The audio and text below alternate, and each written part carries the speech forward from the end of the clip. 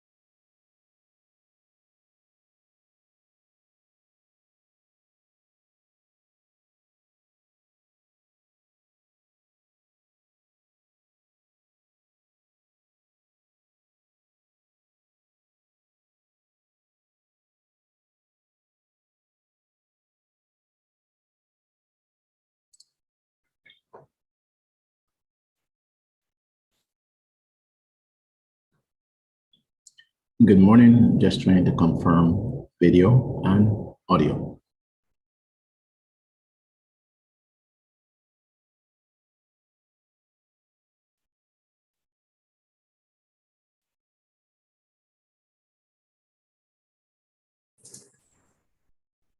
Good morning. I can see and hear you loud and clear. Thank you very much.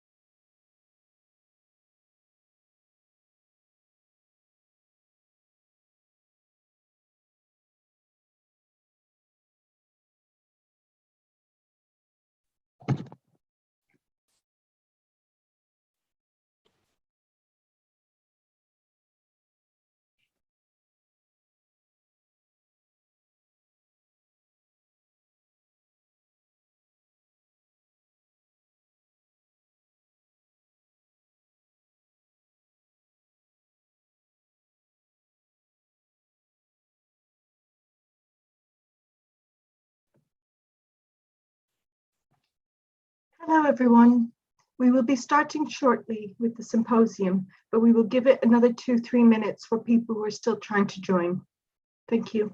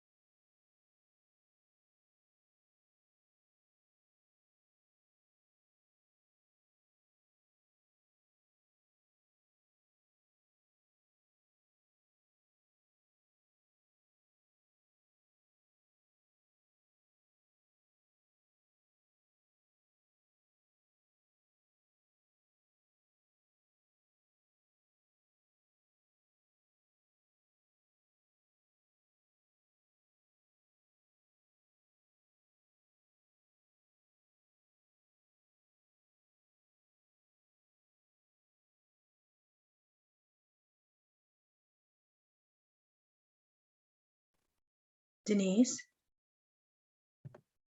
Yes, Nivedita. there are some, I'm receiving messages about people not able to join Zoom. Don't know why.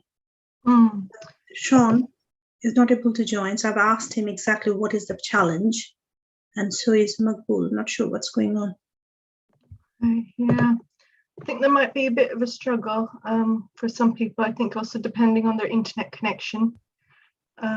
But what my suggestion is, so we don't run too far behind with time, perhaps I can start the housekeeping already.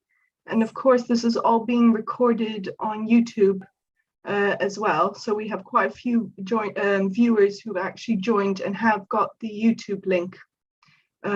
So hopefully they can then, listen in from there as well. Would that be okay, Nivedita?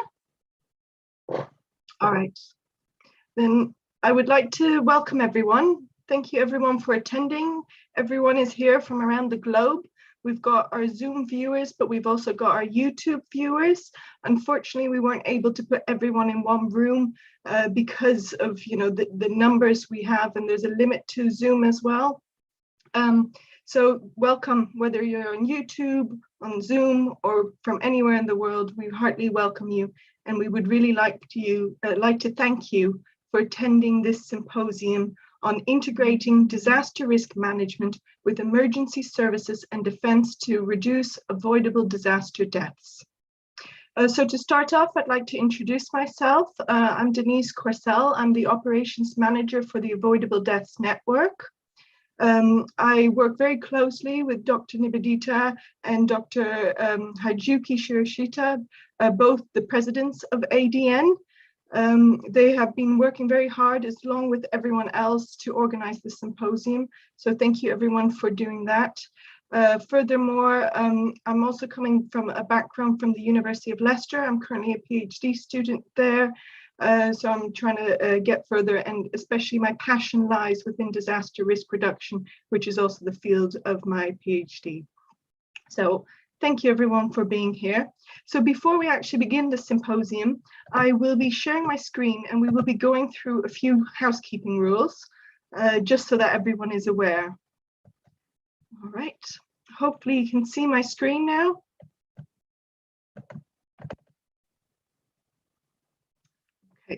I believe you all can, which is great.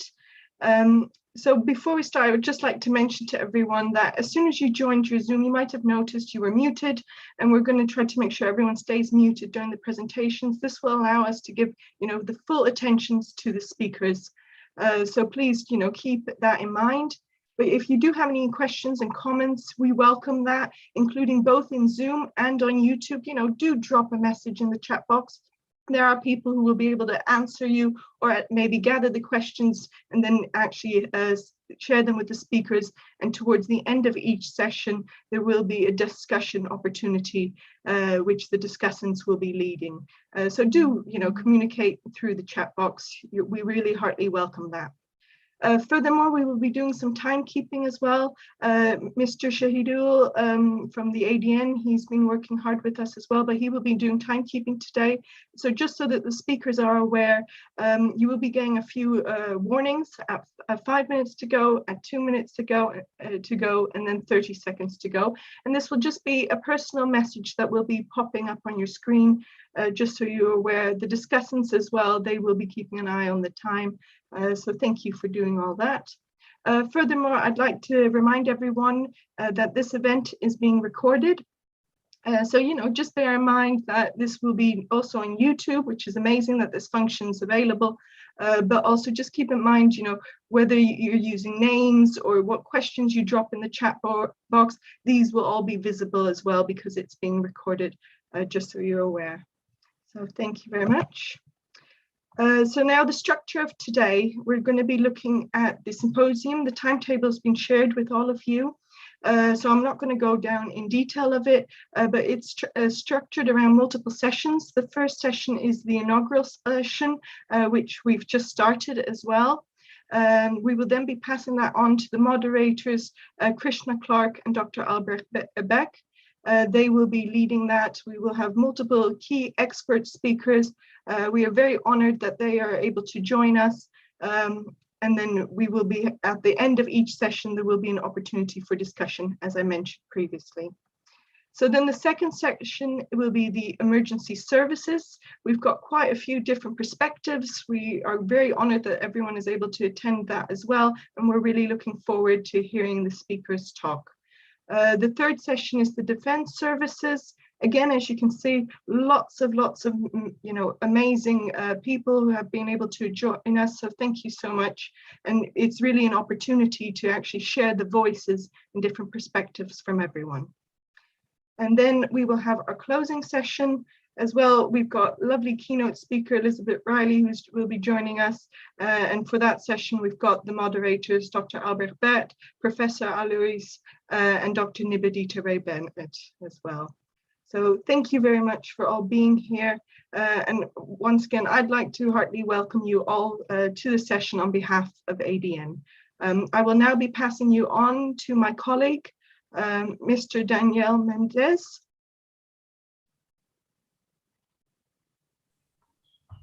I believe good morning he's and on the call. Yeah. Yes, good morning and thank you, Denise. So again, good day to all and welcome to the symposium. On behalf of our partners in the Caribbean, I want to thank you all for coming today. So my name is Daniel Mendes and I am the Regional Coordinator for the Avoidable Debts Network in Belize. I am a past graduate and a Commonwealth Scholar of the Risk Crisis and Disaster Management Program at the University of Leicester. I conduct research in risk and crisis management in Belize, and I'm currently working with the United States Peace Corps in Belize. I am also a member of Right Insights, who is represented today by its founder, Dr. Minerva Canelo. As a member of the ADN, it is my pleasure to welcome you all to the symposium, Integrating Disaster Risks Management with Emergency Services to Reduce Avoidable Disaster Deaths. So I would just like to go over and remind you of the aims of the symposium again.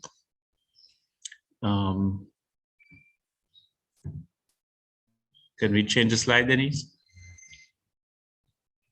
Okay, thank you. So the aims of the symposium are three. Number one, to understand the strategies, tactics, and actions that the defense and emergency services undertake in collaboration with disaster management authorities and alike to reduce avoidable disaster deaths. Secondly, to listen to the challenges that they experience and the lessons that can be learned to improve disaster response and recovery in the Caribbean region. And finally, to support in the cross-pollination of cognate services, which are emergency services, defense, disaster management, for mutual learning, capacity building, and to reimagine practices for collaboration to achieve sustainable development. I would also now like to introduce our associated organizations. So we are represented today by several organizations, and I will introduce them in no particular order. So our partners for today are the Caribbean Association of Fire Chiefs. So the CAFC is the regional body of fire chiefs, fire science experts and practitioners from throughout the Caribbean, representing all nations of the region. The Barbados Fire Service, which is a government department under the aegis of the Ministry of Home Affairs. It is the sole agency responsible for fire suppression in Barbados. Prepared International, PPI, is an expert organization that was founded by experienced international disaster experts during the response to the 2015 Nepal earthquake. Shared Aim is an international customer experience consultancy specializing in helping organizations develop services that engage at a human level. The Caribbean Development Bank is a financial institution that helps Caribbean nations finance social and economic programs in its member countries. The Regional Security System, RSS, is an international agreement for the defense and security of the Eastern Caribbean region.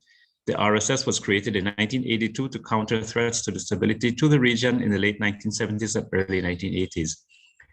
Right Insights operates as a project management center for development professionals to support national, regional, and international donors in learning and development, pedagogy, strategy identification, community sensitization, implementation, and monitoring and evaluation. DMAT Consulting was founded in 2006 as a one-person company, which was later reorganized into DMAT Consulting KG due to strong interest and need for research, innovation, and training in crisis and disaster management. Ghana Emergency Solutions are specialists in the review and improvement of fire and rescue services worldwide. With that, I would again like to welcome you all to our symposium. I now hand over to our first speakers.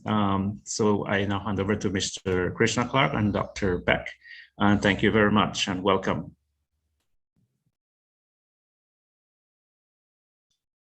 Hello, hi, good morning, everyone, and welcome to the symposium organized by the Avoidable Debts Network again. Thank you very much, Daniel, for that introduction.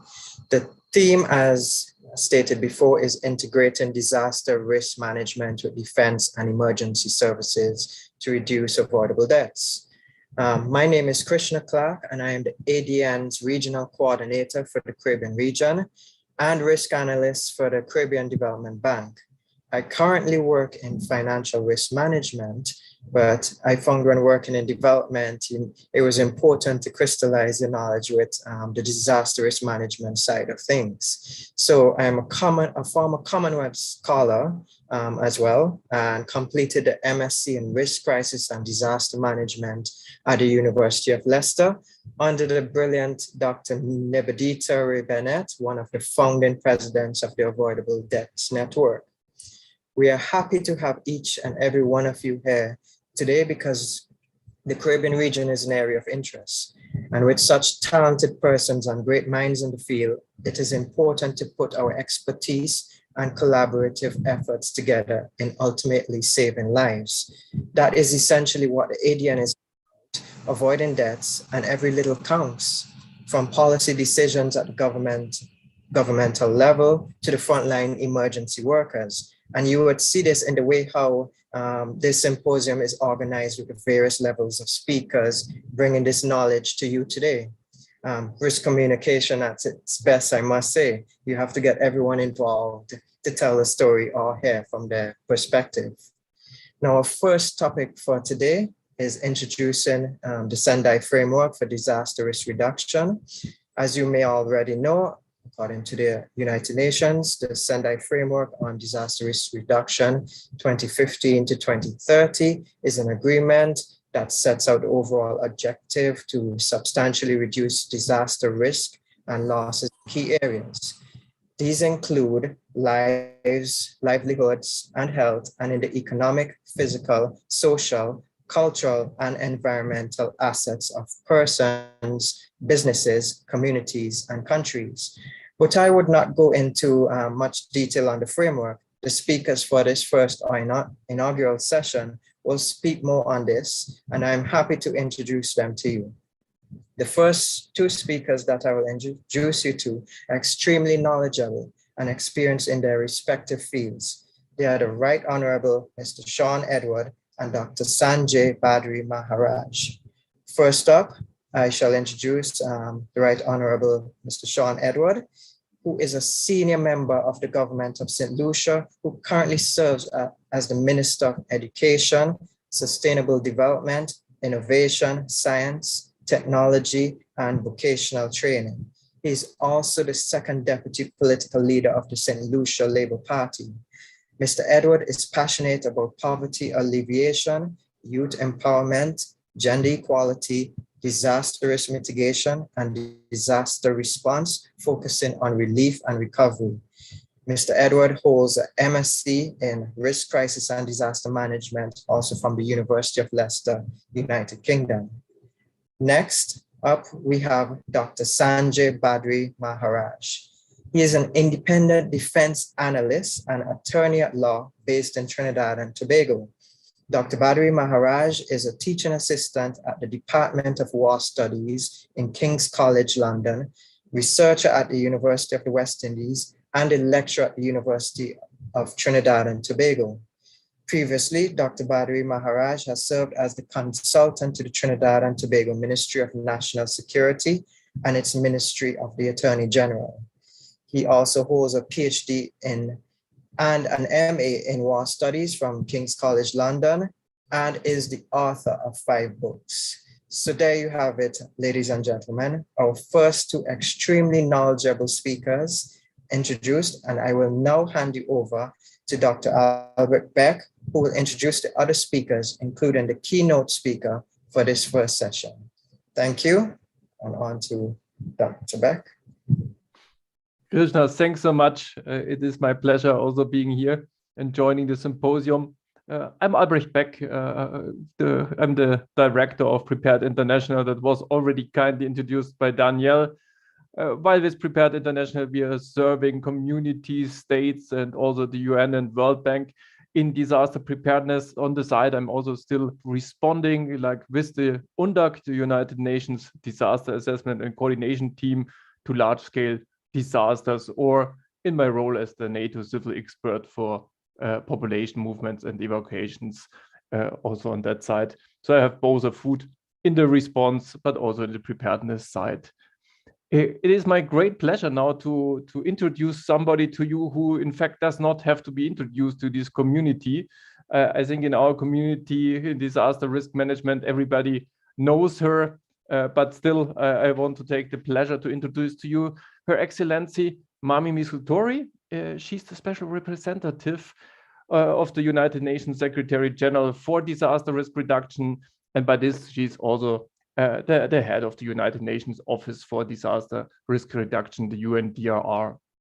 Mami Misutori, before she joined the UN in this role, she was in fact the executive director of the Sainsbury Institute for the Study of Japanese Arts and Cultures at the Universities of East Anglia in the United Kingdom. And she also served 27 years in the Ministry of Foreign Affairs of the Republic of Japan. From background, she holds both a law degree from Tokyo, and she also has the diploma of international studies from the Diplomatic School of Spain. It's really a pleasure having you as a keynote speaker with us. The next speakers I want to introduce to you, I mean, we all know her from the Avoidable Death Network, the Dr. Nivedita Ray Bennett. She's next to being the founding president and founding mother of the Avoidable Death Network. She's also an associate professor of risk management at the University of Leicester. Besides, she's very active in the field of research around disaster risk management. For example, editorial board member of the Journal of Crisis Management. But most of you don't know that Nivedita is next to this activity in disaster risk management. She's also a trained classical singer and a Kathak dancer.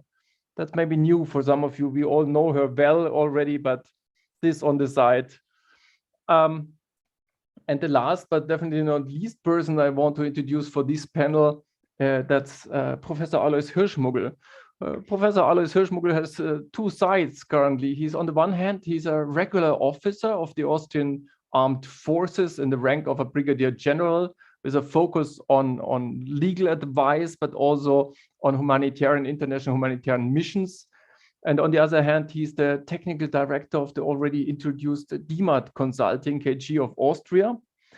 Alois has a long-standing background with international missions. He's a team leader of both the United Nations Disaster Assessment and Coordination, but also the European Union response teams. He has more than 9 UNDAC missions, 2 missions for the European Union. So he's had a lot of experience over the last 20 years in international missions.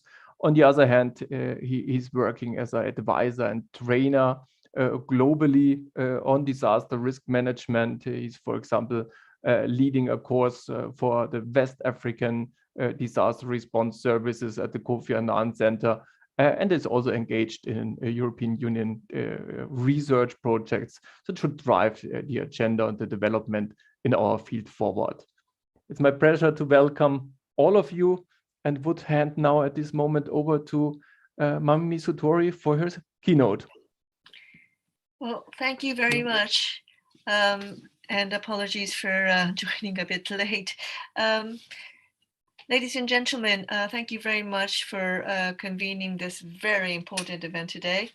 I really can't think of a better reason to come together than using our collective knowledge towards reducing preventable deaths. And at the outset, I'd like to thank the first responders who are with us today. The role that first responders play is essential for saving lives, but we really don't have that many opportunities to hear your voices. So today is one of those wonderful opportunities, and I thank you all for your service to your community, to your city, and to your country. Now, the goal of this event, Reducing Avoidable Deaths, is one of the key mandates of my office, the UN Office for Disaster Risk Reduction. It is linked to the first global target of the Blueprint for Prevention, the Sendai Framework for Disaster Risk Reduction, which was adopted 6 years ago unanimously by all member states. And what does then reducing avoidable death mean in the context of the Caribbean region? Well, first and foremost, we all know that the Caribbean region is not only one of the most beautiful in the world, but also one of the most disaster prone. 3 out of 10 countries most affected by extreme weather events in the last 2 decades are in the Caribbean. Hurricanes from 2017 and 2019 devastated national infrastructure across 10 Caribbean islands. And as a cluster of small island developing states, the overwhelming majority of the region's disasters are related to climate emergency, as we know. And we know that the weather-related challenges facing SIDS will stay with us for decades to come, even if we manage to tackle this colossal task of keeping the world global warm rise below 1.5 degrees Celsius. The region is also exposed to many other risk drivers, as we have seen even only during the time of this year: geological hazards, rapid urbanization, and a large population living along delicate coastlines. Not least of all, the ravaging impacts of COVID-19. This has produced the worst economic and social upheaval in recent decades, and as a result of this pandemic, ECLAC estimates that the economies of the region would contract by 6.2%. Now, given the region's unique vulnerability and expected trajectory, the disaster risk reduction community of the Caribbean must keep apace and ensure that you are as prepared as possible and that prevention is prioritized. Let me now speak to a few areas where UNDRR is actively involved in supporting the Caribbean region to meet its disaster and vulnerability challenges. I would like to speak against 3 areas. First, supporting disaster risk governance. Second, building risk knowledge capacities. And third, supporting resilient investment. So first, let's begin with the theme of disaster risk governance. Good governance is the foundation of all policies. We work in close cooperation with the Caribbean Disaster Emergency Management Agency, CDEMA, in the design, development, and implementation of national strategies for disaster risk reduction, which are known in the region as country work programs. UNDRR is providing technical and financial support to many CWPs. 4 already finalized in Haiti, Dominica, St. Lucia, and Guyana, and those in the process of being adopted are in Antigua and Barbuda, St. Vincent and the Grenadines, and Trinidad and Tobago. We are also providing technical and financial support to launch this process in the Bahamas, Suriname, and St. Kitts and Nevis, and we are also exploring similar arrangements with Belize and Jamaica. Second area, risk knowledge capacities. How do we build this? Well, I would like to highlight 3 key initiatives. We have developed 10 situational analyses, which include a disaster risk profile, a governance and stakeholders analysis, a policy coherence analysis, and recommendations for the development of national strategies for DRR. We are also working jointly with the Stockholm Environmental Institute in Sweden on identifying best practices for policy coherence, specifically on coherence amongst the policies of climate adaptation, disaster risk reduction, and the SDGs. And there are 9 Caribbean countries involved in this process, and the results will provide practical guidelines to further this initiative in the region. UNDRR is also supporting Caribbean countries on increasing their access to multi-hazard early warning systems, as well as access to disaster risk information and assessments. And this is also closely related to another global target of the Sendai framework. Concretely, to this end, and in the framework of the CRUISE, Climate Risk Early Warning Systems, and there's an initiative for the Caribbean. Specifically, we are working with the World Bank and WMO to implement a regional program on strengthening hydrometeorological and early warning services. The third area of supporting resilient investment. UNDRR is developing a training course called Understanding Risk Management and Risk Financing for Disaster Resilience. And this course will be conducted next year as part of the Singapore UNDRR Joint Training Program, to which 25 countries and overseas territories in the region have been invited. We expect that 75 participants from ministries of finance and DRR sectors will be attending this course.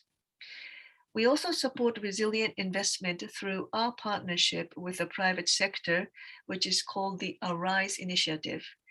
The ARISE initiative enables private sector regional cooperation under the lead of the Caribbean Chamber of Commerce, CARICHAM. ARISE provides information and knowledge exchange platform to its more than 30,000 members across the Caribbean, and it is a hub for business resilience information, tools, and best practices. Many countries in the region have their own national networks of ARISE in Trinidad, Tobago, St. Lucia, Grenada, Barbados, Dominican Republic, and Haiti. And now that I've spoken on some avenues through which we are supporting Caribbean nations in building disaster resilience, I would like to address another question and think about this with you. So can the Sendai Framework's two first important targets of one, reducing mortality, and second, reducing the number of affected people from disasters, can they be met in Caribbean region by the year 2030? Well, there is no doubt that we all want to see this happen. And indeed, there are some promising developments. The region has a very strong regional structure for DRR, including SEDIMA, and this has led to collaborative disaster responses, such as after the Hurricane Dorian and during the initial stage of this pandemic. Many countries in the region are also systematizing their disaster risk information and integrating this information into their DRR country work plans. However, there are challenges. Disaster risk management is still seen as the domain of a rather specialized emergency management agency. And this is not what risk is about. Risk is about everyone's business. And we need to confront the complexity of risks, what we call the interconnected systemic risk altogether. The complexity of risks might affect responders' capacities, and it could become challenged in the context of their cascading impact touching every corner of a society, as we have seen in the case of COVID-19. And it is here that I would like to emphasize that we really need to increase resource and capacities of our first responders. And importantly, we also need to integrate their unique firsthand knowledge into the DRR planning processes. If I may, one more important mechanism to accelerate the achievement of the Sendai targets is for Caribbean countries and their cities to join the Making Cities Resilient 2030 program. It's called MCR 2030. It's a global initiative to strengthen local resilience, which we now know during COVID time that it is so important. MCR 2030 is comprised of core partners in the UN system, including UNDP, and also of the Confederation of Cities, including UCLG, ICLEI. And the unique thing about MCR 2030 is it's not a campaign. It provides tools and service providers, access to tools and service providers to the cities which join MCR 2030. And as of 16th of November, 15 local governments from the Caribbean have joined. And in October this year, Jamaica became the first country to have all 14 municipal corporations join this initiative. And finally, before closing, I would like to share some information with you about what's going to come down the line. So next year, in collaboration with partners, and very much related to today's theme, we are currently developing guidelines for practitioners, a guideline for how to tackle multi-hazard multi-hazard early warning systems, how can we establish them? How can we make them effective? And this guideline will be launched on the 13th of October next year, which is the International Day for Disaster Risk Reduction. These guidelines, which we called Words into Action, they are based on global and regional expertise and communities of practice and networks. There will be multiple possibilities to engage in this process, including by contributing good practices and participating in public consultations. So I would like to encourage our partners in the Caribbean who so need early warning systems that reach the last mile to join this process. There are a number of upcoming conferences that will offer opportunities to exchange on early warning systems and other relevant topics. These include, most importantly, what we call the Global Platform for Disaster Risk Reduction, which will be held in Bali, Indonesia, May next year.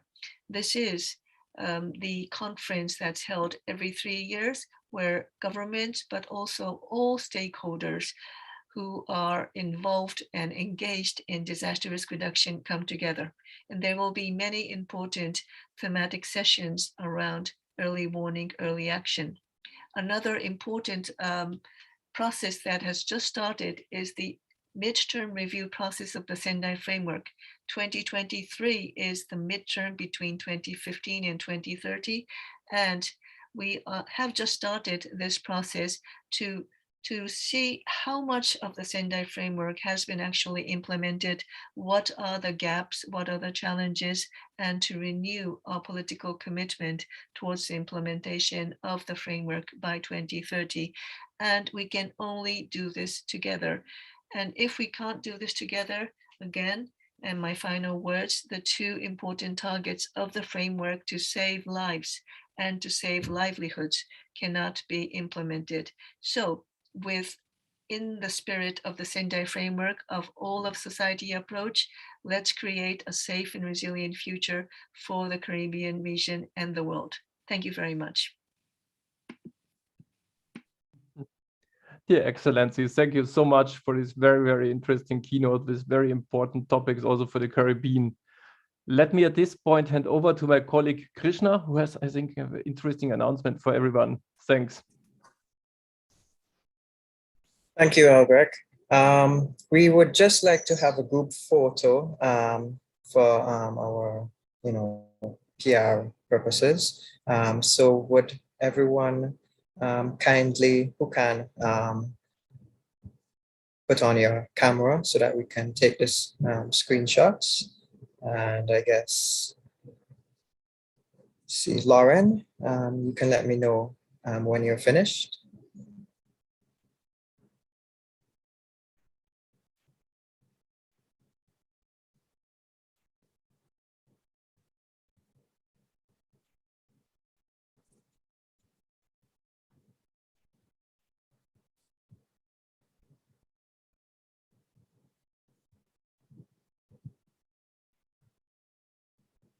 I think it's taken, Krishna. It's done.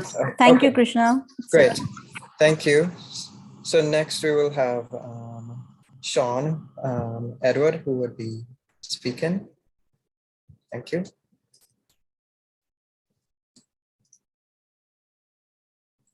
Thank you very much.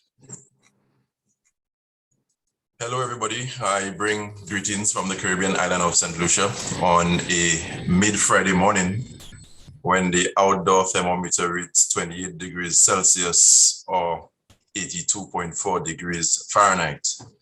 My name is Sean Edward, and I am the second deputy political leader of the St. Lucia Labour Party.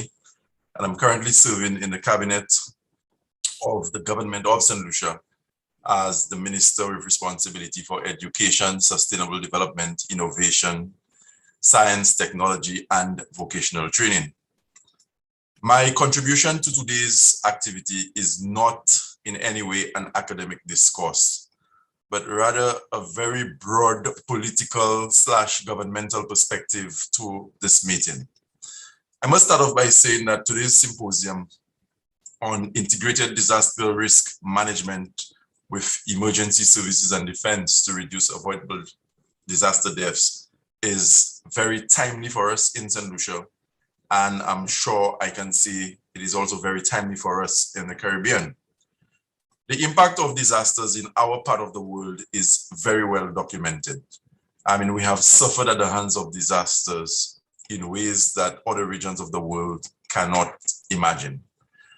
Most of our disasters are weather/climate related disasters, and they visit us with a frequency that has proven to be a bit burdensome in many, many ways. In recent times, the impacts of hurricanes have had quite a debilitating impact on our economies, resulting in the loss of property, the loss of livelihoods, and of course, the loss of lives.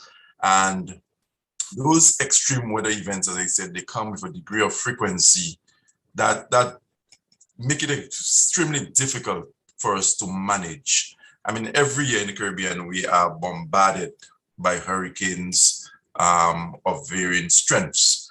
And even before you can pick up the pieces over a 12-month period, you are preparing for another onslaught. And as I said, it comes with tremendous consequences on our economies, property, public infrastructure, just name it.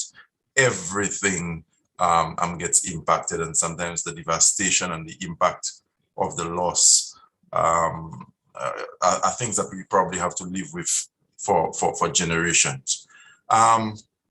Death from disasters, some say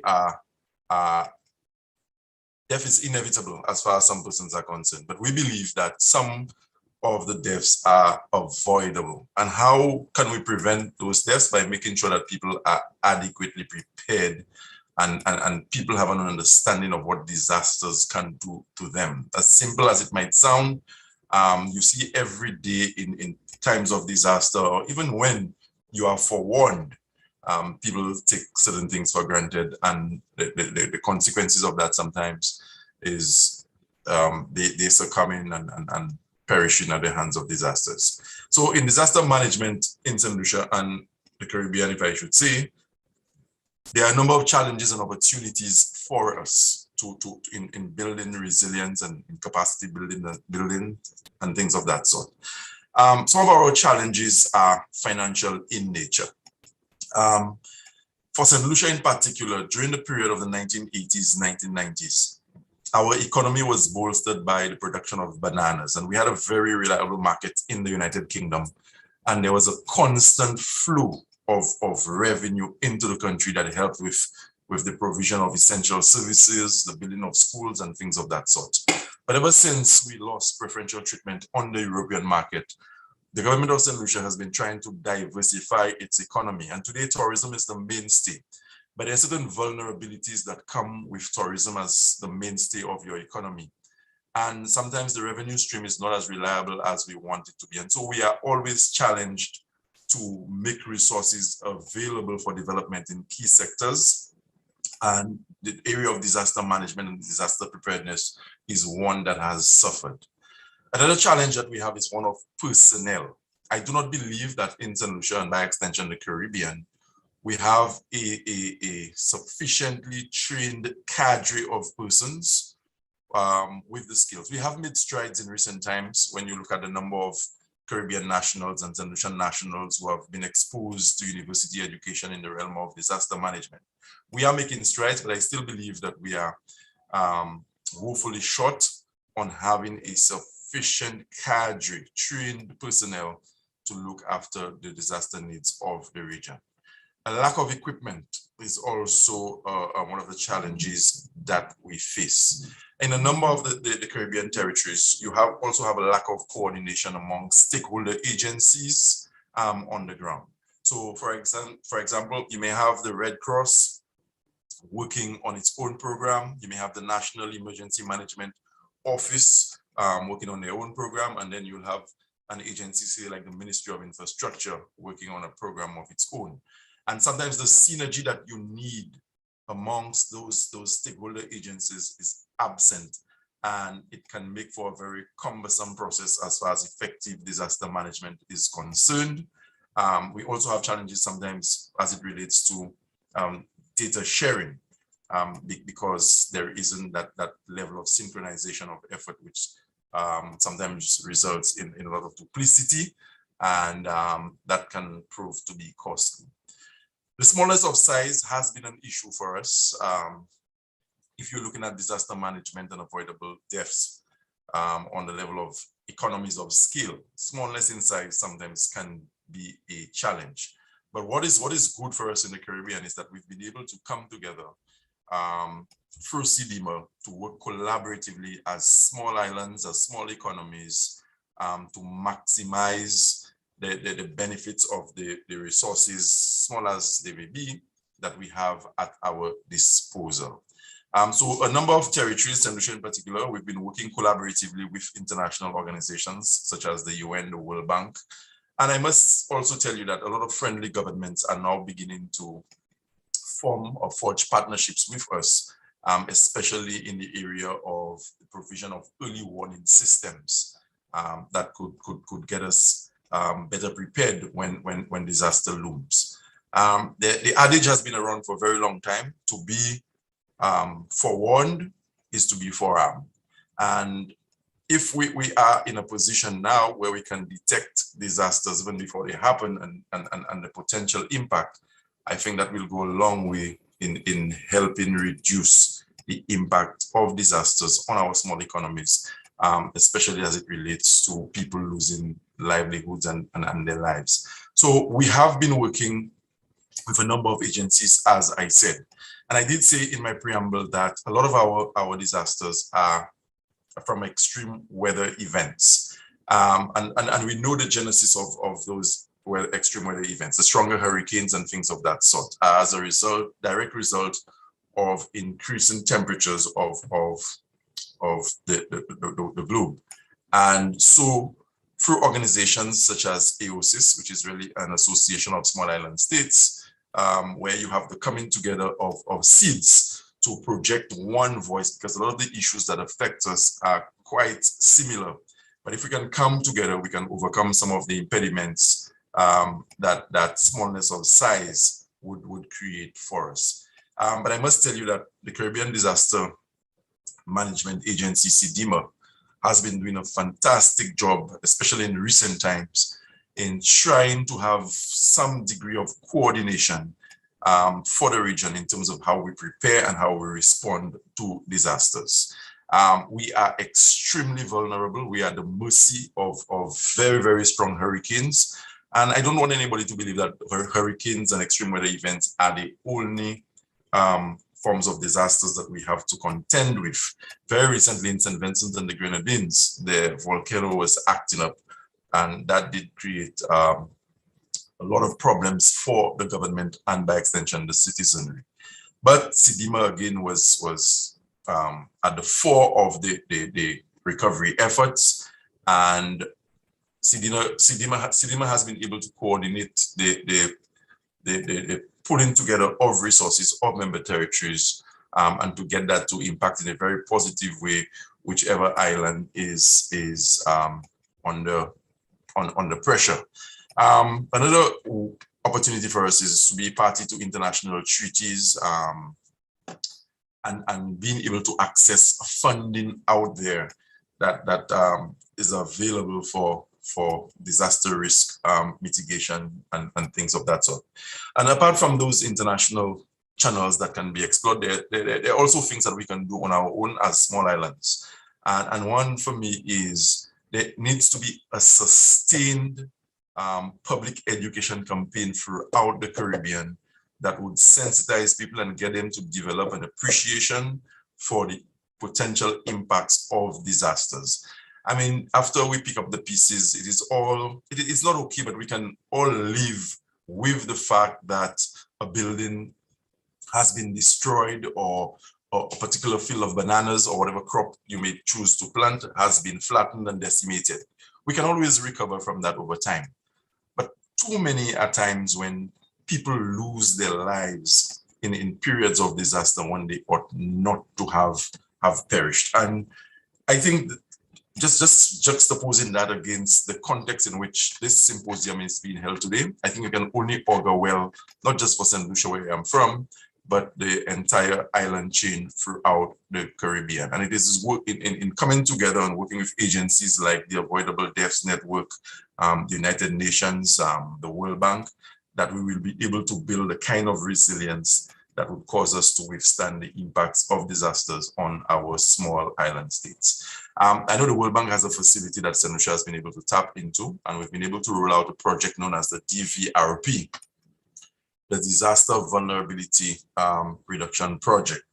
But again, this is being, the resources are being sourced in the form of a loan that we will have to pay. So one of the things that we can look at moving forward, and I know CDMA deals a lot with disaster response, but for the Caribbean governments to come together and to make or cause agencies such as the World Bank to make more resources available to us in the form of grants. As I said, we are at the mercy of weather systems. Hurricanes and tropical storms cause hundreds of millions of dollars worth of damage in the region. Approximately 20 countries in the world are responsible for 80% of the carbon dioxide that is emitted in the atmosphere, that is causing the temperature of the globe to increase, giving rise to stronger hurricanes and storms and typhoons. Yet we are the ones suffering the brunt of that kind of activity. And then we have to borrow money, sometimes from the same countries that are contributing to the emission of greenhouse gases in the quantum that is making the world unsafe. We have to borrow money from them that we may never be able to repay. And when your revenue stream is stifled, as it has been for a lot of the Caribbean islands, the little dollar that is available to a government where you want to repair schools, you want to improve an infrastructure, you have to take that same money and pay it back in the form of a loan to agencies such as the World Bank. And sometimes through bilateral arrangements, you are able to loan money to build resilience, and you're loaning that money from some of the countries that have put you in a situation that you ought not to have been. So, as I said, my contribution here this morning was not meant to be an academic presentation, but to give a very broad political and governmental overview in terms of how we are dealing with the situation in St. Lucia and to a certain extent, the rest of the Caribbean. Thank you very much.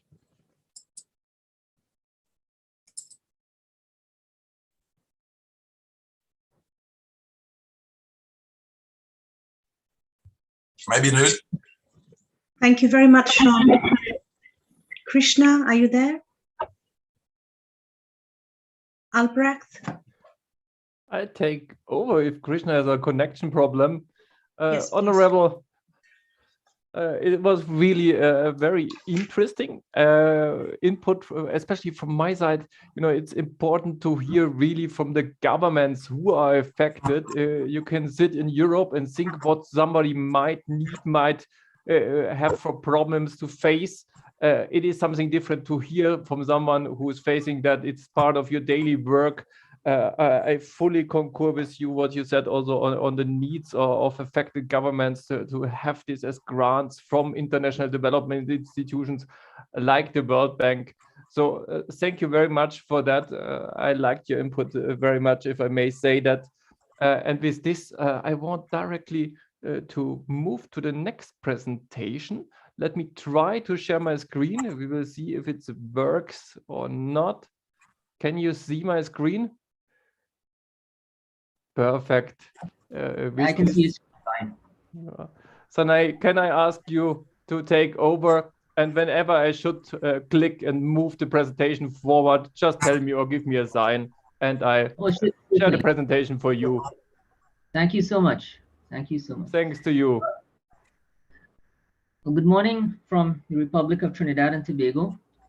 I listened with great interest to Minister Edward and found myself agreeing with so much of what he said. It is a painful thing to say, but I think it needs to be said. We may look at frameworks, we may look at systems, we may look at agencies, we may listen to governments, and then reality hits you. Because reality sometimes does not entirely fit with the theoretical construct that is that exists only on paper. Mr. Brecht, the other slide, please. Thank you. Now, I'm going to concentrate on the role of the armed forces in disaster relief in the English-speaking Caribbean. But we should note that most of the Caribbean countries have 3 levels of disaster response. That is at the local level, and those are systems incidents that are handled within a local government area of responsibility, and the first responder agencies within a municipality. So you'd find instances like flooding, major fires, which cannot be underestimated. Those are often dealt with at municipal level, and usually quite badly in most cases, because while in many countries on paper there are disaster management plans, I can speak for Trinidad and Tobago, for example, our municipalities, while there are plans, while there are systems that should be in place, the reality is very different. Municipalities scramble to find sandbags to shore up flooding, and their relief supplies are relatively small. However, they are able to call on the first responder agencies, the police, fire service, and emergency medical services. In most of the Caribbean, these services are quite responsive, but also we must flag issues of material shortcomings, training shortcomings, and infrastructure shortcomings. In other words, fire services operating out of too few fire stations, police services not being really geared up to handle anything more than the most basic of disaster relief operations, and health services with acute shortages of ambulances within easy reach of some of the more rural areas. So that's at the local level. At the national level, where more than one municipal region may be affected, and the disasters of a serious nature, nations will activate their national emergency command centers. In Trinidad, that is through the ODPM. The Bahamas has NEMA, the National Emergency Management Agency. And at that point, national level responses are activated. There are coordination meetings, there are resources from other parts of the country are brought in. And at that point, the military of the country is often activated to assist and support the first responders. In a really serious disaster, and unfortunately, the region is all too familiar with these, national resources overwhelmed and regional and wider international assistance is sought. We've heard about SIDEMA, which does a stellar job in coordinating relief operations and planning. And I would also highlight the contribution of the regional security system, which has been a very, very effective coordinator of military responses to disasters. But I would flag the point that the regional security system, while performing extremely well in this role, does not include the militaries of Jamaica, Guyana, the Bahamas, or Trinidad and Tobago. So they rely on liaison and coordination efforts. And while it works so far, one may wonder if this thing can't be improved somewhat. Mr. Brecht, the next screen, please. All right. Now, this might seem trite, but it is worth pointing out. These are the basic roles that the armed forces would perform in any disaster operation.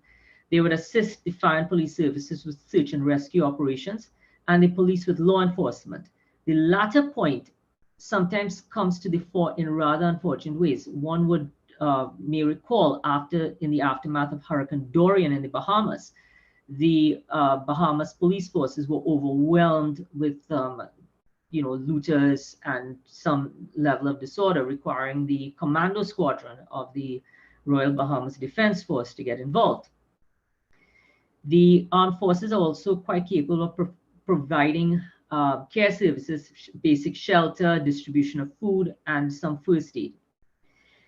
They also can play a very useful administrative role in a damage assessment and needs assessment.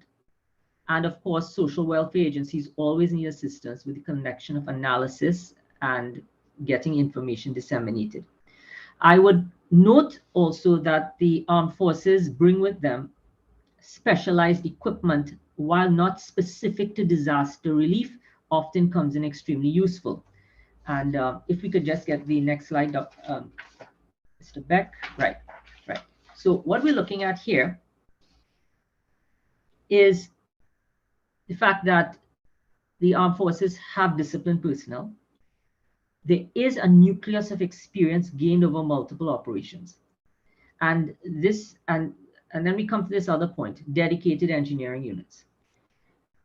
Most of the countries with significant armed forces, Trinidad, Jamaica, Guyana, to some extent the Bahamas and Barbados, have dedicated engineering units which dual task as disaster assistance units.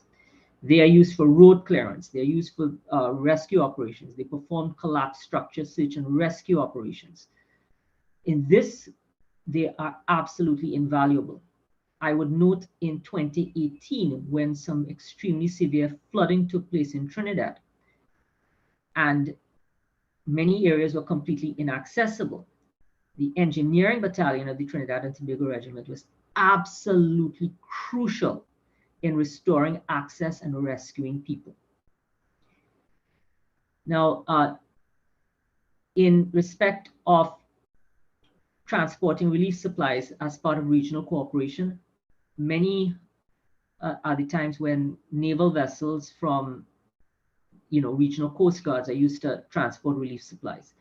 In respect of the Bahamas in particular, their naval vessels are often used to transport relief supplies within their archipelago. And they have invested quite a lot in this regard. So this is a capability that cannot be understated. It is very, very useful in coordinating regional level assistance. And the fact is that these vessels have played an extremely important role in providing mutual assistance to affected countries. Unfortunately, while helicopters have shown themselves to be extremely necessary, only 2 islands, namely Trinidad and Tobago and Jamaica, and the country of Guyana, operate helicopters on any major scale. In the case of Trinidad, that may be a little bit of an overstatement, considering the fact that 4 of our helicopters, our military helicopters, were grounded. But Jamaica maintains a very robust force, and the country, and Trinidad in particular, is not averse to using its civilian helicopters in disaster relief operations. We saw that happen in Dominica in 2017. Could I get the other slide, Mr. Beck?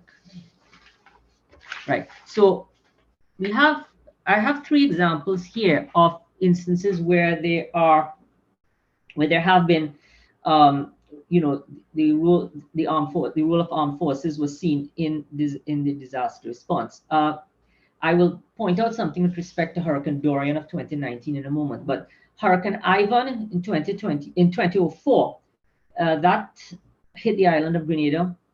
39 people lost their lives, extensive damage done. Out of this, SIDEMA emerged. But again, regional forces came together. 150 personnel from Trinidad alone were sent. There were contributions from many other militaries. So relief supplies were transported. They aided in maintaining law and order. And they ensured that a level of normalcy was restored as soon as practical.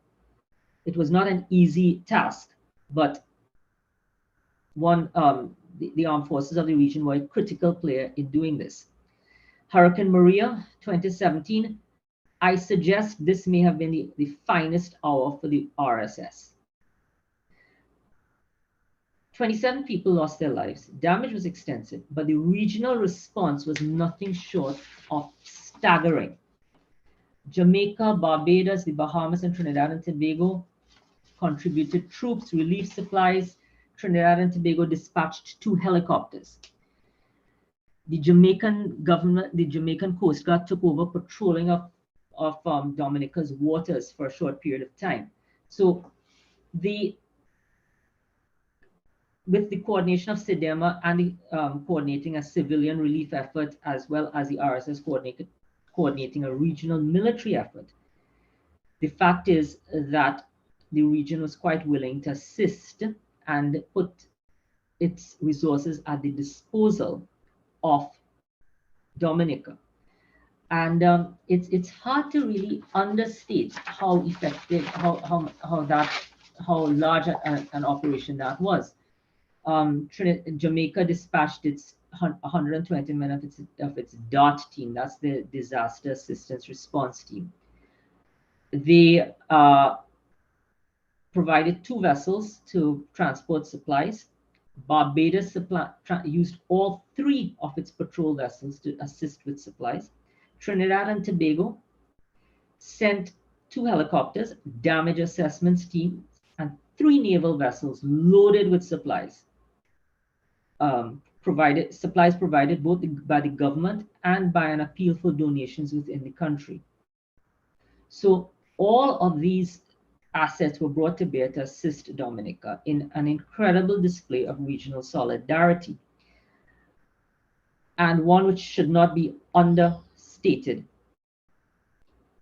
I would flag the issue of the Bahamas and Hurricane Dorian before going on to the volcanic eruption in St. Vincent and the Grenadines. Hurricane Dorian hit the Bahamas, and while SIDEMA was instrumental in mobilizing regional relief efforts, Bahamas got a lot more assistance from the United States and Canada and the United Kingdom than it did from the rest of the Caribbean in military assets. This is largely because of the distance between the Bahamas and the rest of the Caribbean. That makes mutual assistance a little more difficult. And in fact, it's closer for the Americans to respond than for, say, Jamaica or Trinidad to assist. So I'll just stick up on Hurricane Dorian there. Although Hurricane Dorian in recent times is one of the worst disasters to hit the Caribbean, the English-speaking Caribbean, in terms of loss of life and damage. It was an absolute tragedy. Now, the volcanic eruption in April of this year in St. Vincent and the Grenadines. Fortunately, we've had no mass casualty event there. But again, once again, the region, through the RSS, through mutual assistance packages, 3 of the countries of the region sent assets to the region, to St. Vincent, and much of this might have been solidarity, but again, the willingness of the region's militaries to assist at times of disaster cannot be understated. Okay. If I might get the other slide, please. Right. Now we come to reality. Now, when Minister Edwards spoke about resources, I think he may have been speaking largely about civilian agencies and emergency services on islands. But this is nonetheless applicable to the military forces that find themselves tasked with disaster management operations, whether at national level or at regional level. There is a lack of adequate transport. You find that civilian assets have to be pressed into service. In the case of helicopter assets, these are few and far between.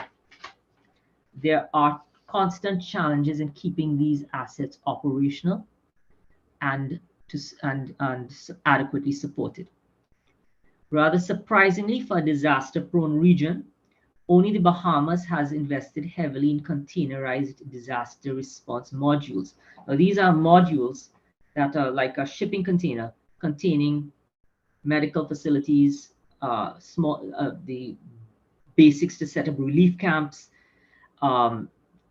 mobile catering units, and these are invaluable when you come to dealing with events where people have lost their homes and you have to set up relief camps. Only the Bahamas has invested in this. When I was with our Ministry of National Security, the issue was raised, but there are always other things that come up. not necessarily more important things. So a little bit of prioritization in disaster response would be in order. The other point is specialized rescue units are too few in number. And this dovetails into the whole issue of resources for emergency services. In the case of Trinidad and Tobago, we are a major industrial country within the English-speaking Caribbean. We have a major chemical and petrochemical industries. We have precisely one chemical incident response unit.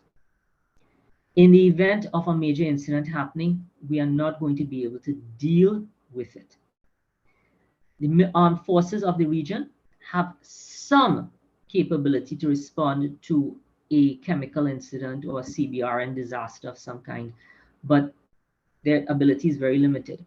Their collapse structure search and rescue abilities are limited, although not insignificant. Joint exercises with the United States sporadically test these things. I must say, having looked at least a few of these exercises, they seem to be very, very, very, very, very unrealistic. And I think some attention should be given to making these exercises more realistic, because it is very easy to underestimate the impact of major say a major earthquake or major instance where buildings collapse. You can easily find your emergency services being overwhelmed with simple rescue work. And this comes to the other point. The coordinated training of regional forces in disaster management needs to be improved. It is not bad at present, but it needs improvement. The armed forces of the region do train together sometimes. The tradesmen's exercises with the United States often emphasize disaster management and disaster relief operations. And these have proved invaluable in strengthening the bonds between the regional forces and their international partners. But it needs to be improved. Exercises need to be more realistic, and they need to be more frequent. So that is my take on the role the armed forces play and continue to play in disaster management operations. I would say this, that one should never criticize the willingness of the first response units and the armed forces to respond. They are there, they work very hard, they try their best in very difficult circumstances sometimes. However, we must not be blind to the fact that systems which exist on paper and capabilities which exist on paper are not always reflected in reality. And when addressing any aspect of disaster management in the Caribbean, reality as opposed to theory must be taken into account. With that, I thank you.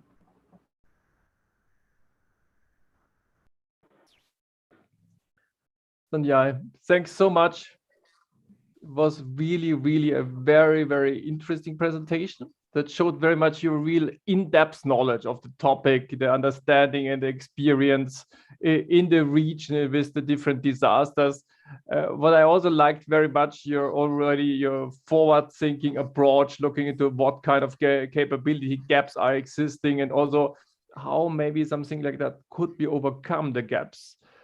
But what it showed also very much for me, your presentation was definitely, the cooperation need from the regional organizations, but also the national services. On the one hand, the emergency services. On the other hand, the different armed forces, if it is the national one, if it's regional groups or coming from the outside.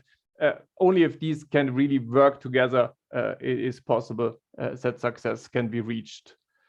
With this, a great thanks, and I want already to announce the next speaker. As you know, it's Nibidita who will come next. Nibidita, it's a pleasure hearing you now. Let me try to find your presentation first.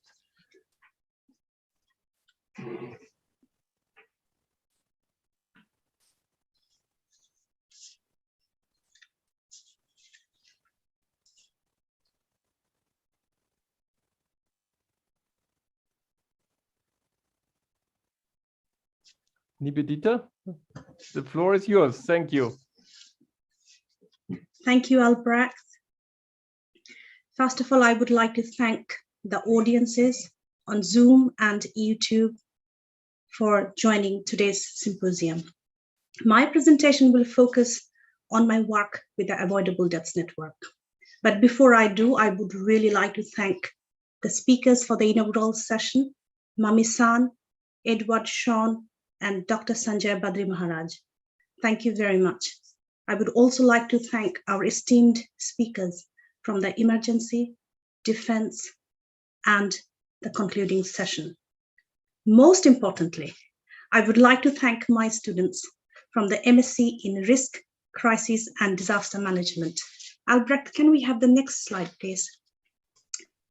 Who have been instrumental in the organization and delivery of the symposium. They have worked extremely hard for the past 6 months. Yesterday was their date to submit their assignment. They submitted their assignments on time and also made sure that everything is in place for the symposium today. It is quite humbling to really see their level of dedication and commitment to this event. So, Lauren McLeod, if you are there, please wave. Rachel Nantume, Nimisha Goswami, Julian Koidze, Abdullahi Umar, Alice O'Sullivan, and Josette Edward Charlemagne. Thank you very much. I would also like to thank my ADN team, Shohidul Haq, Ritambara Kashyap, Denise Corsell, Matt Mary, Joyce Corsell, Srashta Das, Biswajit Paul, Krishna Clark, Daniel Mendez, and 2 of our new students, Mazi and Gadam from the BA in Crisis Management program. Without your help and commitment, it would have been impossible to organize this event. So a big thank you to you all on behalf of Aloy, Albrecht, David, and myself. We can move on to the next slide. So let me give you a brief insight into my work with the Avoidable Deaths Network. I started my research monograph in 2012 with a question, why do people die in disasters? When I submitted my monograph for review, I proposed 2 working titles, and one of them was Avoidable Deaths. And the reviewers liked the title very much. At the time, I was using the term avoidable deaths to make a case for effective governance through early warning systems, interdepartmental coordination, communication, and accommodation of the subjective worldviews of disaster responders to avoid deaths. When my monograph was in press in 2017, one day I was advised by my husband to listen to a Radio 4 program on avoidable deaths and excess deaths. I found the discussion gripping. After listening to the program, I searched on Google to find out a little bit more about avoidable deaths. During that process, I came across the Office for National Statistics in the UK, which keeps records of avoidable deaths. This set me on a new journey, including the launching of the Avoidable Deaths Network with my research partner, Dr. Hideyuki Shiroshita and Denise Corsell. In 2019, at the 4th Summit of the Global Alliance for Disaster Risk Institute at Kyoto, and the launching of the Knowledge Exchange event on avoidable deaths at the Gorilla Conference on 4th December 2020 at Makerere University in Uganda. Since then, we have organized 6 knowledge exchange events, including today's symposium. In doing so, we have crossed continents, countries, and many disciplines in the search for learning about avoidable deaths. This has been a journey of listening to experts, practitioners, policymakers, disaster responders, policy opinion formers, and civilians who are passionate about the concept of avoidable deaths and avoidable deaths reduction. For me, this has also been a journey of transferring our learning to the domain of disaster risk reduction and disaster risk management, my home subject. In 2015, the United Nations Office for Disaster Risk Reduction launched the Sendai Framework for Disaster Reduction. The Sendai Framework has set 7 global targets, and the first 2 targets are to reduce disaster deaths and to reduce the number of people affected by disasters by 2030. The ADN's research and knowledge exchange events, including today's symposium, are very much aligned with the Sendai Framework's first 2 targets and 3 Sustainable Development Goals, which are number 1, 11, and 13. The classification of which deaths are regarded as avoidable or unavoidable has shifted over the course of the 20th century into the 21st century. Albrecht, we can have the next one, please. Thank you. So advances in public health, medicines, social policies, and the sophisticated human-built environment have all played a crucial role in the prevention of avoidable deaths. Maternal deaths, deaths from TB, malaria, or infectious diseases, including also the deaths from animals, were unavoidable deaths at some point in time, but they are avoidable now. This duality of avoidability and unavoidability at the interface of time and context makes the aspect of avoidable deaths very fascinating. The concept of avoidable deaths was conceived in 1970 by a little-known British general practitioner called John Mansfield. According to Mansfield, deaths, especially a vast number of premature deaths, are avoidable in 2 senses. I quote, firstly, in the avoidance of factors which are both within man's control and which are harmful. Secondly, in the early detection and treatment of diseases. Mansfield also identified 3 main parties who make decisions concerning avoidable deaths.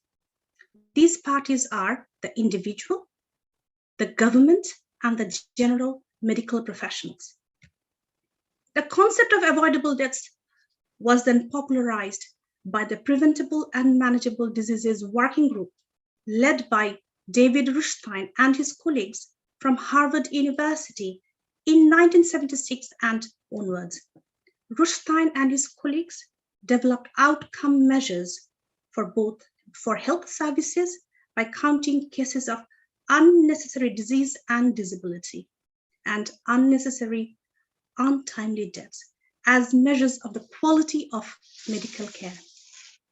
Although the sequence of events leading up to avoidable deaths, disease, disability, and death of an individual can, however, be complex, they are identifiable. And let me give you an example.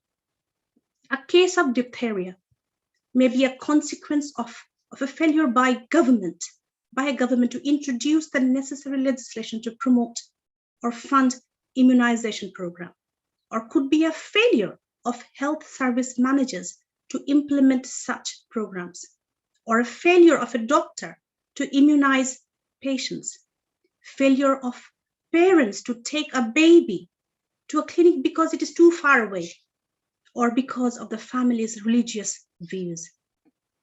The concept of avoidable deaths makes it clear who is responsible to avoid deaths and how can they be prevented. This level of clarity is needed in the domain of disaster risk reduction and disaster risk management in order to meet the Sendai's first 2 global targets. The first level disaster responders, including the emergency and defense services, play a vital role during disasters to reduce avoidable deaths. But being on duty during a disaster, be it natural, technological, or biological, puts tremendous pressure on the responders, both physically and mentally.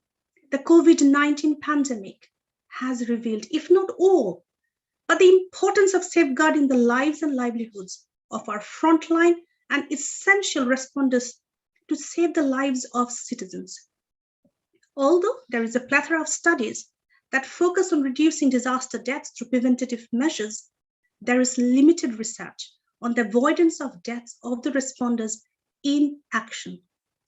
Today, we have brought some of the representatives of disaster responders, such as the emergency and defense services, so that we can listen to their strategies, tactics, and actions that they adopt to save the lives of others and themselves.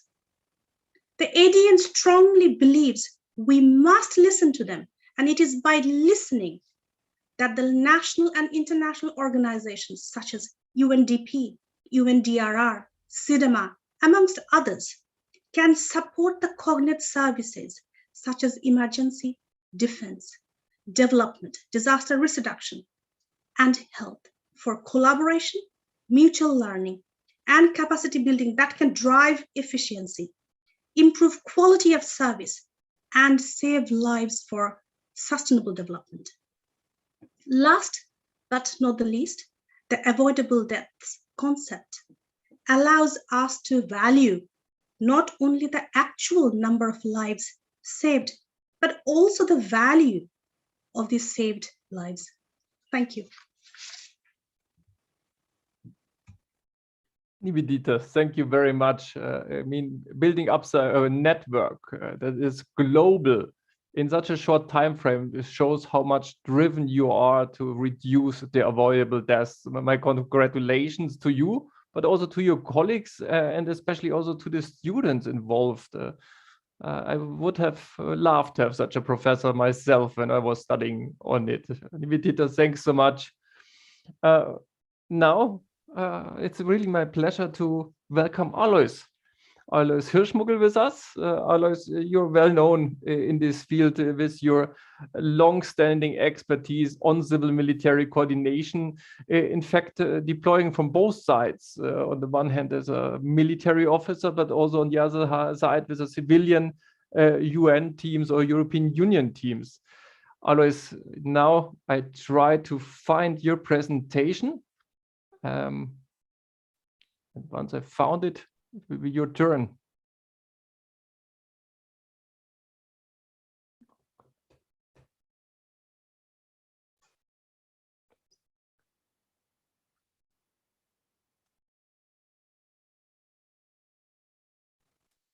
Do you want us to run, Albrecht? Shall I get Lauren up? It should work. It was a little bit stuck. Let me see if it's many presentations, I guess. Yeah, the computer is getting. Can you see it now? No, still the old one. Yeah, you need to, yes. Now it's Yes. here. Excellent. So, Alois, your turn. Thank you very much, Albrecht. Good morning, good afternoon, and good evening to all of you. I will talk mainly about the use of the military and civil defense assets. As Nivedita mentioned beforehand, a lot about the avoidable deaths. And of course, we should think about how the military could be used to avoid deaths. I must say one of the largest operations in military and civil defense assets was in the Southeast Asia during the tsunami or after the tsunami in 2004, with more than 30,000 troops. And as Albrecht said, as I've been on several missions, one of the first questions in a region where some water is around is always, where's the next aircraft carrier?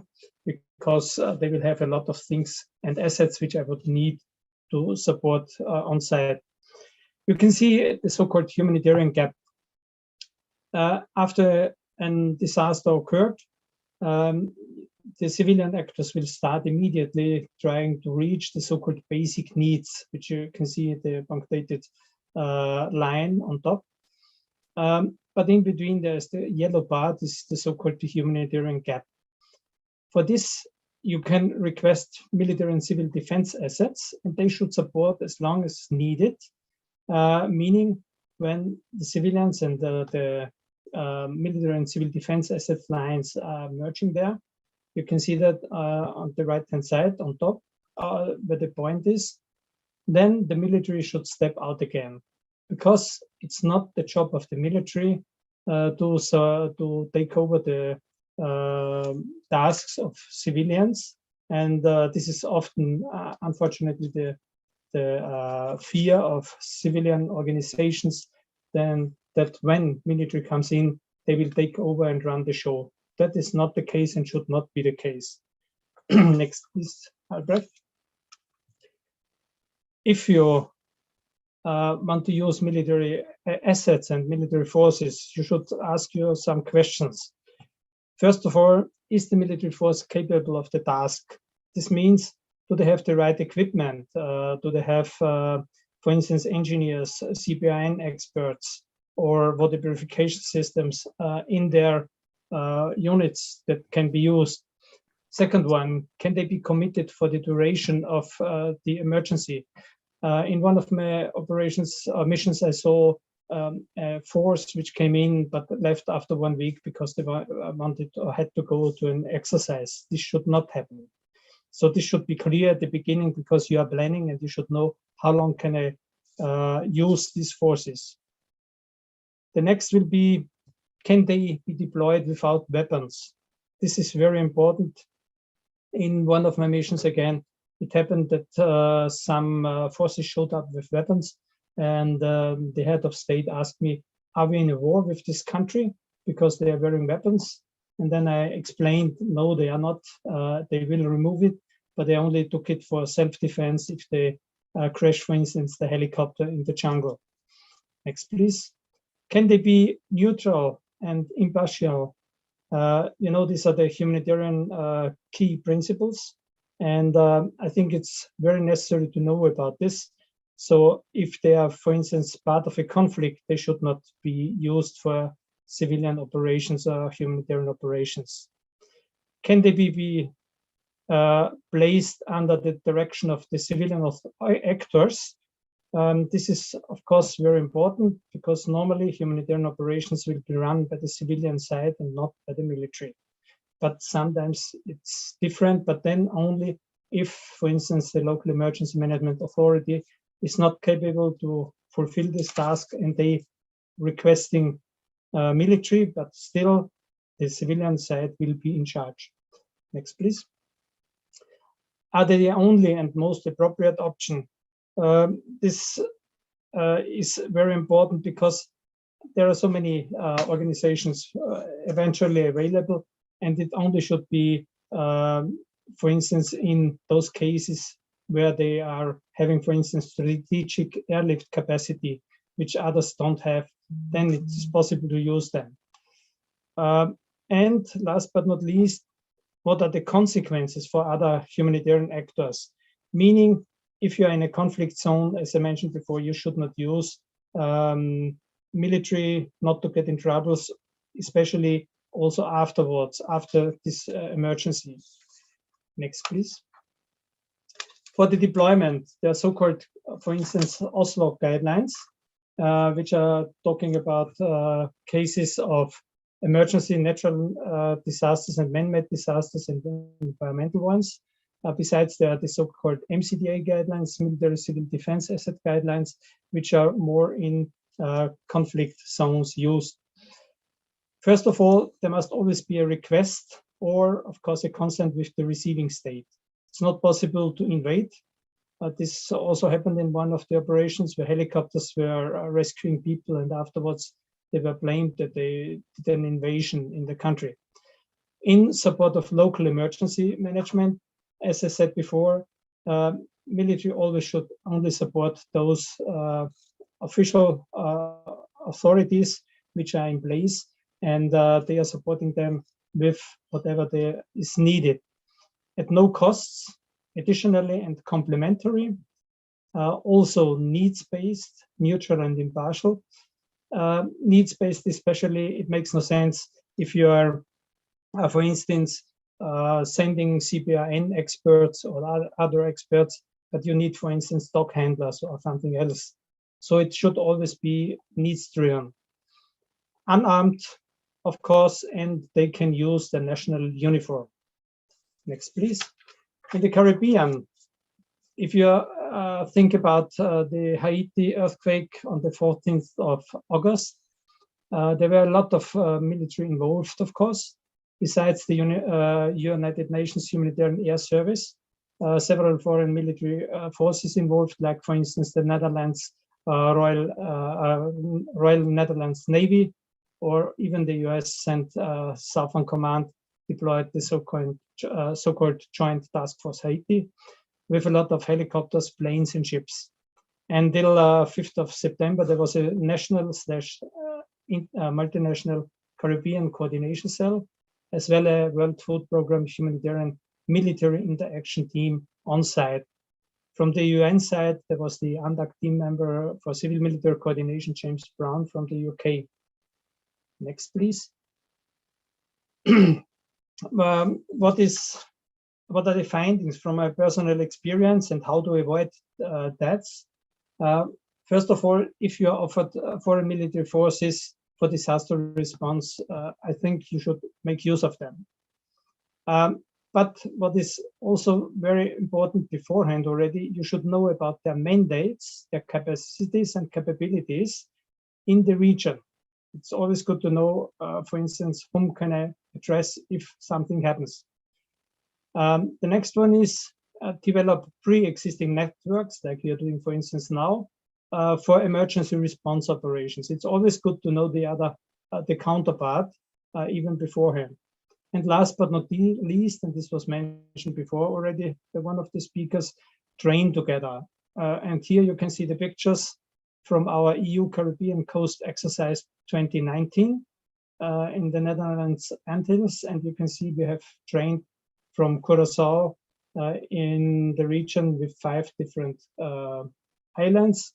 And I think it was really important to bring Europe together with the organizations and the different islands in the region. So that's all from my side. Thanks a lot, Albrecht. Back to you. Alois, thank you very much. I mean, there comes many years of experience in working with the military in disasters that you have shared with us. Very important topics. Also the training together. I had myself the experience in the Haiyan response in the Philippines that the military units that supported us were trained before as UNDAC members. That made it very easy because we were using one methodology together, and by this we all could contribute best for it. With this, I want to first thank all the speakers of this session. That was really very interesting, very experienced people. I think we have a few questions. I want to stop the presentation here before we move on to the next session. The first question which I noted down, which I saw, was in fact the question to Mami Misutori about the UNDR training on disaster risk management financing. One person asked, one person from the audience, is in this training, is the topic of forecast-based financing, both for national and communities, included? Can we learn in this training this topic or not? Is Mami-san around? Lauren? So this question was posted on YouTube. So if Mami-san is not around, so this person is called Janet Mandler de Suarez. So Janet, we have noted your comment. I think Mami-san is not around, but we will get the answer for your question and we will post it on the website or we will email you. So thank you. I think Mami-san is not around, Albrecht. Lauren has just commented on the chat box. So thank you. There is one more question, I think. Over to you, Albrecht. Can someone help me? I need to find it first, the question. That was... Dr. Sanjay Badri Maharaj. I think the question to you was, in fact, how could a regional human security force use forecast threshold triggers to activate rapid risk reduction preparedness?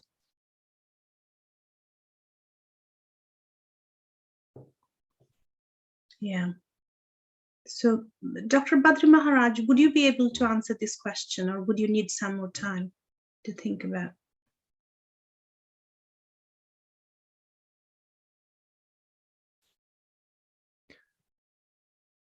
Maybe he's not hearing us at the moment. Yeah, he's muted. So I think this is again Janet. So Janet, thank you for posting your question. We will try to. Yes, we will invite Mr. Ronald Jackson. He's the head of UNDP's Disaster Risk Reduction and Recovery team, and he's also our concluding session speaker. So Mr. Jackson, please feel free to answer. The question is, how could a regional human security force use forecast threshold triggers to activate rapid risk reduction and preparedness standard operating procedures combining military logistical service delivery with regard to social service systems? Thank you. So Mr. Jackson, please come on camera. So Denise, if you could spotlight on Mr. Jackson, please. Thanks, Nibidita, and thanks for the question. I think the question needs to be reflected on in the context, as we've heard from many of the other speakers, that there is a regional coordination mechanism led by SEDIMA, and within that mechanism there are, the requisite plans, protocols that uses the necessary early warning systems and triggers for activation to provide support to member governments when impacted.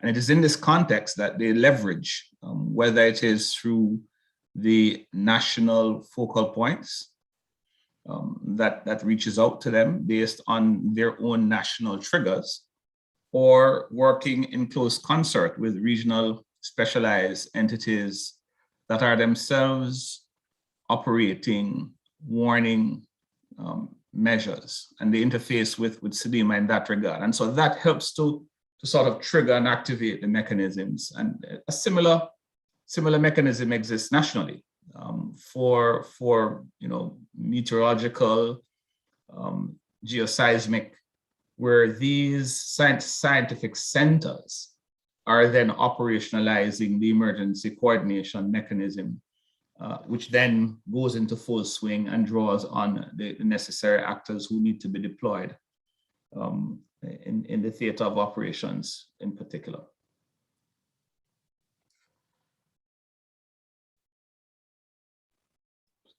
Thank you very much for that. If there's currently no outstanding questions, there's much more time still in the next sessions where you can also ask questions. And also if something comes to your mind that is related to the first session, please feel free. Don't hesitate later on to ask them. But now it's then my pleasure to ask David Vales, to take us into the next session, session number 2. David, please. Thank you, Albrecht. Hello, and welcome to session 2 of the symposium, which focuses on the role of the emergency services. My name is David Wells, and it's my great honour to introduce this session. Along with Dr. Christian Morgner and Daniel Cossio, I'll be your host for the next 55 minutes. In just a moment, I'll ask Christian and Danielle to introduce themselves. Following that, our 3 distinguished speakers will each give their presentation. This session will then conclude with questions for our presenters. And please remember, you're very welcome to submit your own questions, and we'll try to answer the panel as many as we can. But first, I'd like to start with a personal introduction, after which I'll briefly set out the scene for this session. As mentioned, my name is David Wells, and there are many reasons why I'm pleased to support this event. The first is that I'm an alumni of the University of Leicester, where I studied risk, crisis and disaster management as a student of Dr. A. Bennett. Secondly, I'm also an advisor to the Avoidable Deaths Network, or the ADN, and a member of the organising team for this event. The growth of the ADN in such a short period of time is a testimony to both the need for their vision of reducing avoidable deaths and the incredible work of the ADN team in connecting this message with the organisations and communities around the world. I have a special interest in this session that results from having had a long career in the UK Fire and Rescue Service. However, in 2009, my understanding of our role changed profoundly when I led a study to research how members of the public responded when they encountered a fire in their home. Until then, I'd always understood fire from a professional perspective. But over a period of years, we spoke with hundreds of people, and from a very early stage, I recognised just how different my experience was from the public's. They described it very much as an emotional event, and in terms of the personal impact it had upon them, where we largely saw it in terms of a task and technical challenge. This insight had and continues to have a significant impact on me and led me to become the first customer experience manager in the fire service. Whilst I left the fire service over 2 years ago, an appreciation of the importance of different perspectives continues to guide my work. I have several roles through which I retain an active interest in the international emergency and crisis sector. In all my roles, I advocate for understanding emergencies on a human level, the need to recognise the needs and contribution of our citizens and communities, and how we can use design or other approaches to ensure a focus on our purpose and what difference we make. Through these different activities, I've learned so much from colleagues in other countries, and I'm sure today will add to that.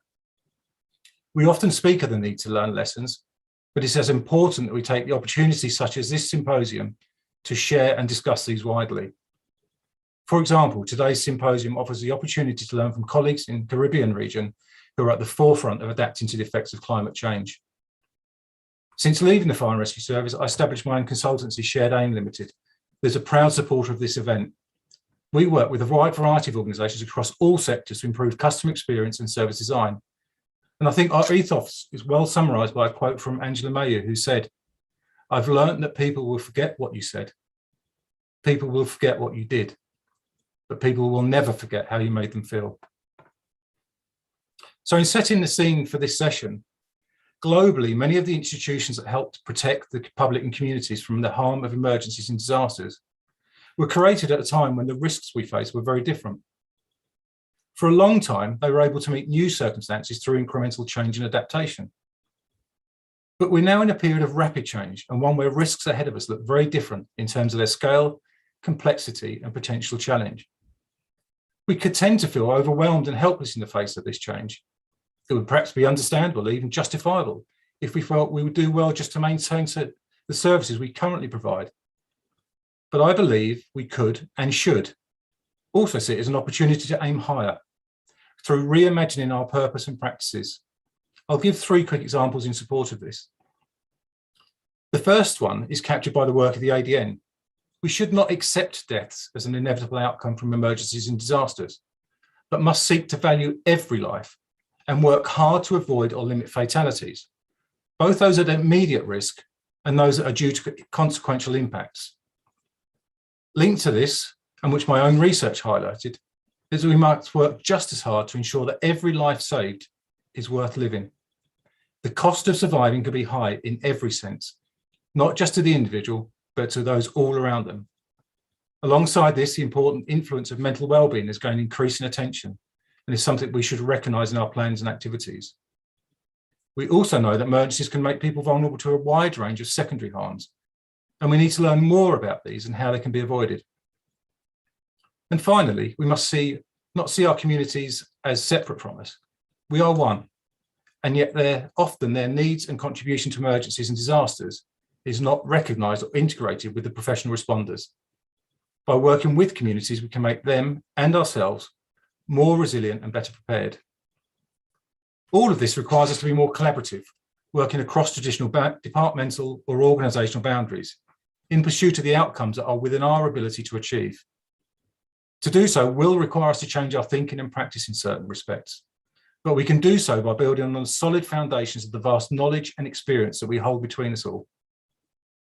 Technology will also play a key role, but if we limit its use to enhancing existing ways of working, we may not achieve what is possible. It can and should encourage us to reimagine what is possible, both in itself and by releasing personnel from routine tasks to provide more in-person support that we know is highly valued by our communities, particularly at a time of distress. A human-focused, evidence-based and technology-enabled future provides an exciting opportunity for us all. In wanting to ensure better experiences and outcomes for our communities, we must also remember to look after ourselves and our colleagues who serve those communities. Today is a great reminder that wherever we are in the world, whatever contribution we have to make, there is an international community of support ready to help us. It's now more important than ever that we share our challenges, thinking what we have tried and importantly, what we've learned from it. Every voice counts and every idea should be welcomed. The more we make use of our collective knowledge and resources, the better we can be, and the better we'll be able to help our communities when they really need us. So with all that in mind, I'm greatly looking forward to hearing from all our presenters. But before I do, I'd like to introduce my two fellow moderators and ask them to introduce themselves. Daniel, would you like to go first? Thank you, David. Good morning and good afternoon to everyone across the different time zones. My name is Daniel Alexander Cosillo. I'm a British Bolivian economist, and I've been working in the emergency services sector over the last 12 years. I'm currently Chief Financial Officer and Senior Partner at Gannon Emergency Solutions. We're a company with offices in South America, the United States, and London. We're specialized in the review and reform of emergency services around the world, and we've had the privilege to work in nearly 40 countries to date. In our professional experience, we've found that the international sharing of good practices is lacking in most regions. However, the benefits of doing so are truly immense. We've therefore sought to create and develop a unique, broad database of global knowledge in emergency services practices to help improve the conditions and capacities of all the agencies we work with. I currently work and live in Bolivia, a country which has also suffered its fair share of disasters in recent years, most notably the Amazon fires of recent years. During these fire seasons, we've collaborated as external consultants with defense agencies on a mission to help coordinate international emergency aid. I can therefore testify firsthand on the importance and benefit of integrating emergency services and defense within disaster risk management. It is a genuine pleasure and an honor for me to be part of this symposium today. I truly value the efforts that are being conducted on behalf of all the participants, and I very much look forward to listening to what our panel has to say next. Thank you very much.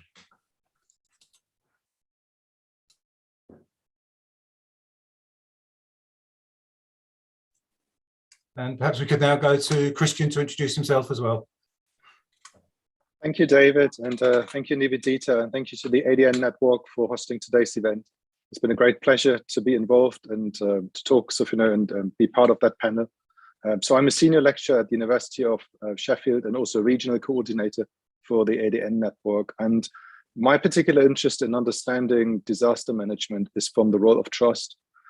So in my research, I've noticed that sometimes emergency services in the UK tend to have a very top-down and one-sided model how they engage with the public. However, this is in contrast to the needs of the public, who requires a more mutual form of engagement, where they feel that their needs and expertise are taken into account. And this is especially important when it comes to the development of relationships of trust between emergency services and members of the public. So what we've seen in that research is that if there is such a lack of trust, we see that in cases of disaster, people do not follow official advice, like going back into burning houses or zones of danger. And likewise, what we also see is that on occasions, they even do not ask the emergency services for help, but rather ask a family member or a neighbor, because they are the ones being trusted. I've therefore worked with a range of emergency services and developed a new engagement training model, which I've called the person-centered model, that is more geared towards building trust relationships between different stakeholders like community gatekeepers or professional services. And based on these new measures, emergency services were much more effective in delivering their messages and received also much greater support in the community, thus being able to avoid deaths and injuries related to disaster events. I'm therefore really pleased to look forward to today's sessions and the speakers in this session, which I'm going to introduce later on.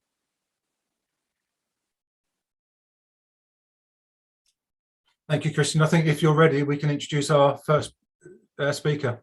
Okay, excellent. So it's with great pleasure that I would like to introduce our high-profile speakers for this session. And David, is okay with you? I would like to introduce them in alphabetical order. So let me start, so if you know, with the first one, Octavio Restrepo Calderon, who is president and director of the Caribbean Urban Search and Rescue Organization on Curacao, and which actually celebrated its 30th anniversary in October this year. So congratulations. He has attended several courses on disaster management and also serves as a risk consultant, rescue instructor, and team coordinator for the Caribbean Urban Search and Rescue. Edwin Martin is Commissioner of Police and of the Royal Grenada Police Force. He was appointed to that role in 2018 and has worked for Grenada's police force since 1986. He holds a Bachelor degrees of Science and a Master's Science degree in Criminology and Criminal Justice. He has also served as an instructor with the Regional Security System and managed several police departments. And finally, Harold B. Maynard, who is Chief Fire Officer of the Barbados Fire Service. He was appointed to that role in 2016 and joined the fire service in 1985. He holds an MSc in Fire Protection and Emergency Management from John Jay College of Criminal Justice in New York, United States. He's also president of the International Institute of Fire Engineers and is a member of the Institution of Fire Engineers. So it is with great pleasure that we have such a number of really high esteemed professionals attending this session that have such a long standing experience in this particular field. And so I'm really looking forward to their presentations. I believe we start with the presentation from Aaron Maynard.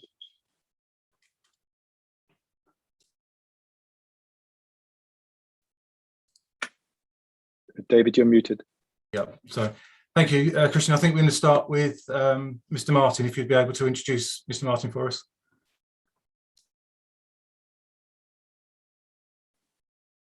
David, I just introduced Commissioner Martin.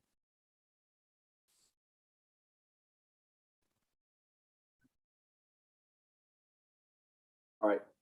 Good morning, all on the platform, and thank you very much for your very kind introduction.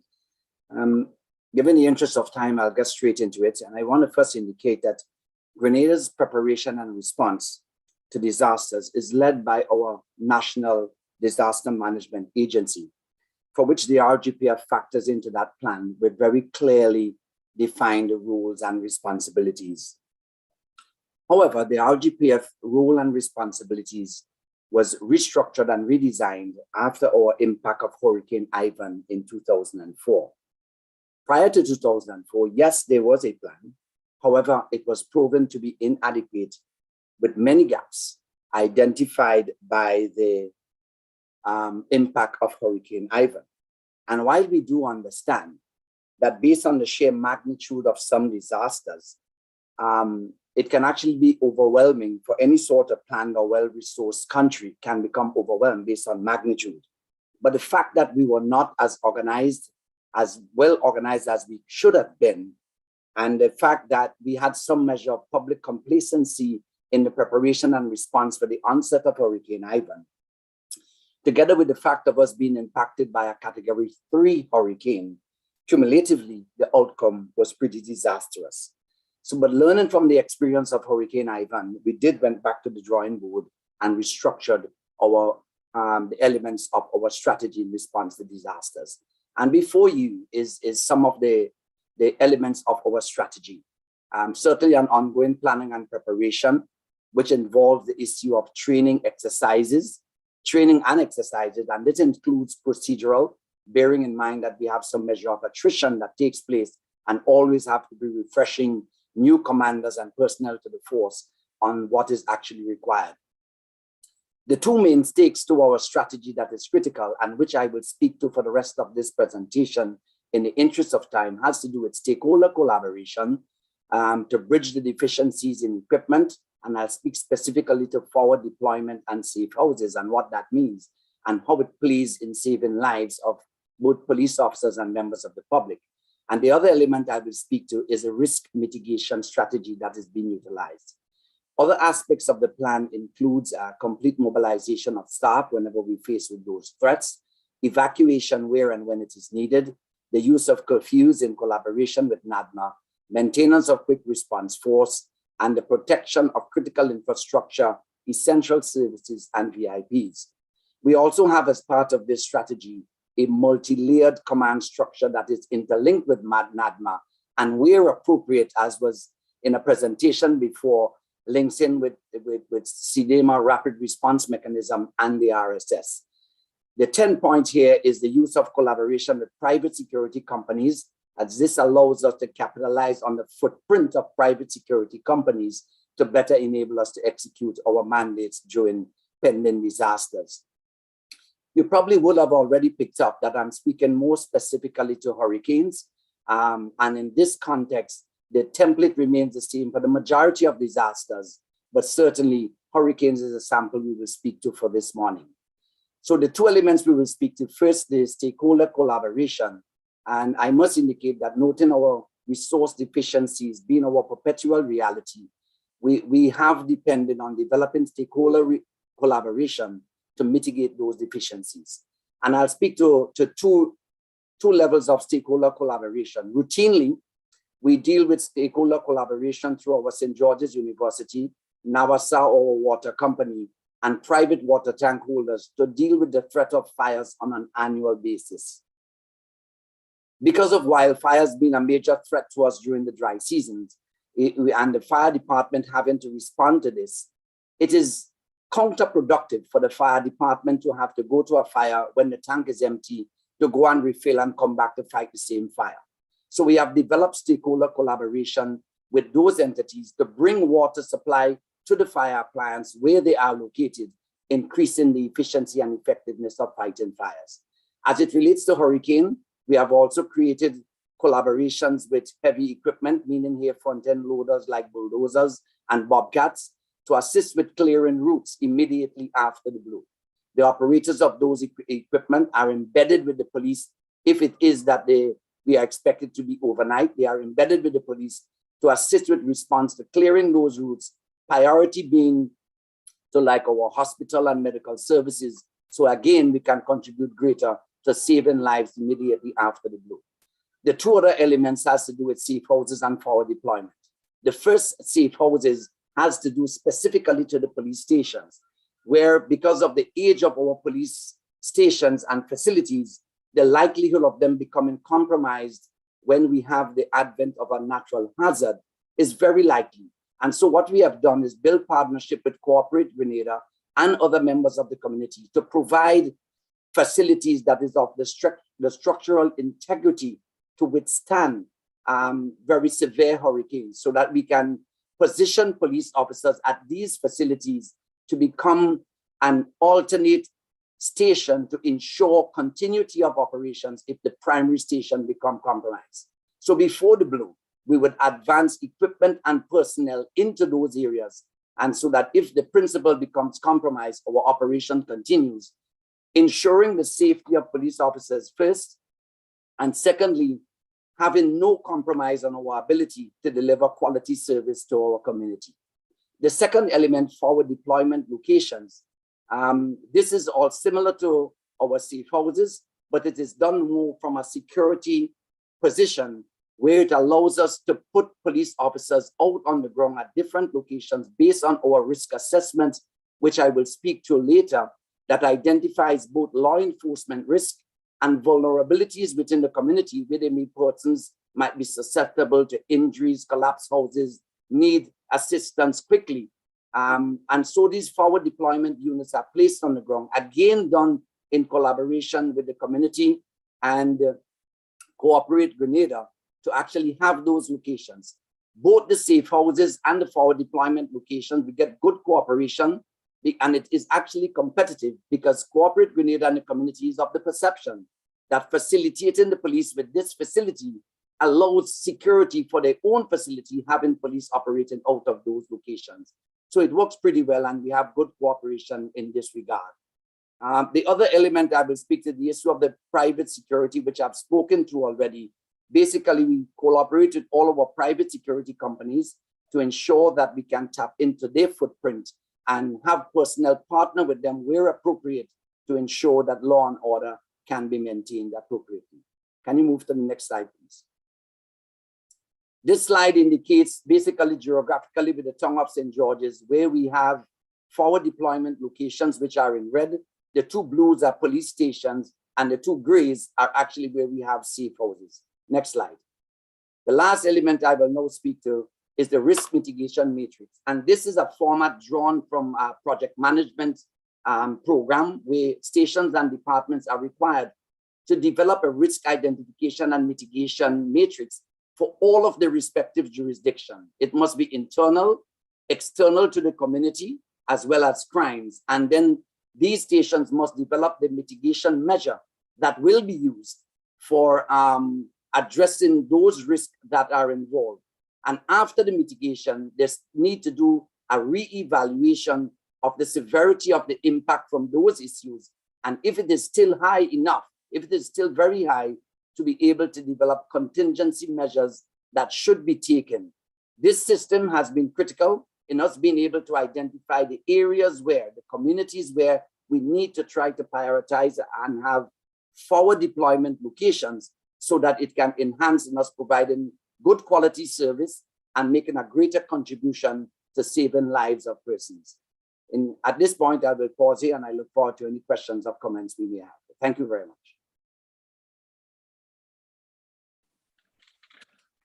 Thank you, Commissioner Martin, for your really interesting presentation.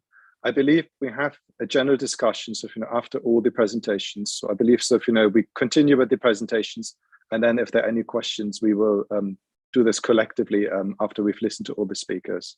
So again, thank you very much for your presentation. So I believe our next speaker is Ara Maynard.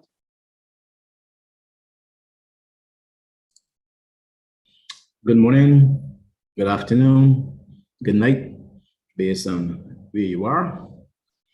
It's a pleasure being here. We will get straight into the presentation as we have a limited amount of time, but I noted that most of the activities and actions are very similar, especially in the Caribbean and the strategies. But I will start with a definition by Dr. Ray Bennett. And she noted that avoidable deaths are preventable deaths due to advancement in disaster management science, weather forecasting systems, increased sophistication in the human-built environment, as the ongoing economic policy development from the various stakeholders. And I will want to say from the onset that my presentation, as you will say, what we are doing is more governmental as opposed to a unit or my department specifically. And also I will speak a little bit from the perspective of the Caribbean Association of Fire Chiefs, because we are all one and we try to work together to see how best we can prevent lives or save lives within the industry. And after looking at the definition, I recognize that we basically what it is that we're doing every day. We are trying to prevent and reduce the risk to our exposed population. And we in the Caribbean, we generally have some hazards. We see hurricanes, we got possible tsunami, earthquakes, fires, floods, droughts, volcano. And now everybody has the problem of the pandemic. And that is really impacting on us. So let me look at the strategies that we have employed. The first one we look at the use of technology. And in technology, we look at weather forecasting systems, early warning systems. And if we view that if we can have early warning systems, we can inform the population and early they can take action in order to prevent their lives and save their lives and even protect their property. We also acquired some search and rescue equipment like Search Cam, Pro Cam, disaster deployment kits. All of these are equipment that you can use to save a life in a disaster, and you will recognize that if there's an impact from one of the hazards and it's result in people being trapped or whatever, we can save much more lives if we utilize the modern technology that is there for us to utilize. But the technology in that would be useless if we don't do proper training and education. And we need to have a proper response mechanism. And we would have spoken about CAFC, as we have a MOU with SEDIMA, that any impact on any of our member countries, we can respond with resources from a different territory, a different country, in order to facilitate and to save lives in that particular territory. We have collaborative training, search and rescue techniques, and even the training of the responders, because if any of us would have done or follow the fire departments and the responders in America, if we would have done any aircraft firefighting, we would recognize that they teach us that as a responder, sometimes we kill people, literally kill people while responding. So we embark on defensive driving and all of those things, and to prevent accidents on the road, that the responders do not get into accidents and kill people while responding or kill themselves. And I think we had in the Caribbean a few of those. I think as on Jamaica, I think we had one in Trinidad just recently, and I think Antigua, we had a few deaths as a result of responders and driving, so going to emergency or to disaster situations. And then we also focus a lot on training and retraining of our responders in EMS and the other techniques that we would need, that we need to save a life. The responders are limited, and therefore we have looked at preparing the community. So we embark on training the community on what to do, when to do it, and what not to do in a disaster, because we're trying to get them to help themselves before the formal responders arrive on the scene.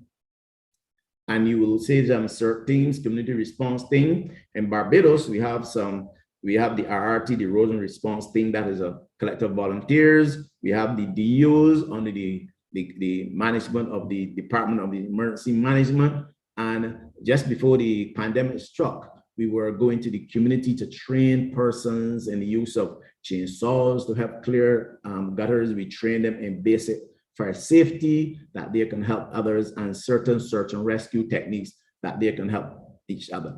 And we know within disasters, actually, that counseling is important, and that this is becoming a big thing. People lose their functionality because they can't cope with what is happening in the disaster. And therefore, we look to provide counselors for the responders and also for those persons who are in the community who might be impacted. They also strengthen our codes and legislation, the fire safety codes, the building codes, although some of them are on the books, but they are not have been proclaimed into laws yet. But the practice is to use the tenets of those codes to ensure that the built environment is improved to the level that if you have an earthquake, a hurricane, the damage is not that significant. And once we reduce that level of damage, then you'll be minimize the possibility of individuals being injured and the individual losing life. And we also look at the passing and the drafting of and enforcing critical legislation, restrictive movement, restricting persons from building in certain areas. And if you build in certain areas, these are the guidelines. Stopping people from blocking waterways. We found that some engineers believe that they are better than the elements, and eventually the water will find its natural course. So you have to work with what is there and use a strategy that you work with what is there, as opposed to fight against the environmental forces when you build. So, and then we have the emergency management plan, which gives the authority, if you need to evacuate people, you can give an evacuation order to evacuate people to save themselves. Because if we do not train or educate our people, then they don't know how to respond. And sometimes they get the social media news and the fake news and they respond in ways that causes issues for the authorities and the responders. So therefore, we have to educate them, and you put measurements in place and legislation in place that you can take action if it is critical for us to do so. I spoke about the establishment of the community response mechanism, and that also includes the Barbados Defense Force, where when we have certain, if you have to deploy, or if we have to deploy externally, or if we have to do certain rescues and water rescues on land, we team up with the Barbados Defense Force and to a lesser extent the Barbados Police Force and the RRT to go and do these rescues, because the fire department, the army, the police force, neither independently don't have the resources. So we try to work together to solve these problems. And then in recent time, we would have looked at, and this is conjuncture with the community response mechanism, we've placed at least a community bin, and that community bin have rescue equipment that persons in the community, they can use if something happens, until the fire department gets there, who's the main in search and rescue and response. And there are talks right now of teaching persons and placing minor firefighting equipment around the island that persons can use just in case, safely do so after training, in case of a minor fire. And then after the recent thing, we examine what we're doing and what we have. So we move people to, they call it pre-impact placement of the vulnerable. So if we have a home that persons there be vulnerable, if it's susceptible to flooding or whatever in a hurricane, we will move them to safe harbor to make sure that we don't lose any of them. And that is done early because of the early warning systems that are in place. And then we started to build some disaster homes, and these are, this is a new initiative to tell you, where we will place people in these homes until there's can be, if there's a compromise or whatever, you will not place them back into a dangerous situation that any of them will lose their life or anything of the sort. So what I've just said in a nutshell is to put it, if we look at the risk management ease, into 5 categories.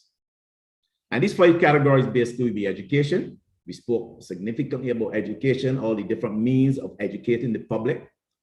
Then we look at enforcement, enforcing the laws and regulations that you put in place to make sure that people obey the law and keep themselves and their neighbors safe. We look at the engineering, how we build houses, the codes that we build to, whether national or industry, those codes that we will follow from time to time. Things like making sure that doors are open and outward. However, and even putting in the early warning devices in a building, all those things lend to the engineering part of the provision that we make to save life. And the emergency response, it doesn't matter how well you do it, at the end of the day, something will happen, and you need to have your emergency responders well prepared, well trained, and well equipped to respond. And that is what we try to do as much as possible. We try to utilize all the most modern equipment and utilizing modern technology, cameras, infrared cameras, and all those to ensure that our people could find you as soon as possible to save your life and those of your family. And the final one, final E, is the economic incentives. And this is a strategy to create financial incentives or disincentives as sanctions to enhance safety, example, tax deduction for sprinklers and detectors. And then if you don't do what you're supposed to do, then you will incur a fine. And this is all in aspect to prevent lives and the loss of property. So the whole thing is not only to save the life then, but it is to prevent the situation from occurring where the life in itself now becomes at risk. Thank you very much. Thank you very much for your really interesting presentation, Mr. Maynard. So I'm conscious of time, so we will be moving on to our next presentation. We had planned that Octavio Calderon is leading on this one, but he's unfortunately currently unavailable. So his colleague, Oscar Fuentes, has kindly agreed to step in. So thank you, Oscar. Christian? Yes. We have Octavio on board. Oh, Octavio Sofino is on board. Okay, excellent. He has managed to log in. Okay, brilliant. Okay, Octavio, over to you. Yes, finally, online.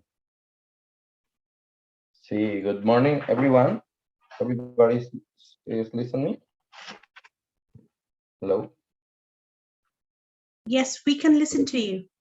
Hello, Octavio. Okay, perfect. Yeah, we can hear you. Perfect. Thank you very much for everything, for their time, for the invitation. Yeah, thanks a lot. Okay, this is my name is Octavio. I am a director. Let me move the video. Yeah. I'm director of Caribbean Urban Search and Rescue. Caribbean Urban Search and Rescue is established at Curacao. Was born on September 18, 2014, with the desire to prepare the vulnerable communities and train the different first responder teams. Because in the 2010 was a big rain here storm, and after that have three persons has died, and at the moment we was volunteer at the Red Cross, but at the Curacao don't have rescue teams. That's why I think we need to prepare the person, the training, we have the very good teams, but not everybody is prepared with the rescue team. Only the first base, first aid.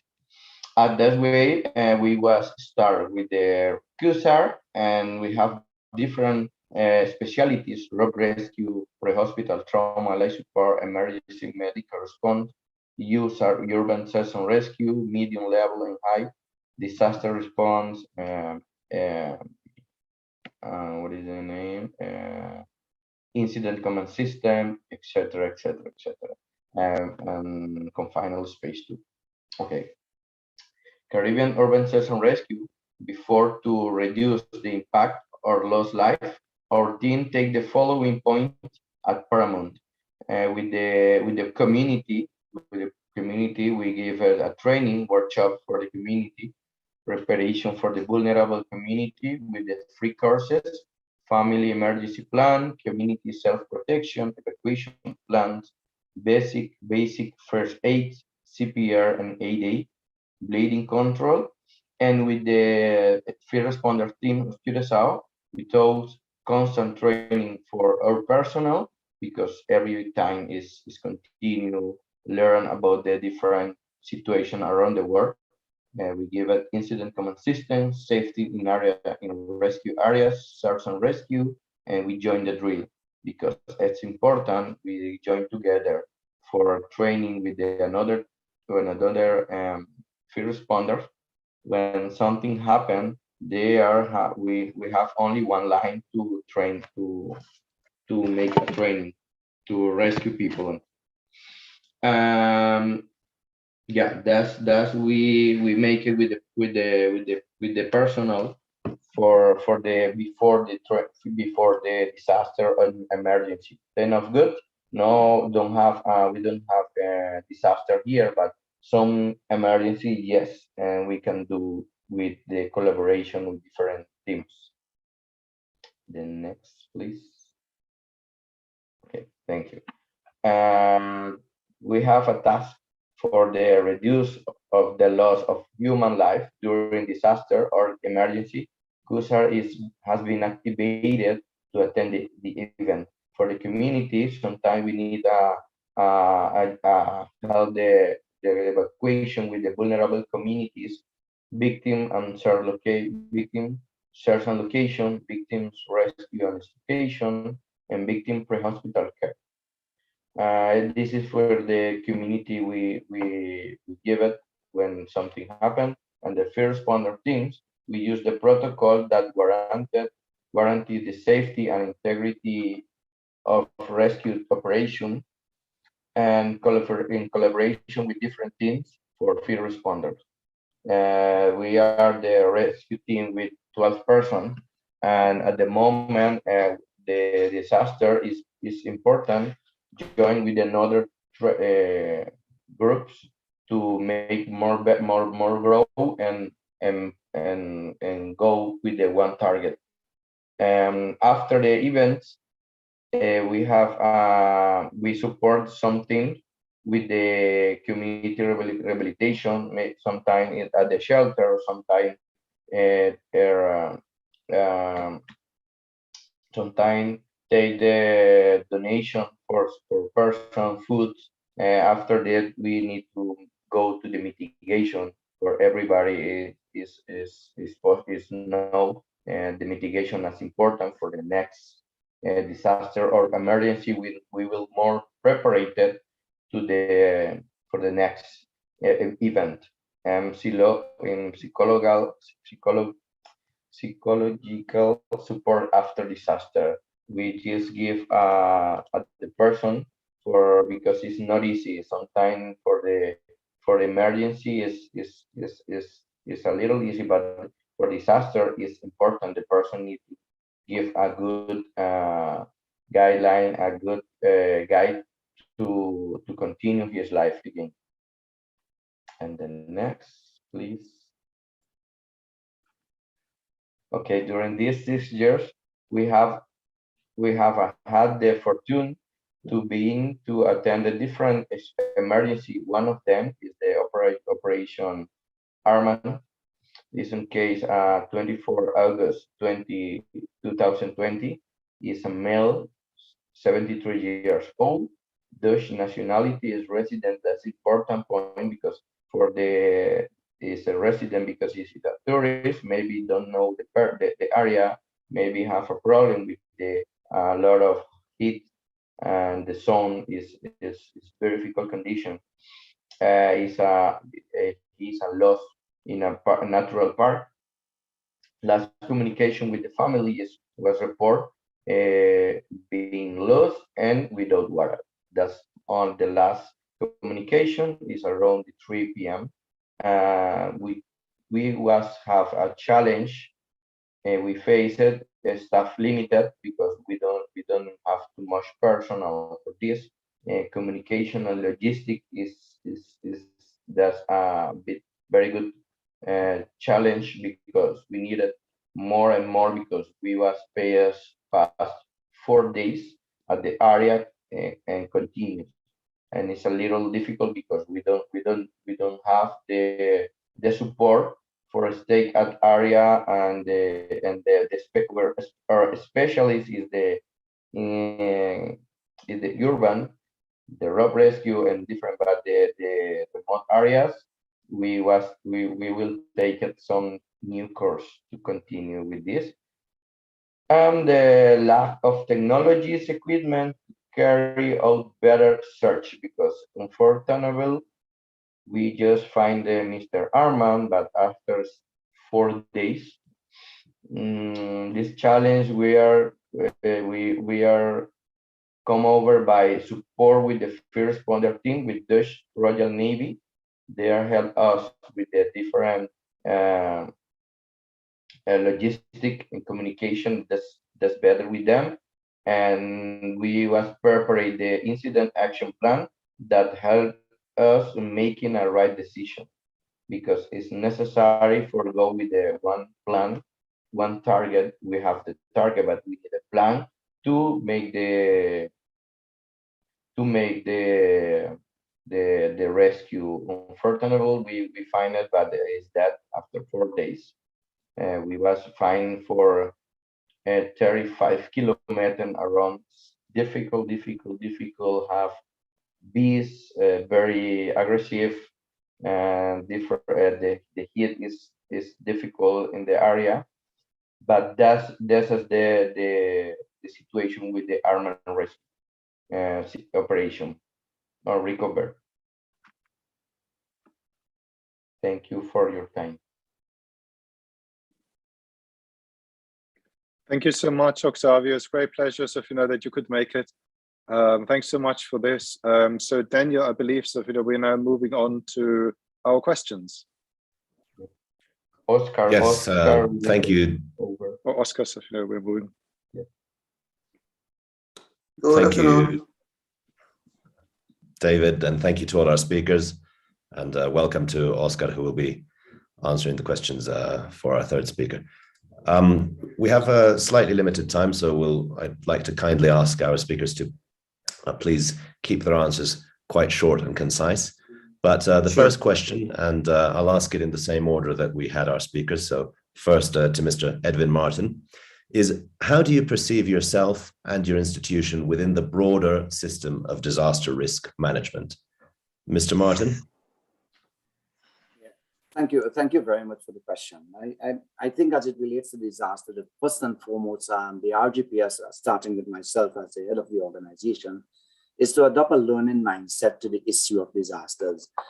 Given the evolution that disasters seem to take, currently the challenge we have with changing climatic conditions and the likelihood of the increase in severity of those situations, we need to have a learning mindset for us to see how best we can respond to those situations and continue to evolve and improve our organization. The worst mistake for us to make is to believe that we have the solution to the problem.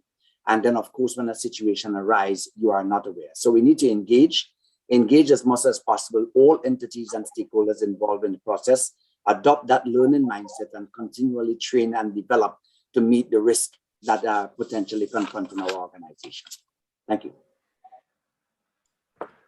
Thank you, Mr. Martin. Keeping the same order then, we'll continue with Mr. Errol Maynard, please. The same question, how do you see yourself and your institution within the wider risk management system?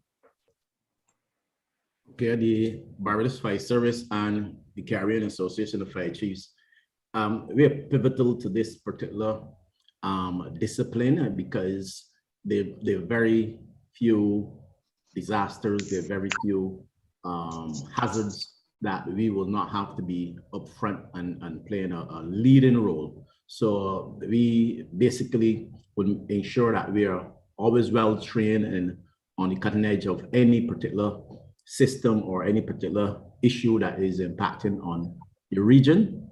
So to make it short, we are pivotal to the disaster and risk management discipline within the region. Thank you, Mr. Maynard. And to finish this question, we'll go with Mr. Oscar Fuentes. The question again is, how do you perceive yourself and your institution within the broader system of disaster risk management?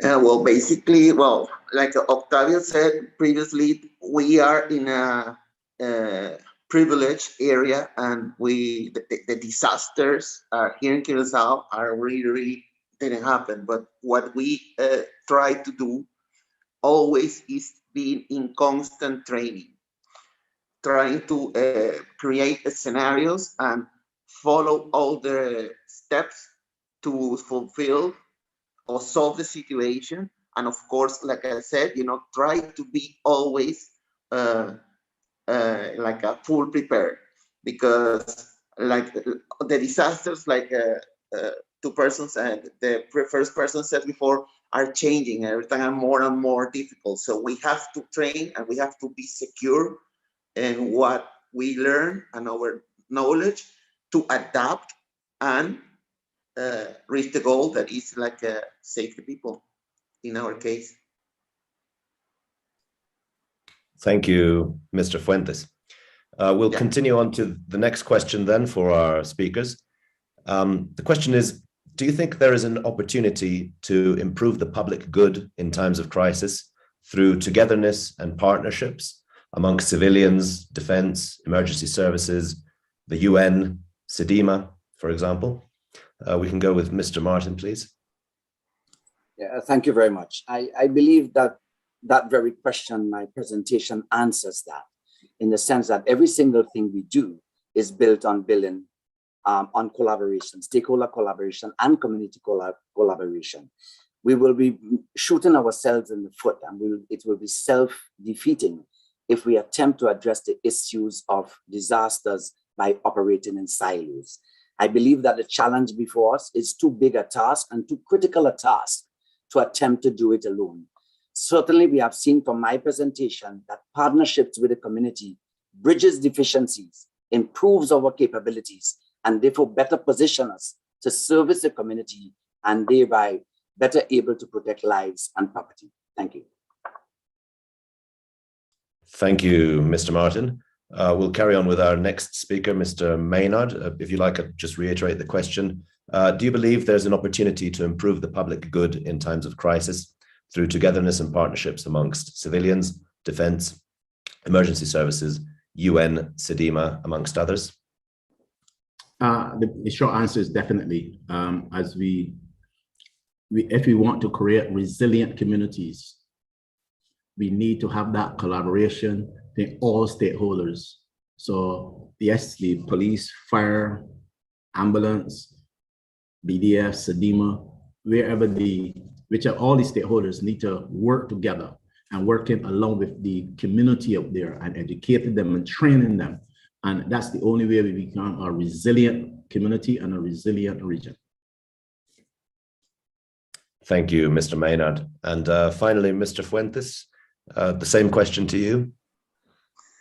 Well, like we said before, we are always we try to teach the community, and we strongly believe that if we teach the community and we guide it in eventual disaster cases, most of the damage and the losses will be controlled.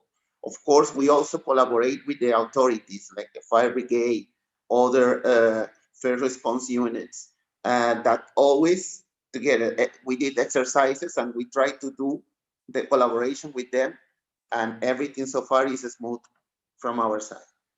But the most important thing, like I said, is to teach the community. This is the best thing that we can do to prevent disasters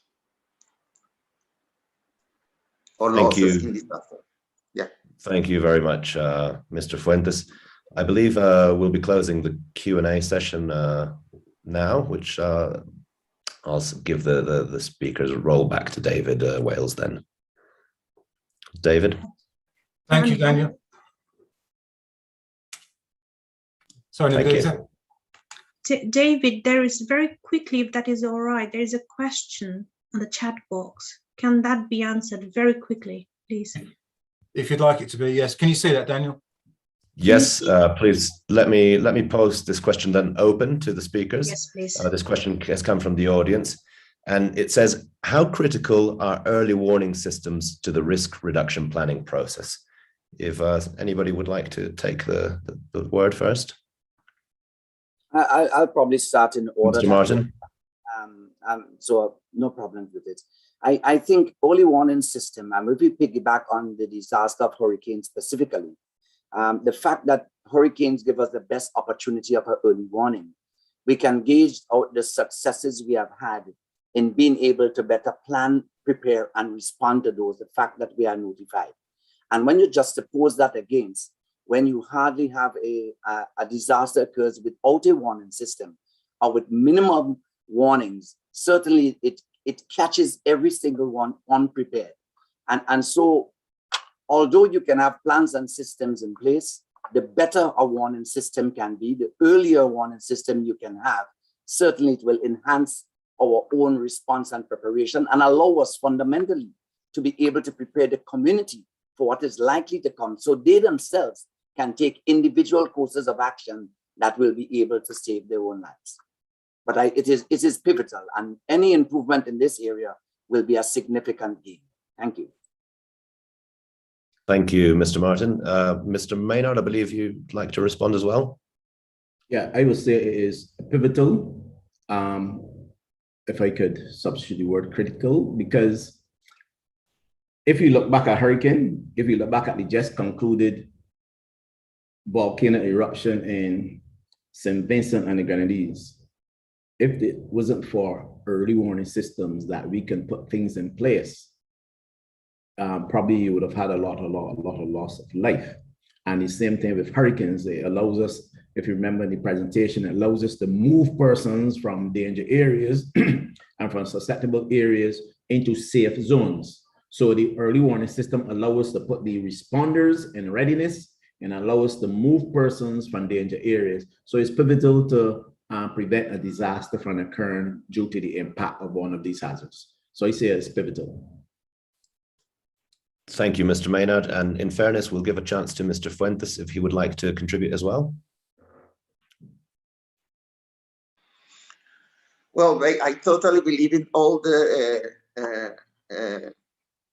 warnings, of course, and all the systems prepared. Of course, we cannot control the weather and we cannot full predict what, but this early warnings for sure will be is very helpful.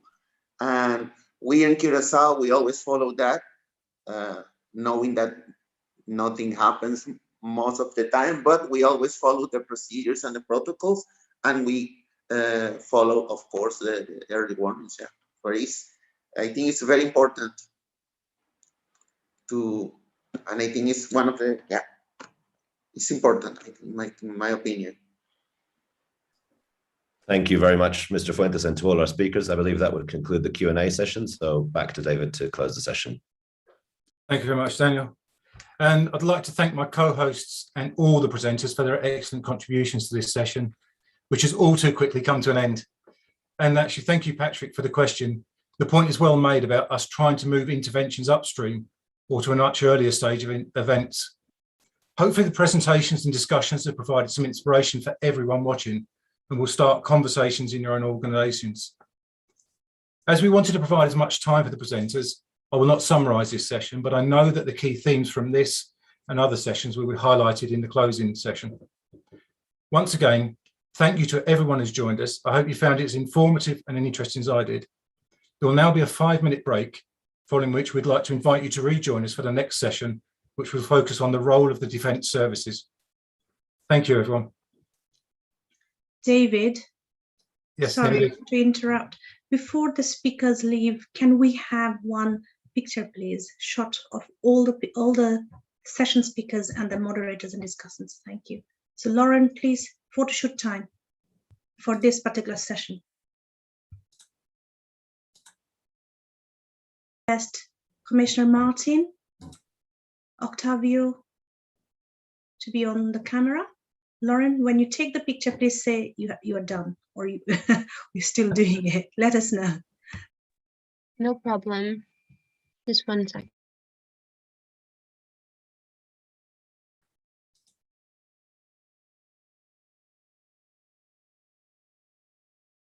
Okay, thank you. You can go for your break now.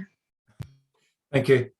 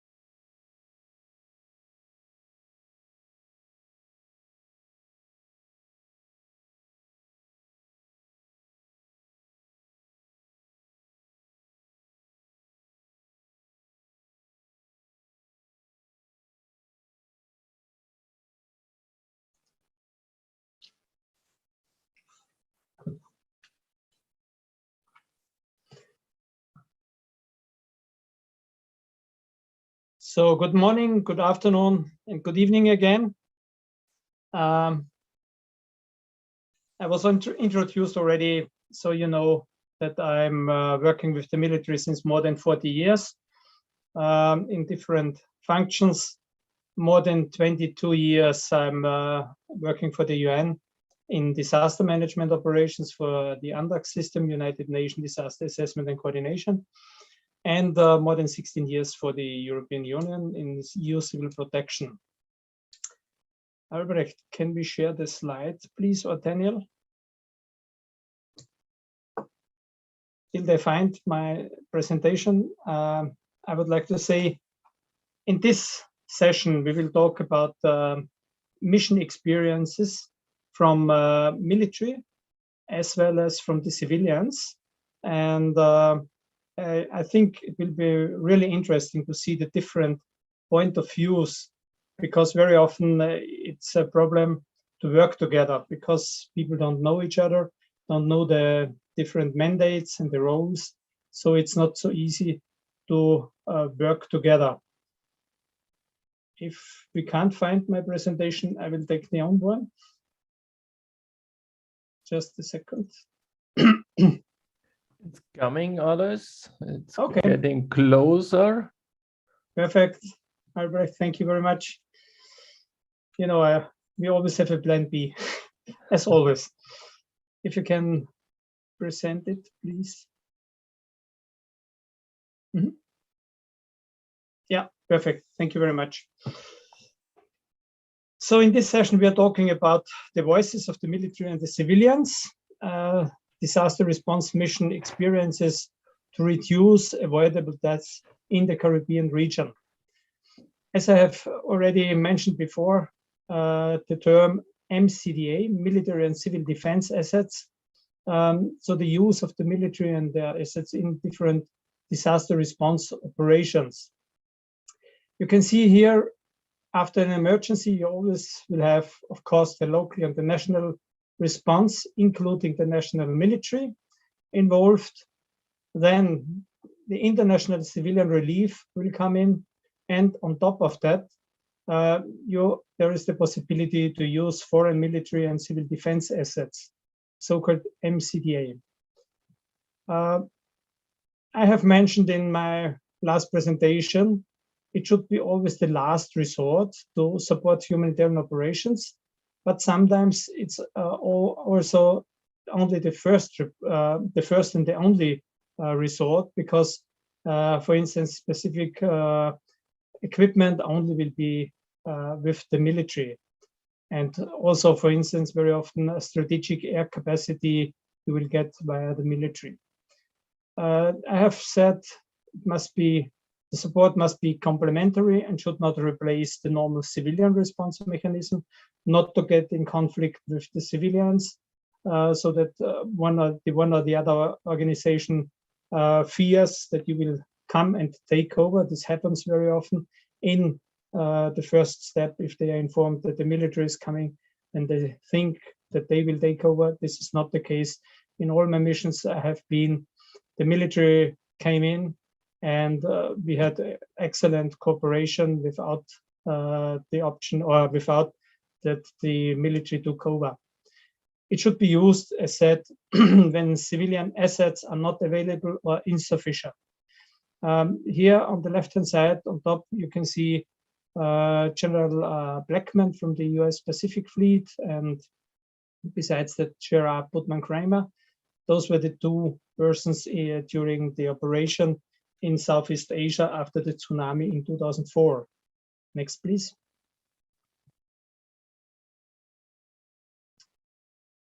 So, to remind once more, to make a decision to use the military resources is always the responsibility of the civilian side, of the humanitarians, and not of the military. So the military should not say, oh, we go in there. No, it's always on the request of the civilian side to use military forces. We have talked about the impact of all involved organizations. So we also should keep in mind that using military assets could have an influence on problems afterwards if you're in the wrong country. So for instance, using, I don't know, NATO assets in Pakistan is not really welcomed. Also, it's was used during the operations, for instance, in 2010 after the floods. It could have a political consequence. And of course, we also should think about the neutrality and impartiality of the humanitarian relief efforts. Next, please. Sorry.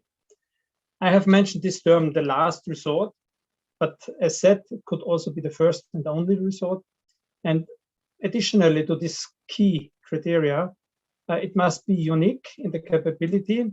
So nothing else would exist on the market, so to say, on the civilian market. It should be timeliness. So it makes no sense to send, for instance, a team 1 week after an earthquake, because then it's too late. This happened once to me in one of the operations that the urban search and rescue team showed up after 1 week, and they even blamed me why they don't have something to do anymore, because everything was done already. There must be the clear humanitarian direction, so under civilian control, and timely limited, so it should be clear how long the military will be there and support the humanitarian operation. Next, please. My personal experience, I was the regional military civil defense assets coordinator during the tsunami or after the tsunami in Southeast Asia in 2004 or 5. You know, it was the 26th of December 2004. And what I want to say is it was the first MCDA operation with more than 30,000 troops from 35 nations. We had more than 75 helicopters, 41 vessels, and 43 airplanes, and more than 220,000 people died. What is essential from my point of view is the cooperation between the civilians and the military. And this was, for instance, the reason why I was there from the UN side to translate, so to say, what the military was saying, because the civilian will not understand if you are talking about the G4, which means something related to logistics.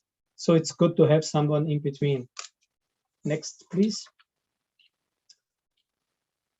And before I would like to introduce our colleagues who have the mission experience and will also give some conclusions about how to avoid deaths, I want to add as a last point, it was mentioned already once, joint trainings. Albrecht has mentioned that I'm conducting, for instance, a humanitarian assistance course for West Africa in Accra, Ghana at the Kofi Annan International Peacekeeping Training Center. And I must say, I insisted that we are doing this or conducting this course only if there is military, police, and civilians in one course, because this makes sense to learn from each other, to talk to each other, to know the mandate from the others. So I think it will be an interesting session now with the colleagues which will follow.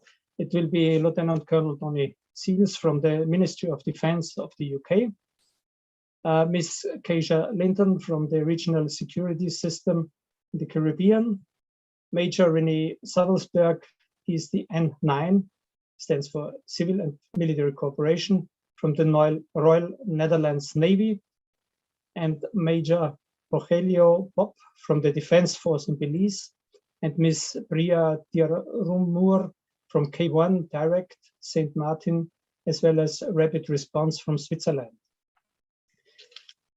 And let me start already the introduction before I hand over to Albrecht again. Major René Savelsberg, he is currently working as the Civil Military Director for the Dutch Navy in the Caribbean region. He's based in Curaçao, where we have met, I think, 2 years ago for this exercise. He is a specialist in international crisis management with mission experience in Africa and Caribbean region. The latest humanitarian assistance and disaster relief missions in the Caribbean were Hurricane Dorian in the Bahamas 2019, COVID-19, and earthquake Haiti 2021. But as said, he was also in other regions like in Burundi and Burkina Faso. He holds a Master of Science in Hospitality Management. This is in short, Renee. Thank you for joining us. And now I hand back to Albrecht to introduce the other colleagues of the session. Thank you. Alois, thank you very much. During the symposium, we several times already heard how much the regional security system is appreciated by the different actors in the Caribbean, and also how much it is a success. And this fame really goes to a large extent to our next speaker. The next speaker will be then Ms. Keisha Linton.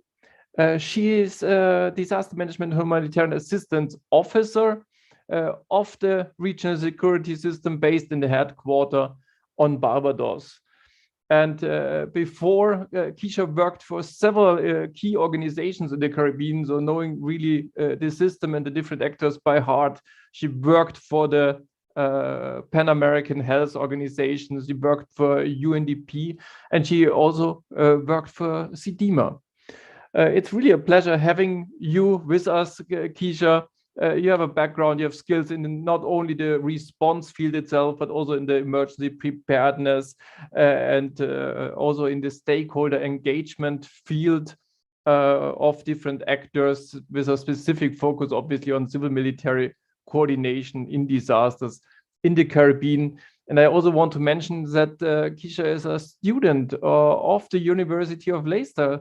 Keisha, it's a pleasure having you with us, so you know the risk management MSc by heart.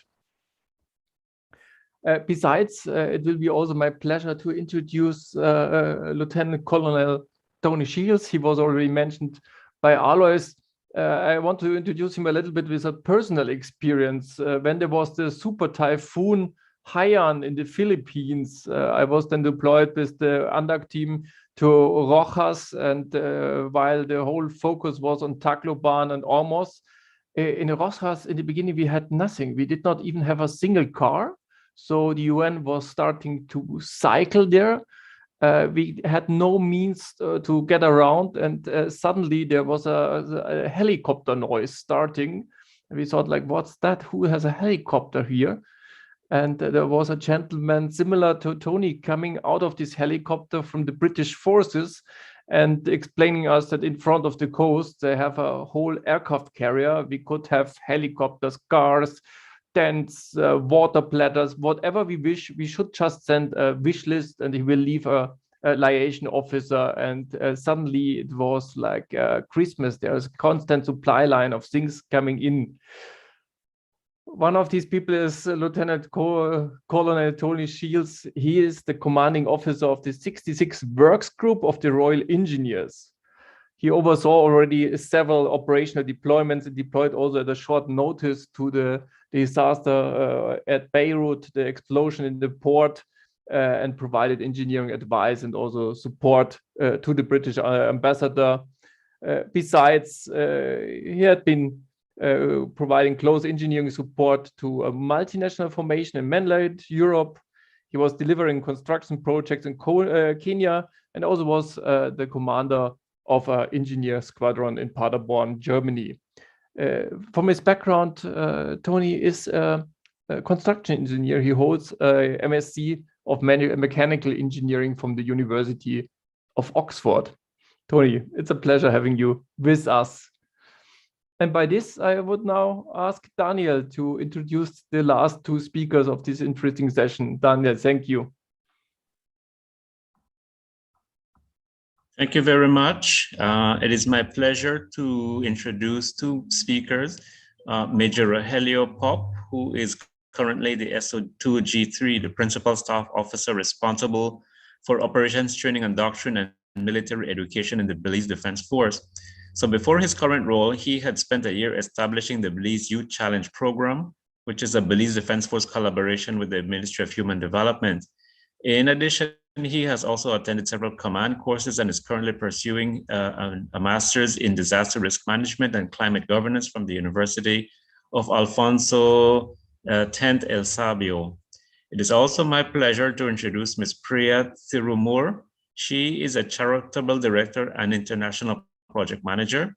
She co-founded K1 Britannia Foundation in 2014, a charity that has been active in working with vulnerable youth, volunteer initiatives, and disaster relief in St. Martin and other Caribbean countries, Caribbean islands, sorry. Additionally, she created K1 Direct, a St. Martin-based response team focused on disaster relief in the Caribbean region. She's also the co-founder and co-member of Rapid Response Team Foundation, a Swiss-based charity with a significant focus on international disaster relief. So with that, I thank you both, and I welcome the first presenter.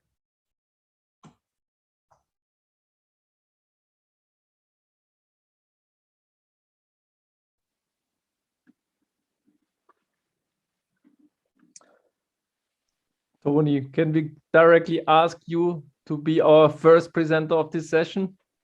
Yes, I'll be delighted to. Happy Friday, everybody.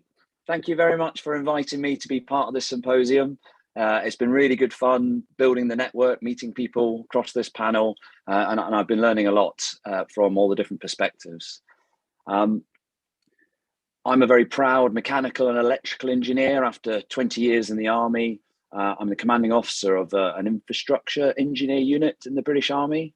I just wanted to start with a small caveat. I'm not here today representing the views of our crisis response agencies in the UK government, nor am I representing UK defence policy or a variety of capabilities, military ships, aircraft, helicopters, logisticians, medics, all very important part of UK defence's crisis response capability. But I'm coming today with a engineering perspective, military engineering perspective. I'm going to give you a very brief outline of military infrastructure engineers, because those of us on the call today that may not have worked with militaries across the world may have a stereotype that it's, you know, green people with guns and infantry. And I'm going to be delivering and hopefully explaining to you today that there is a specialist niche capability that can be extremely useful in a crisis. I'll then offer a single example of where UK engineers operated in the Caribbean in response to Hurricane Irma in 2017. Next slide, please. The organisation I'm part of, Infrastructure Engineering, has about 800 professionally qualified engineers. Half of them are regular soldiers and officers, and half of them are part-time reserves who have civilian specialist skills in their full-time employment. Most of these infrastructure engineering teams are multidisciplinary, conducting assessment, design and project management of infrastructure and construction projects. But we have several specialist engineering teams that have great utility in disaster relief missions or operations. As well as supporting military operations, predominantly at the moment in the Middle East and Africa, my unit has the lead on disaster relief operations and also UK resilience operations. And listening to Lois about some of the principles that he outlined for civil military on overseas disaster relief, interestingly, they're very similar to the principles of how we establish ourselves and conduct ourselves in support of crisis events in England, Scotland, Ireland and Wales. We hold an array of specialist engineer capabilities, and there are specific teams in each of these sectors.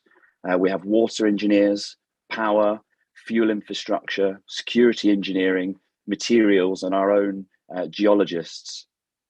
And within each of these disciplines, they have the capability to assess, repair, and restore essential services, but they can also design and construct alternative infrastructure solutions using either military equipment, that could be borehole drilling military equipment to extract water from subsurface, or it could be power generators or other military equipment. Or we could design and construct using locally resourced materials, or ideally working with local contractors to just provide additional capacity. We also have direct access into engineering teams who specialize in airfields, ports and railways, because in the immediate aftermath, it's opening up the ports, opening up the airfields, and then very quickly telecommunications, power, medical and water. Next slide, please. One of the directly transferable skills that we take from our operational planning in our warfighting role is that of critical infrastructure assessment, which I think has relevance both in disaster preparedness as well as disaster relief missions. Essential services, I think, as you know, are increasingly interconnected and interdependent. So the water systems, power, fuel, transport and telecommunications are interdependent and interconnected. And what we have found over the last couple of decades, if we can bring some specialist engineers together, we can conduct some cross-sector analysis to determine the areas or the points of vulnerability and criticality. So when we're looking at where are the most likely or the high impact risks in any given situation against a given threat, could be a hurricane, could be another threat. This is quite a useful insight. Next slide, please. By way of vignettes, I'll be referring to the UK task force that deployed in response to Hurricane Irma 2017, which had struck UK overseas territories in Anguilla and the British Virgin Islands, and then days later, Turks and Caicos. Three main operational challenges that were faced by the UK task force were distance, time and security. Distance, it was approximately 1,000 nautical miles from the forward mounting base in Barbados to the westernmost islands of Turks and Caicos. There were a number of inhabited islands, many only accessible by boat or helicopter. Most of the key roads, airports and ports were damaged and unusable. But the rapidly assembled UK task force of amphibious troops supported by helicopters, tactical aircraft, and then later HMS Ocean, a Navy ship, were perfectly suited for operating in that literal environment. Second biggest challenge was time. There was a strong humanitarian need and a strong political direction to act decisively and move quickly, and this heavily shaped the task force's approach. I think we reduced the risk to the mission by accepting an increased risk to the force. We rapidly deployed hundreds of UK troops into an austere operating environment with limited connectivity, communications, no obvious resupply, and then limited medical provision. This is not unusual to how defence and military would respond, but I think we as the military planners really need to be careful and mindful that in our haste to deploy, we don't add to the logistic burden of the countries we're going to support. We must be self-sufficient. And we normally do that by having a firm foot with Navy assets nearby. Thirdly, security, although Operation Rumen was a joint civil military humanitarian assistance and disaster relief operation, and that was the mission and the task. In reality, it did become more complicated. In the aftermath of Hurricane Irma hitting BVI, there was looting and violence. A growing sense of insecurity was compounded by escape of 120 prisoners. So when UK soldiers, the commandos in this case, arrived in country, they effectively conducted stabilization operations, so rapidly deploying on joint security patrols with local police force. Next slide, please. Looking specifically at the role of the military engineers and the infrastructure engineers, they planned and delivered tasks in support of public works departments in all three countries. So harks back to some of our early presentations. In no way did the military ever take primacy. It's always a supporting role. Military engineers directly supported and advised governors and local government, as well as planning and coordinating tasks from the National Emergency Operations Centre in the capital's hospital on the British Virgin Islands, where the need was greatest.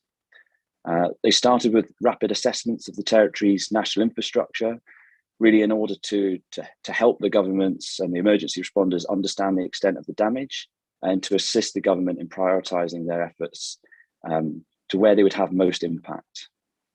I'll give one example to demonstrate the impact of military engineers in this situation. Tortola, the largest of BVI's British Virgin Islands had 4 reverse osmosis water purification plants, some privately owned, others government controlled. All 4 of them in the aftermath of the hurricane were damaged and inoperable. And the population of 35,000 were entirely dependent on bottled water, which in the aftermath was being flown in by military aircraft or delivered by small boats because the main port was inaccessible for shipping. Furthermore, the water purification plants were reliant on the electrical power grids, and the single backup generator had been destroyed by fire. So the UK engineering team worked with BVI Electrical Corporation to come up with a solution. They focused its effort on a smaller government-owned plant at Bar Bay, which is capable of producing 500,000 gallons of water per day. In short order, they'd found a 750 kVA generator, which was serving a vacated government building, and they moved it using military assets from one end of the island to Bar Bay water plant at the other end. So working with contractors and the BVI's Electrical Corporation, military engineers connected the generator via transformers, commandeered a fuel tank from a local school, connected it all up and turned the generator key. And to great relief, the lights came on. And by the following morning, the plant was producing thousands of gallons of fresh water and filling the reservoirs and tankers to start delivering potable water around the island. And this was only 6 days after the UK task force had arrived to support. Next slide, please. So in summary, while the UK government maintains and leads a disaster relief crisis response operations, UK Defence provides forward-mounted military ships, helicopters, personnel, equipment and logistics in the Caribbean, ready to respond and support when required. Held back in the UK, there are additional military specialists held at high readiness, and this includes military infrastructure engineers.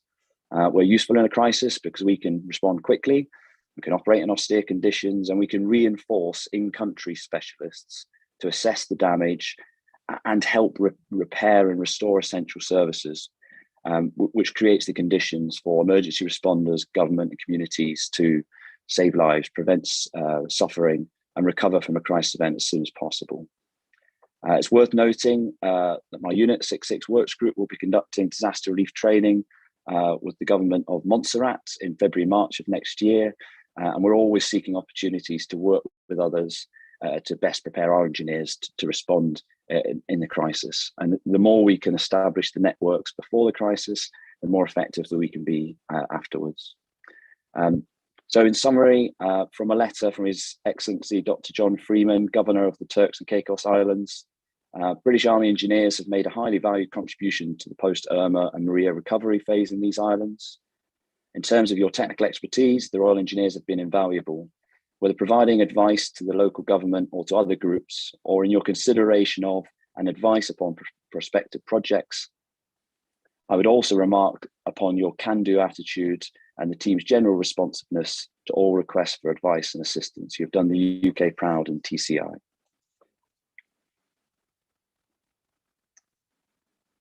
That's me. I look forward to your questions after the rest of the speakers.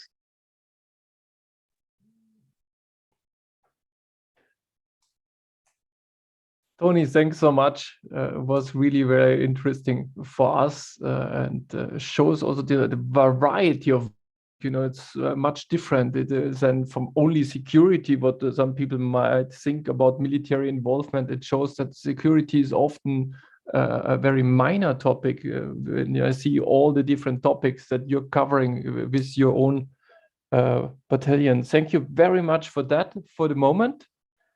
And the next one will be Priya. Priya, I will just look for your presentation that I can show it.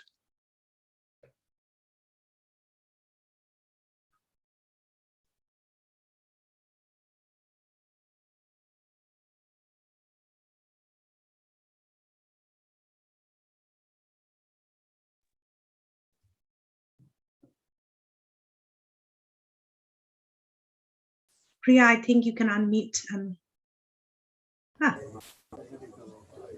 Priya, please. Hi, everybody. Over to you. Thank you. So I'm here representing two different organizations, both K1 Direct, which is based in the Caribbean, and also Rapid Response, which is based in Switzerland. So K1 Direct is the disaster relief arm of K1 Britannia International, and it was formed after Hurricane Irma, where K1 played a leading role in the relief in both the immediate aftermath and also the long term.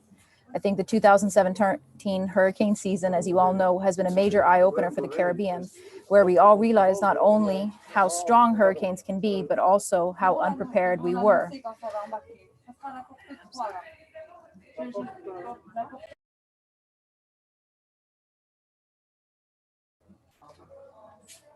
Sorry, can you hear me? So Yes, we as can. K1 took Irma as a learning experience, and I think it was the best worst case scenario since it was the strongest hurricane in history. And we created a team of trained responders. So this team is made up mostly of volunteers and is uniquely the only one of its kind in the Caribbean. And since then, we have responded to all major hurricanes since Irma, so Hurricane Maria and Hurricane Dorian. And we've also played a leading role in the COVID-19 relief in St. Martin and in the earthquake response after Haiti in August this year. The things we find very important is trainings on a regional level and also building partnerships with governments and key stakeholders of countries in the Caribbean region in order to effectively respond after hurricanes. So something unique about K1 Direct is that we do partner with the military very closely, both in training and also in times of crisis to respond, as the military is a very key stakeholder and also one of the most valuable assets that a country has in a time of crisis, because of the logistic capabilities, the manpower, and the fact that they are usually the first ones available to assist. In all major disasters that we've responded to, we've worked alongside the military. For example, the Dutch Marines, the US Coast Guard, the US Marines, the Dutch Marechaussee, and the Coast Guard, etc. And I really appreciate the steps that NATO has taken to train members of the military in responding to humanitarian crises. And I feel this is something very positive that has come out of the 2017 hurricane season, where such a large military presence was needed to carry out relief and response.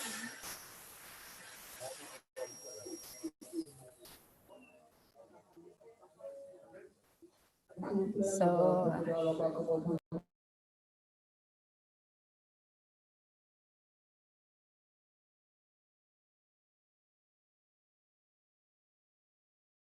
could I get the next slide? Thanks.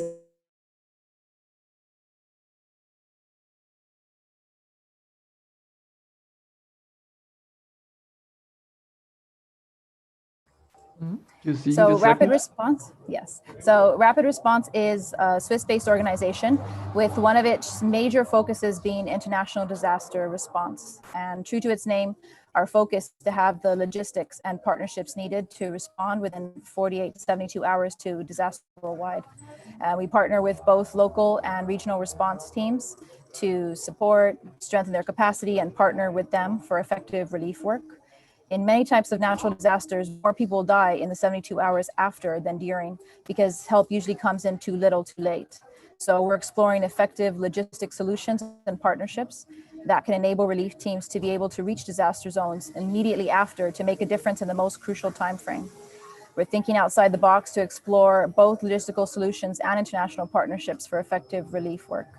We have an in-house team of disaster response experts, some with over 30 years of experience in working in disaster zones worldwide. And many of these specialize in trauma counseling specifically, since that's one of the most devastating long-term effects of disasters and traumatic experiences, is the scars they leave on human lives and hearts. And hope is a real key to rebuilding after disasters and bringing hope back to people that have just lived through devastating experiences. And that's one of the miracles of disaster relief and a key to real recovery. So I think in summary, what I would say is that it's a real key. We really need to work together and build bridges, both military, civilians, governments, agencies, and relief organizations to save lives, because natural disasters are growing in frequency and magnitude, and effective disaster relief has never been so vital as it is today. So. Yeah, you already did the perfect summary of what it should be, what we're aiming for. Thanks so much. It's impressive what you're doing there, both in the Caribbean, but also more and more also worldwide. Thanks so much for having you. I know you have a tight schedule, more or less jumping to the next thing already. But yeah, it was a pleasure. Thank you. Let me now see. For next one on our list would be Keisha, Keisha Linton. Keisha, I will put up your presentation and then I will ask you to start.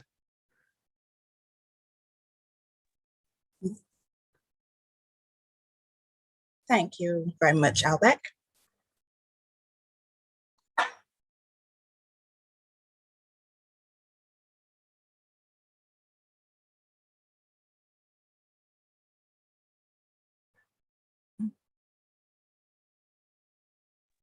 We need the slides. Coming. Thank you. Perfect. Keisha, please. The floor is yours.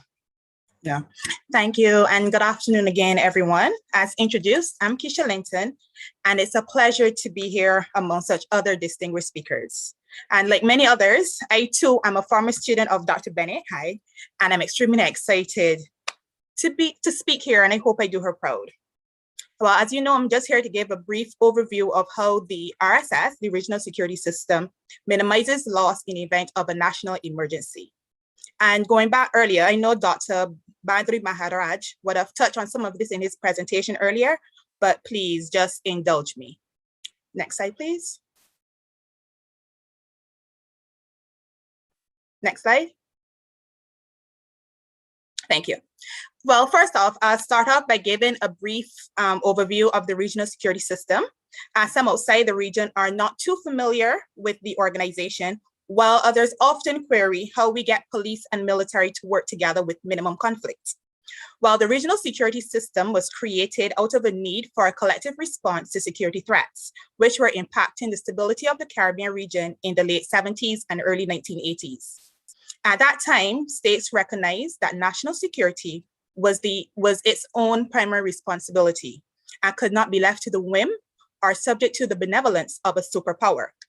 So in October 1982, 4 members of the Organization of Eastern Caribbean States, namely Antigua and Barbuda, Dominica, St. Lucia, and St. Vincent and the Grenadines, signed a memorandum of understanding with Barbados to provide mutual assistance upon request. St. Kitts and Nevis joined after gaining independence in September 1983, and Grenada then joined in January 1985. The MOU was updated in 1992. Then in March 1996, the system acquired judicial status by way of the treaty, which was signed in St. George's, Grenada. The treaty made provisions for a fast-moving, non-bureaucratic organization, which could react to the security needs of member states on request.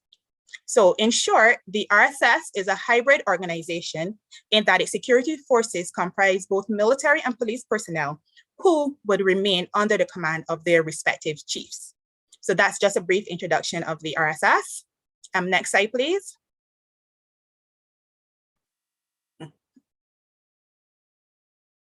Yes, so we were talking about avoiding and reducing the amount of deaths.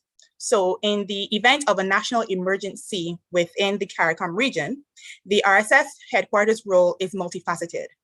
As mentioned before, we are a 7-nation alliance, but we also have responsibilities to our other CARICOM brothers and sisters. And in my capacity dealing with civil affairs, I get to manage these events from both sides.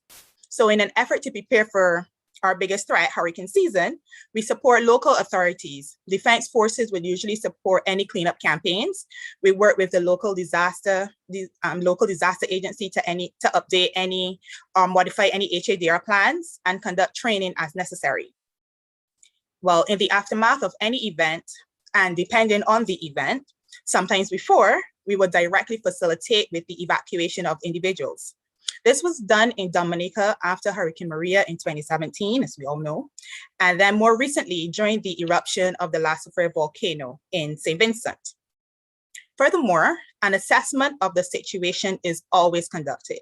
Yes, we will provide assistance to our affected brothers and sisters, but we need to determine how that assistance could be rendered. This not only ensures the safety of our deployed personnel, but the safety and protection of those being assisted. However, we know the best way to be prepared is to practice, practice, practice. So in that light, building capacity within the region is one of the best ways to ensure we have requisite individuals available should any island be impacted. This is facilitated through interagency collaboration and cooperation. In our instance, we have police and military training and working together. Sometimes the fire services and prison officials are also included, depending on the nature of the training, and that will seek to aid in any disaster response. Furthermore, sometimes these entities are able to coordinate and collaborate with the necessary civilian entities, because we have realized it is by working together that we are able to minimize the number of those affected by a disaster. Next slide. So, in an effort to successfully do this, the RSS engages in a number of activities. A lot more focus has been placed on training personnel in the member states to best equip them to handle any eventualities. This is predominantly done via tabletop exercises, simulations, as well as refresher trainings and seminars. This allows for the areas of concern to be highlighted and addressed by the headquarters and member states personnel prior to actual deployments. Interagency training is one of the most comprehensive strategies employed by the RSS headquarters, as this allows those individuals who will deploy together the opportunity to work and train together before they enter an impacted state or disaster situation. By understanding how various agencies and individuals work before an event, we are able to identify any discrepancies in abilities and resources, as well as anticipate any potential needs. So when we actually deploy, we deploy with confidence. Then in the immediate aftermath of any event, obviously at the request of a country's prime minister, because we have to get permission to enter a state, we will deploy troops to ensure the stability and security of that state. We deploy troops for security and to assist and safeguard the lives of the humanitarian actors, recognizing that injuries or death can also happen during or post-deployment. A comprehensive risk assessment is completed by the RSS headquarters.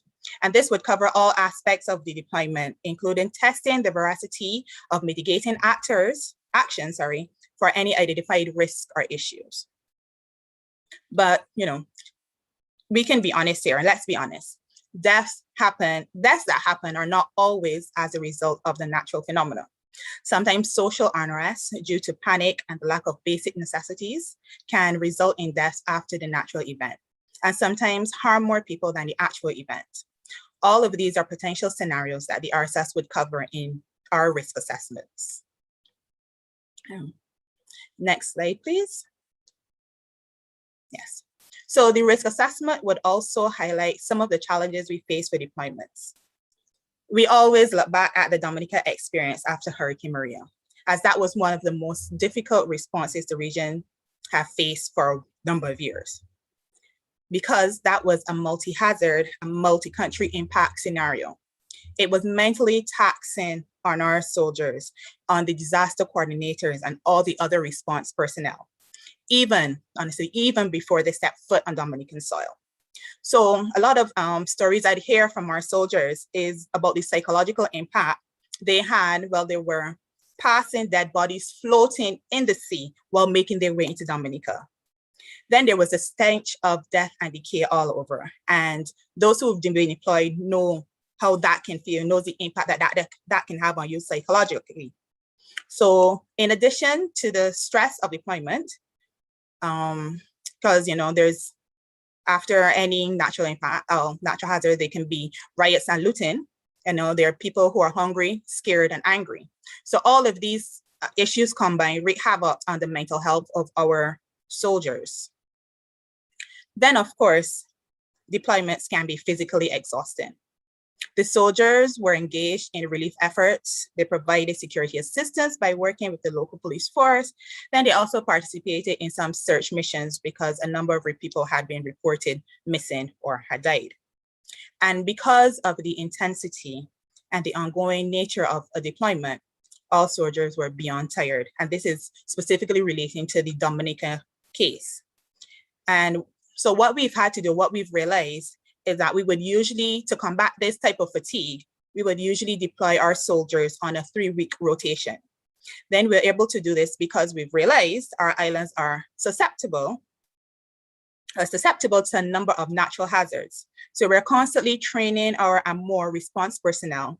So we will not usually have the same soldiers out on deployment for any significant amount of time. However, things do not always go as planned, and they may have to stay longer. So part of our officer support structure is we deploy a psychologist and a chaplain to offer psychosocial support. And then they're also offered time off to rest and recuperate when they get back home. Well, we also, some other challenges we face, and it was been stated earlier, there is lack of strategic movement within the region. So to deploy our soldiers, sometimes we would have to depend on the Coast Guards, and we utilize the RSS plane, but those means of transportation could only facilitate a certain number of individuals. So when we have mass deployments or multi-island impacts, that coordination and working with what we have can be tricky because then the region lacks some strategic resources for this. But time is running out. I've gotten my prompt, but I can go on and on. But before I go, I just wanted to take a minute to respond to Dr. Badri Maharaj's earlier comments and note that while the RSS is only the 7-nation alliance, the majority of our Caribbean countries are signatories to the CARICOM Treaty on Security Assistance. So under that, the RSS can coordinate with the militaries of Trinidad and Tobago, Guyana, and Jamaica. And furthermore, quickly before I go, because of the SEDIMA-created CARICOM Disaster Relief Unit, the CDRU, which is a humanitarian response team made up of uniformed personnel. So in that unit, we have military, we have fire, and we have police. So they deploy, must say that they deploy without weapons as their humanitarian team. The RSS has direct responsibility for engaging with the militaries and police forces of those specific islands, but we also work with uniformed personnel from Suriname, Belize, and the Bahamas. And to note, we were also part of the security effort in the Bahamas after Hurricane Dorian. Okay, well, received my prompt, and thank you for indulging me, and thank you for your attention. And I'm here to answer any questions at the end of the session. Thank you. Keisha, thanks so much. I really liked it. I can see, both how the RSS is on the one hand coordinating a high number of different countries, interacting with additional countries, but on the other hand, also having different types of response forces that they coordinate with each other, like police, like the military. That is really kind of a best practice to learn from, also if you look into different parts and different organizations. So thanks a lot for that. And I can guarantee you that your professor is definitely very, very proud now. Thanks. I see you. Yeah, Nibedita. Great. It was a pleasure. Thanks so much. From Keisha, I wanted to hand over now to Major René Sabelsberg. René, are you? I can see you already. Let me try to get your presentation online. Yeah, that will be a challenge. Eh? That will be for sure. Let me see.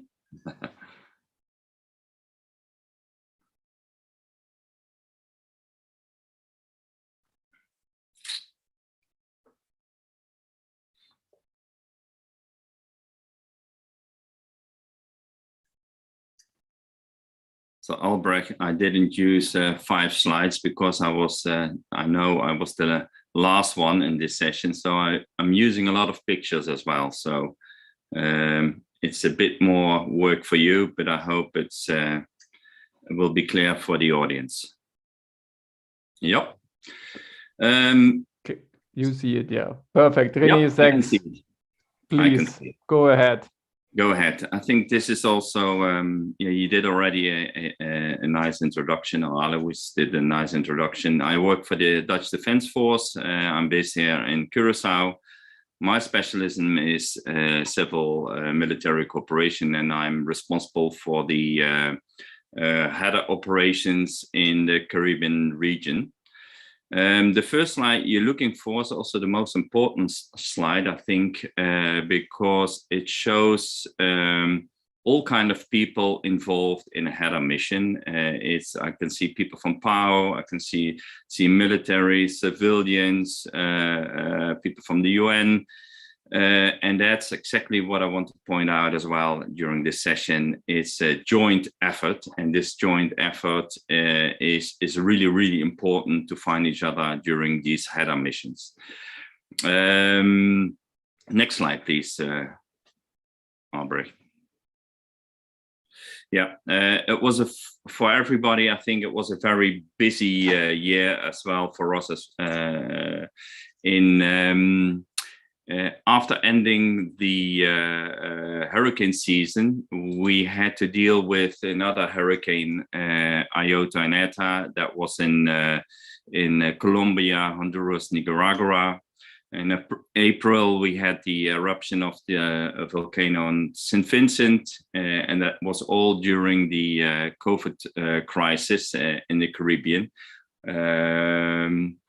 And it was very difficult for human aid workers to work in these crises. Next slide, please, because I wanted to point out this is the slide where we are looking for. It's an intensive slide. It's a slide of the earthquake in Haiti, where that was happened on the 14th of August this year, and was after the earthquake hit. There was also like a major tropical storm where 2,000 to say 250 people passed away.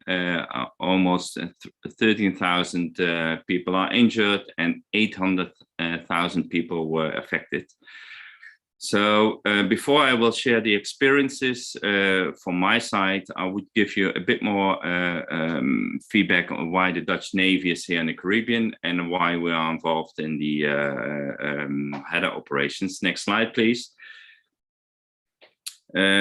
We are part of the kingdom. The Netherlands is in Europe, but we have like 6 islands within the kingdom. And to make it a bit more difficult, there are 3 autonomous countries and 3 special townships, and they all have their own crisis organizations and structures, which makes it for us very difficult to work with, but that's the case we have to deal with. Besides that, we have a lot of crisis organizations within the regions where we also have to work with. Next slide, please. The main tasking is for us is simple. We have to protect the territory of the Dutch kingdom.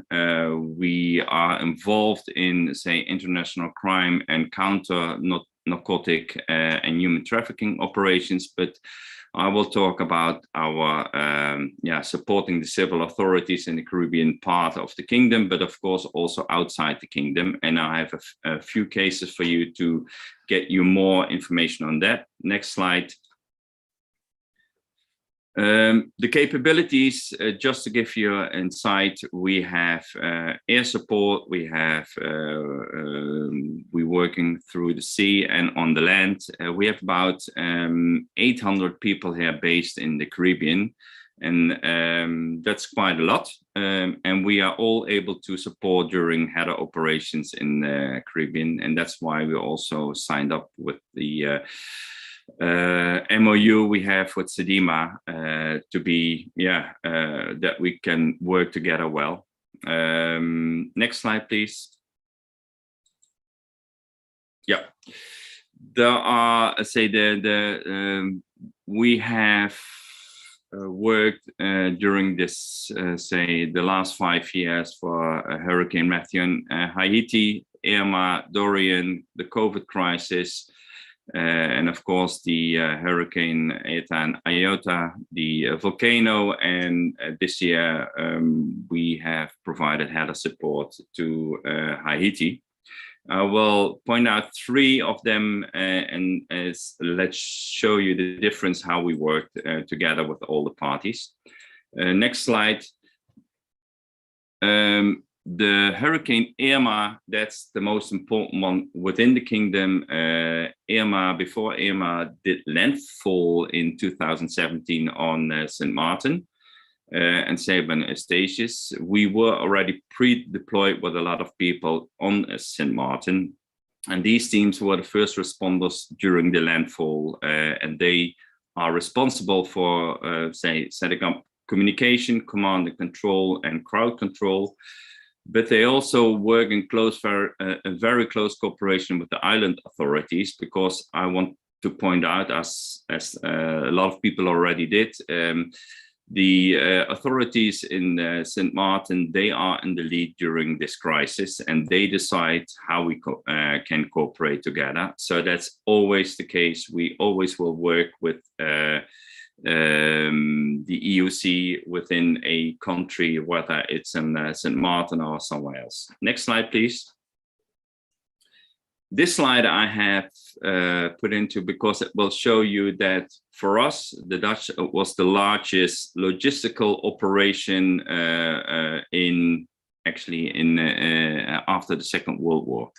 So there were a lot of assets sent to St. Martin and to help, and it took months. Next slide, please. Just a few takeaways for everybody. What was important for us is that the pre-deployment in a header mission is very valuable, because you really can save lives if you have the right teams pre-deployed, and they can do their work right after when a hurricane hits an island. As I told, the header operation is always a civilian operation. That's why for us it's, and you will see that on different slides, the request for assistance is for us the most important thing. We need to have the paper trail organized up front, because otherwise we don't have any mandate, and we're not able to support whether within the kingdom itself or outside the kingdom. So that's key, to have all the paperwork up front in place, and that's why the relation with the UN, UNOCHA and SEDIMA and all the islands where we work together, that say upfront, is that we have the right connection and the right people who are able to sign those documents. We have learned that during the CIFMIL disaster risk management trainings, that we get to know each other well. And once we are able to work together, we will meet in different kind of places, and it will speed up the cooperation once you are sure and that you can trust people you work with, and it's vice versa. They also trust us. So then you can do very quickly your the support and set up the organization right. Next slide, please. Hurricane Dorian, I would like to discuss that as well, because the Hurricane Dorian is in the header operation on the Bahamas, and that was outside the kingdom. We haven't been pre-deployed, but we could only support the Bahamas once we have received a request for assistance by SEDIMA. They supported us to get that permission. And once it was granted, we went with 2 ships with about 550 people and equipment, heavy equipment, to Abaco, and we supported the people from Abaco. Please, next slide. Yep. Well, next slide, please, because that's the most important thing. It's not only the Netherlands that and the Dutch military who is involved in these kinds of operation. In this infographic, you see that the Netherlands has giving support in a European context. The people from the military from the UK were involved, other NATO partners like Canada and of course the United States, but also other CARICOM members as Jamaica and Trinidad were involved in these HADA operations. There's a lot of airlift equipment what was used and larger ships. It just gives you a right context how much people military is involved in the early phase of this HADA mission. Next slide, please.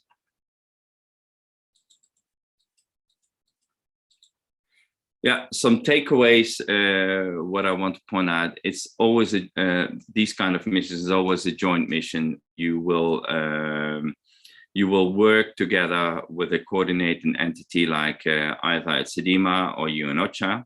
And for us as the Dutch military, it's very important that we can use a one-stop shop. I call it like CEDIMA, UNOCHA to organize the official request, because for us it will save a lot of time.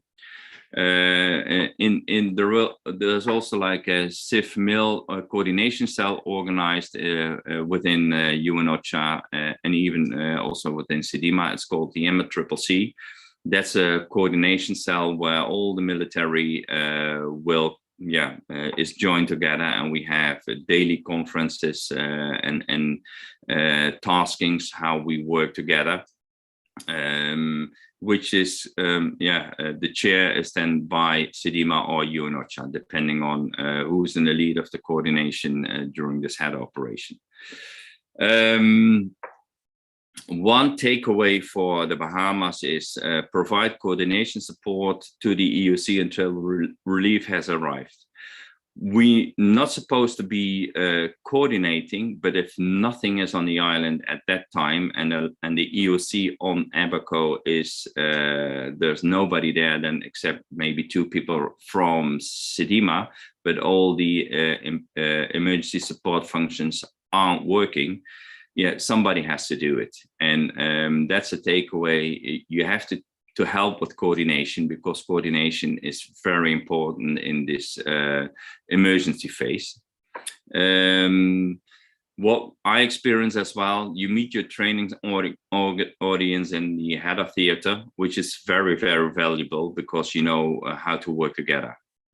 The last thing is a bit tricky, but I still would like to mention it because stick to your HADA support and neglect orders that don't come from the EOC. That was particular when people ask us to evacuate people, and that were Haitians from Abaco, and it wasn't really evacuating. We had the feeling that it was more like deporting them to another area where they could send back to Haiti. And we thought, okay, that's not in our mandate. So we didn't do it. And we stick to the EOC taskings. But these kind of questions were asked, and you have to be very, very, open and keen how you are working together with the authorities. Next slide, please. The last HADA operation we did was this year in Haiti, the earthquake in Haiti. To be honest, it was the most tricky one and difficult one as well, because we were operating in a very unsafe environment, which was very challenging for us as well. But for the humanitarian aid workers, it was almost unworkable. And that's said by me in person, because I experienced that a lot of, next slide, please. There were a lot of people in the humanitarian workers that were really feeling unsafe, because the country, it's predominated by local gangs, which makes it very difficult to coordinate logistical transport or travels from A to B. And it's the first time that we actually were, that we had, say, our own protection, but it was more used for, the protection was more also used that the people from the EU CPT felt safe as well. Even the people from the Haitian authorities were feeling unsafe in this environment, which makes the work very, very difficult. And so also the organization of the request for assistance is very important to have that, because then you can save lives. How if we got the mandate to support the people, the earlier the better. Making a risk assessment and an extraction plan, I put it in here as well, because not every humanitarian organization was aware of the that it was unsafe, and I found out they didn't have any extraction plan of if something happened with them, how we could help them. Because Port-au-Prince is a very insecure environment for aid workers. There are a lot of kidnappings, more than 2,000 this year. So if you work there as an aid worker, you should be aware how you, what the extraction plan is. But what I have experienced, that was not always the case. Timing your header operation with other stakeholders is very important. We were only there for 14 days, but the American soldier, say Defense Force was also for 14 days there, and then everybody left. And we left the humanitarian aid workers behind. And at that time, the gangs popped up again, and there were more people were taking hostage. So it's better maybe for next time to plan when somebody's leaving, that we're not all together at the same time in the same phase. Maybe we should think better. That's my takeaway for Haiti.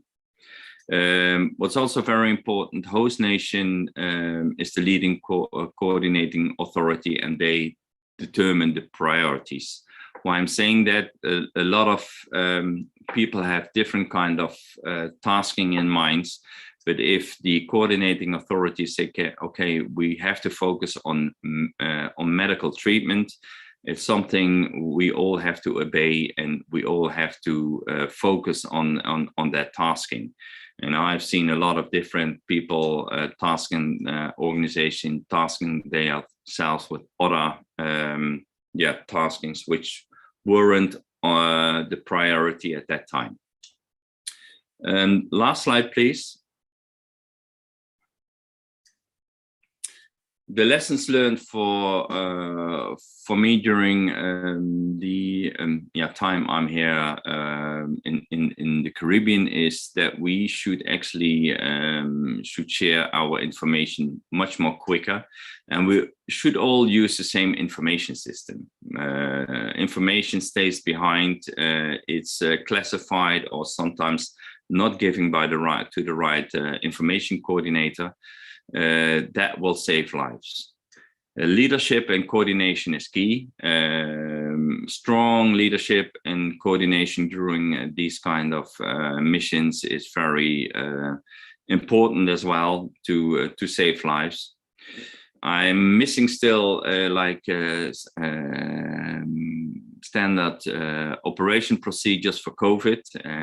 There's a lot of different procedures in the region. Not every island is as well prepared and resilient than most of, if they have more budget, people are trained better, and you can see that once the people are, once it's hit by a major hurricane, you see not every island has the same resilience and preparedness. I would like to see more CIF-MIL training moments with SEDIMA or with smaller islands, and create tabletop exercises or field exercises just to be aware what the procedures are and who is who in the zoo, because that's very important. It will save time and effort, and it will save death as well if you know with who you're working.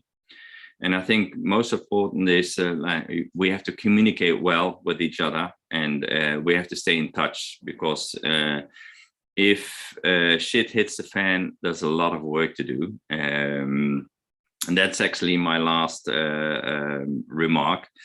Last slide is the question slide. Let me know if you have any questions, and I would be more than happy to inform you. Albrecht, that was it from my side. René, thanks so much.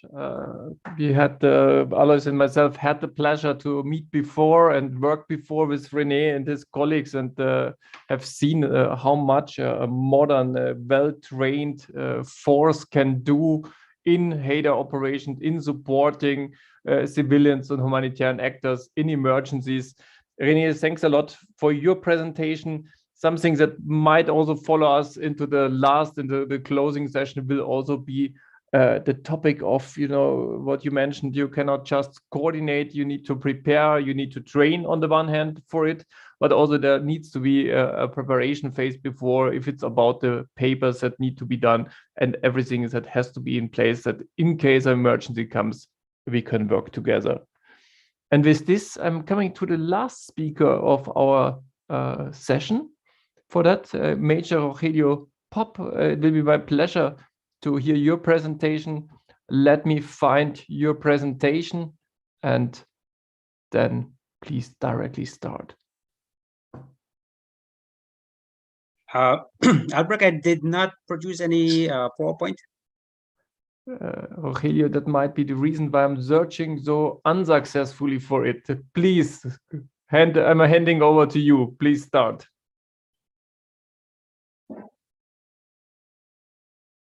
Pleasant good afternoon from Belize. Good evening, probably to some other parts of the world, but most importantly, season's greetings in advance, I believe, is in order. And I believe that my presentation is a case of saving the best for last.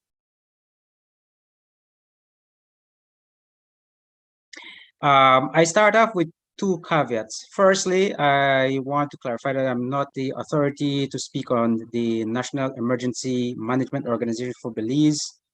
And two, Belize has very limited participation in actual humanitarian response operations due to two reasons, primarily because of our location and proximity in relation to other Caribbean nations, and two, due to our very limited capabilities in all domains, those being land, air, and water. So what we intend to do this afternoon is basically share my perspectives on how we, as the small military within Belize, infuse with our NEMO Belize structure and planning for execution of any response within country. At the national level, I want to start off by saying that the NEMO is comprised of the entire Belize government cabinet, the NEMO Secretariat, the operational committees, of which there are 13. There are prominent members, which I will highlight a little bit more in detail forward.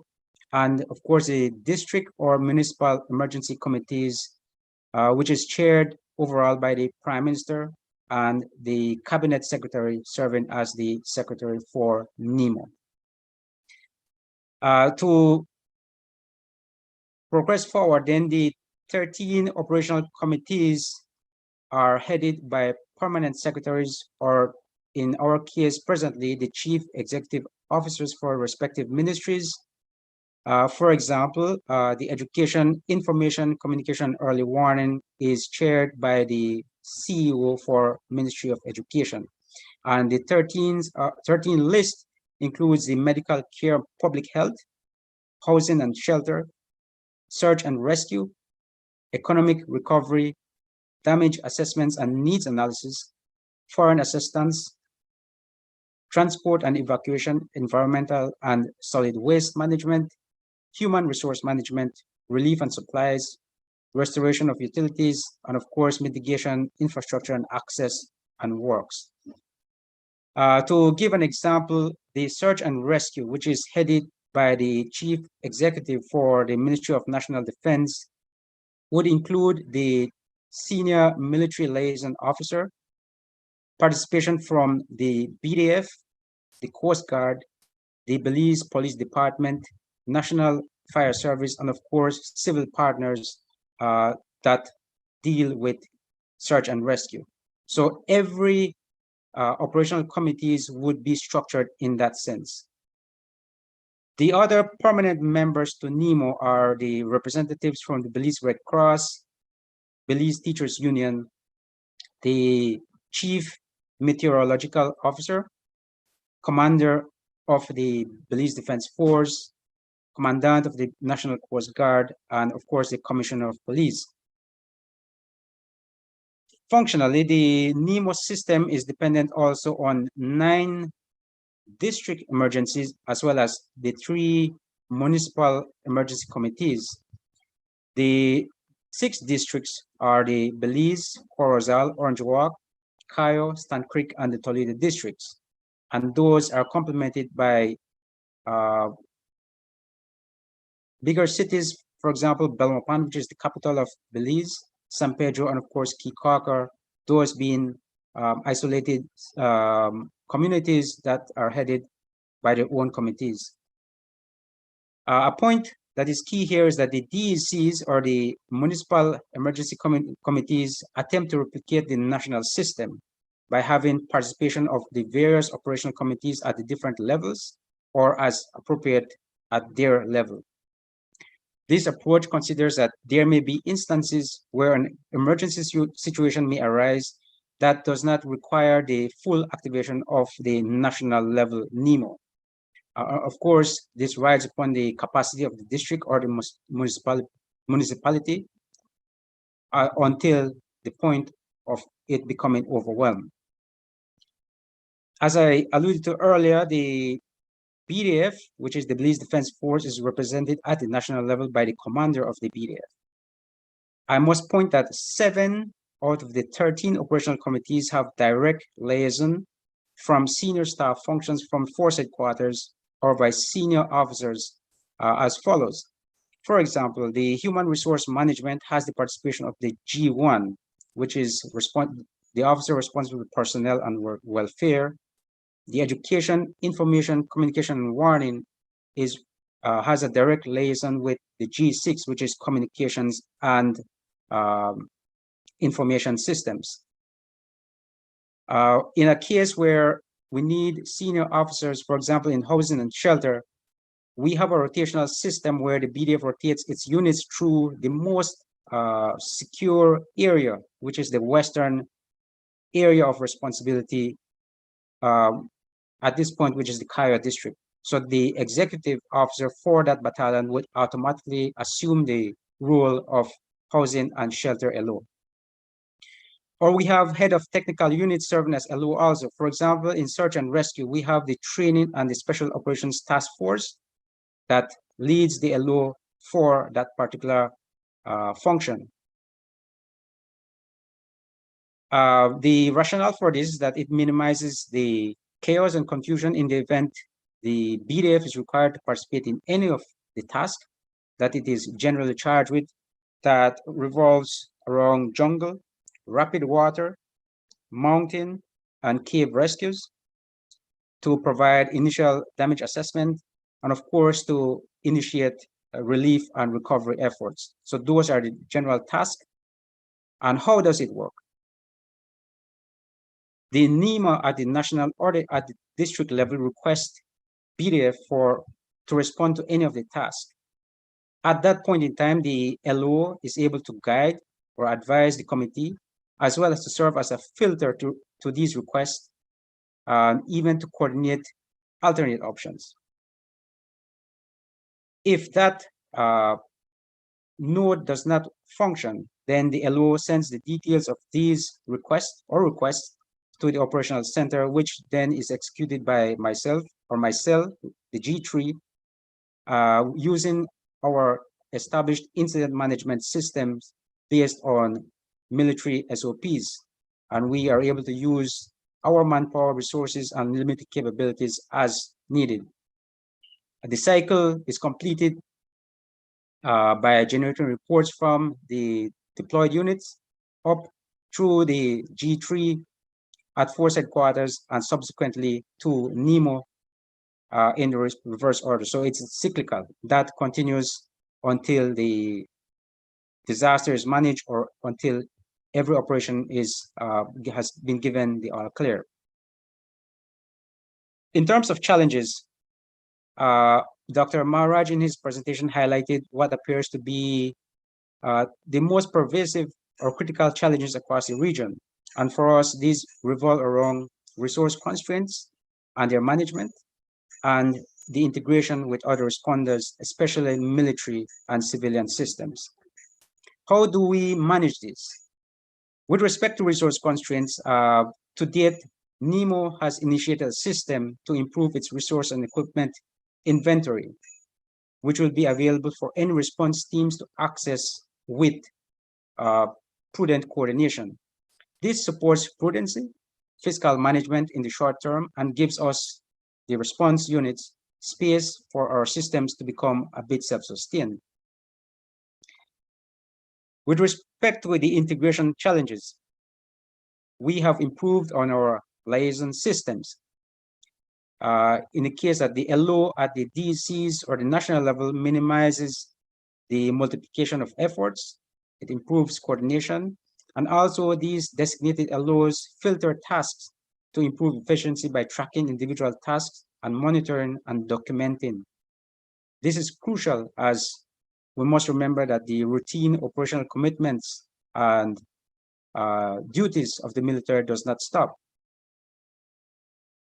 That consideration is in line with what Mr. Hirsch Mughal mentioned that is crucial to consider or even ask before committing military capabilities, and those revolve around resources. Is the military well trained in that area? How long are they capable of deployment or to sustain a particular operation? So those are in line with it.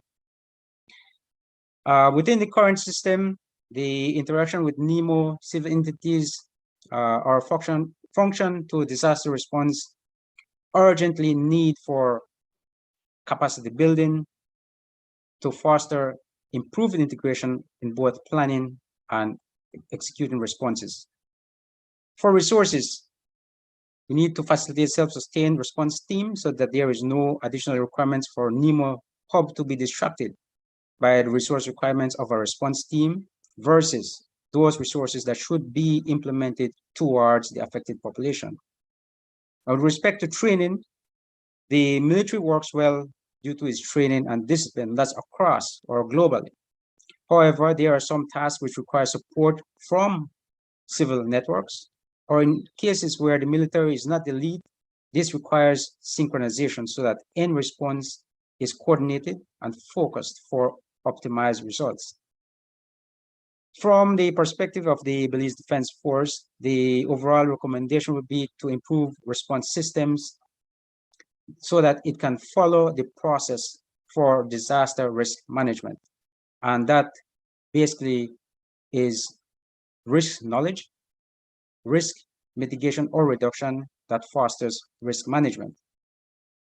Currently for Belize, the information is abundant on the risk, the threats, and of course, we are aware of the related vulnerabilities that our communities or society exist in within given sections or areas of Belize's landscape.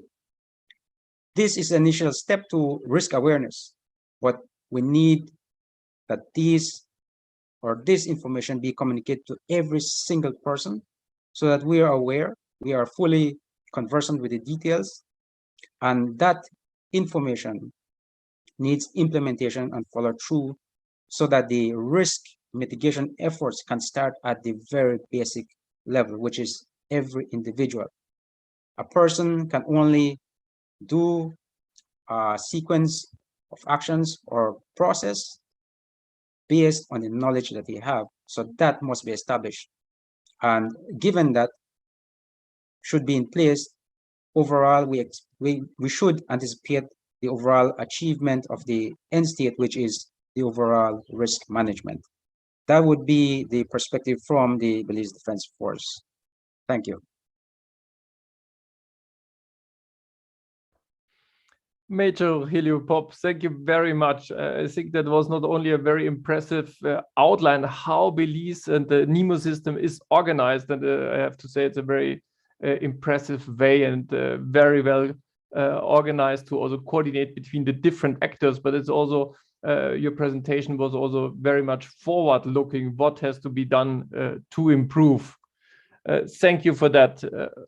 As we're coming to the close of our session, I want to start with questions, and the first one I got here is to René Savelsberg.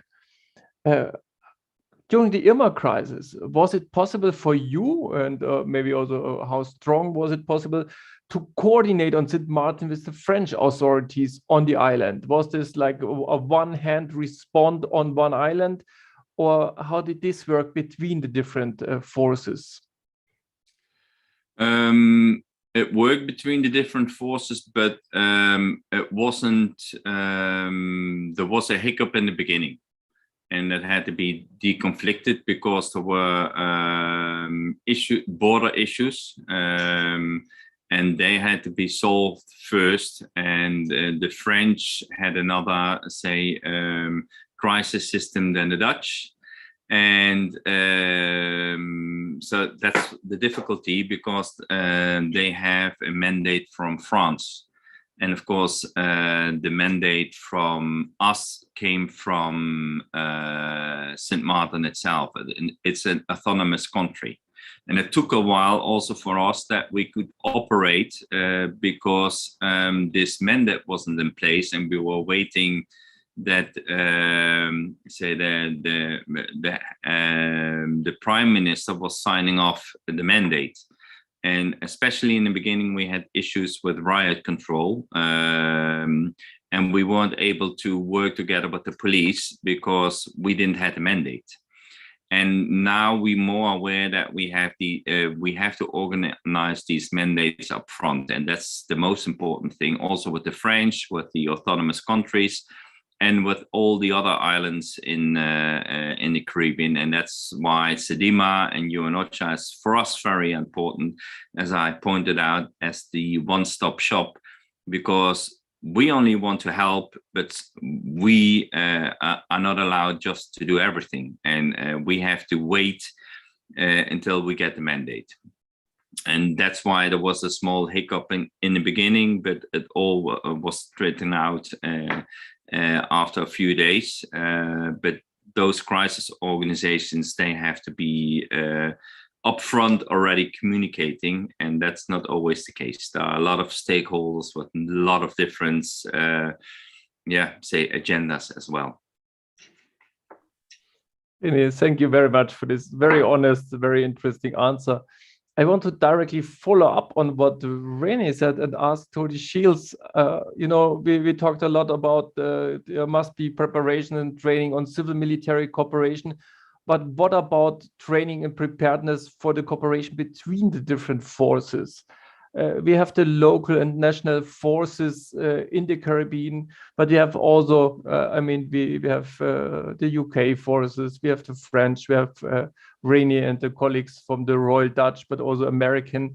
Is there something working in the field of preparedness in this field? Is there something coming along, or is there still room for improvement? There's always room for improvement. I think just the last 2 years, we've been traveling less, doing less overseas. But I think in our warfighting role, we work very closely with NATO partners. So we already have quite a strong network with the Dutch, the Germans, the French, the Americans. less so with some of the defence forces across the Caribbean. It was asked about today. However, there is a permanent forward presence. For us, it's the Atlantic Task Patrol North, and so there's a permanent British Navy presence forward, and that has engineers and infantry on shore, and they're stopping off at US locations and islands across the nation, and they're constantly trying to just rebuild the network. But across partners, the Dutch, the French, I think the network is good. I think it's one of politics rather than military cooperation. Military people have a strong network. We'll get on and do what needs to be done. It's in a disaster relief operation, that it will always have civil political primacy. We will always only ever do what is requested of us, and we will always coordinate, especially outside of different governments. We'll always coordinate through host nation government. But there's back channels, and we will always coordinate with the network we have. Tony, thanks so much. Can I ask next Alois? He has a good question. Please, Alois. Yeah, my question would be, how much are you trained? I'm sure you're trained, but I'm not sure how much is it done with the different organizations in the Caribbean on host nation support? Because you mentioned, for instance, it's very much important to be prepared in advance, especially also the paperwork, I think. Otherwise, you're stuck, for instance, at the border because you can't enter. Some of the documents might not be the right one which they want to have. So how much are you trained in host nation support, like we in Europe are using the host nation support guidelines of the European Union or of NATO, for instance? So I'm sure you have something in place. I'm not sure who would like to be the first, Tony or Renee or the others. It's good to answer that, because I'm aware it's not a lack of training, but we are at this moment also teaming up for the exercise Trade Winds. Although there is this time not a header track with the UK and Canada, we have decided to do a header track in Belize and Mexico as well, to roll out our own operation standards and to test them. And we can combine that with the other trainings as well. So for us, it's really, really important to test those standard operating procedures with the NATO allied partners, and a platform like Trade Winds would be supporting that. So for us, it's a very important moment to work together with other island authorities as well, and other countries that will join Trade Winds as well. Yeah. Renee, thanks. I think from my perspective, the other great opportunity that we recognize is the disaster relief and exchange exercises, which that's our constant touch points, and a really good way to keep the network alive. I do think when there's a genuine crisis and there's an imperative and a need, I think a lot of the frictions and bureaucracy fall away. I think generally crisis responders will get through that quite quickly. Fully agree. I think it's absolute key, this common training in any way, exercising. Major Rogelio, please. Right. I just wanted to comment on that host nation support aspect of it. It's relevant for us at this time because the Trade Winds 2022 will be hosted by us, Belize, jointly with Mexico. So then the question it means refer to how trained are we, or is it there a lack of training or something like that? As Renee would have mentioned, it's not so much a lack of training. The military on its own, at least our small defense force in Belize, is well trained in terms of the requirements, what we are expected to do as the host nation. I think for us, the challenge will be the integration of all the other important elements, which would be immigration, customs, border protection, all of those entities, those are civil entities, integrating them into the plan is a challenge. But it is, as it is, the Defense Force is working well. We will see how it plays out in May of 2022. I'm sure it will be a very interesting one. Can I ask now, I have a question from Nivedita. Nivedita, do you mind to come in, please? Thank you, Albrecht. I just want to ask a question to Keisha, and this is a kind of a follow-on question from Tony. So I think, Keisha, what is RSS's experience? So number one, is there a political will and political support to the RSS for the kind of work that RSS does? And number two is a kind of, again, a follow-on from Tony's comment is, Tony said that the MOD has a good network with the French, the Dutch, and maybe also the American. Tony, correct me if I've got the last defense forces name correct. So does RSS has any sort of networking with this external defense forces for disaster response and recovery? Thank you. So I'll answer your second question first, to which the short answer is yes, especially with our air wing. So we work closely with CFAT-F.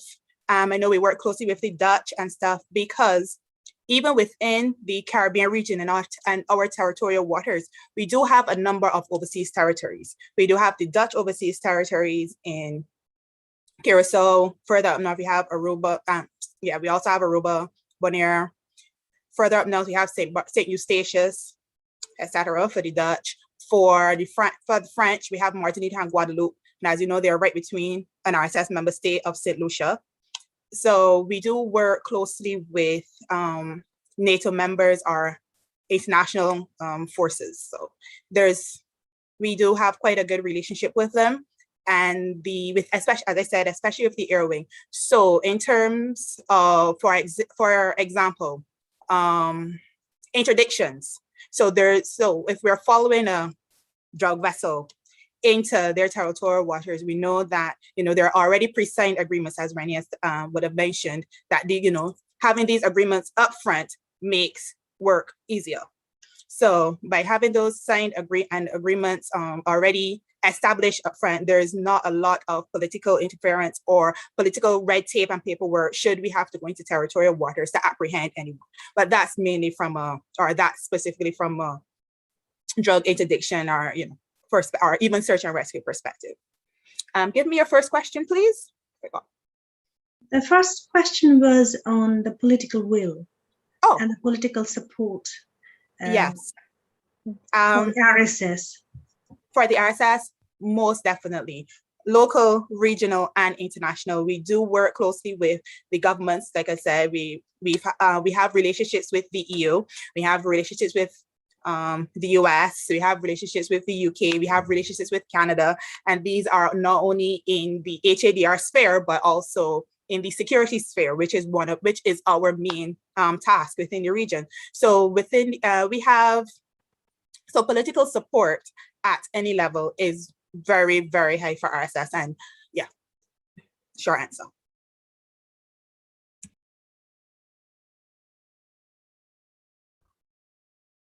Thanks so much. I want to ask Alois. He has a remark for us. Please, Alois. Thank you very much, Albrecht. Only two short remarks. I think the symposium is already a success, as Renee and Rogelio already started discussing the next exercise. So networking is already done, and that's good. The second remark is, I have mentioned this exercise in the Caribbean in 2019 for the European Union, and I must say it was the first time that EU teams, not only the civil protection team, but also the modules and other search capacities, for instance, were in the Caribbean, and it was the first time for us to see what problems will be there to be deployed in this climate, which nobody of us was aware of at the beginning, so to say. We had to make more breaks and so on and so forth in between. But we also saw, for instance, the problematic to have so many islands and how to reach them, because you don't have enough planes to be transported. So it was a real logistic problem. And I think, and we heard that from the European Union, they were really happy that we did these exercises in the region. And also all of us, I think, learned a lot. Thank you very much, Albrecht. Alois, great, thanks to you. I have another intervention that comes from Sanjay. But please, the floor is yours.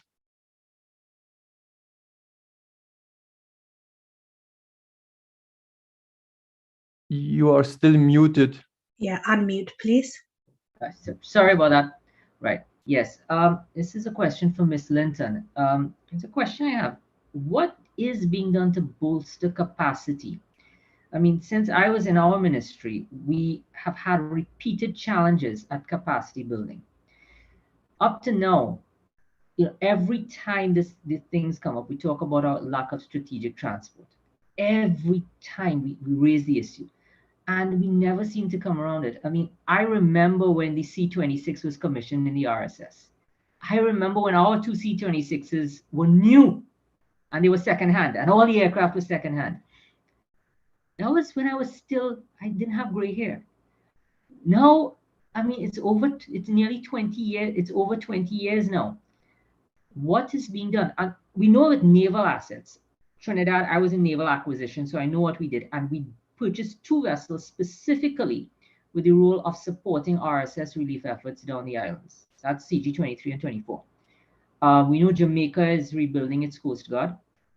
And we know the Bahamas has done a lot for its own purposes with with their own landing craft and their containerizing. But what else is being done to bolster capacity? Because the same challenges we faced when, every time we have an issue, we're heavily dependent on external support, and excessively so sometimes. So what might be done in this regard? Sanjay, you put me in a precarious position now, because those are discussions that are held, and I can be frank, way above my head. But I can say there are discussions that are being held, and we all know that with the economies of the region, we have what we have. So sometimes it is, we have to make do with what we have, and depend on assistance from external supporters, from bigger countries, from bigger militaries. And those are very delicate discussions that need to be had and are being had. So it is not from my perspective, it is not a position where the region does not want to. It is a position that we are unable to, because honestly, if we do have something that works and we need funds that diverted to go to a more important situation, we know that happens. And then on top of that, is a issue throughout the lot of Caribbean, maintenance of the assets that we actually have to continue to utilize them. So, a Coast Guard may have a boat and it's working today, it's working this year, next year, because of, once again, the economic stance or the economic issues within our member states. One part may cost $10,000 to $20,000.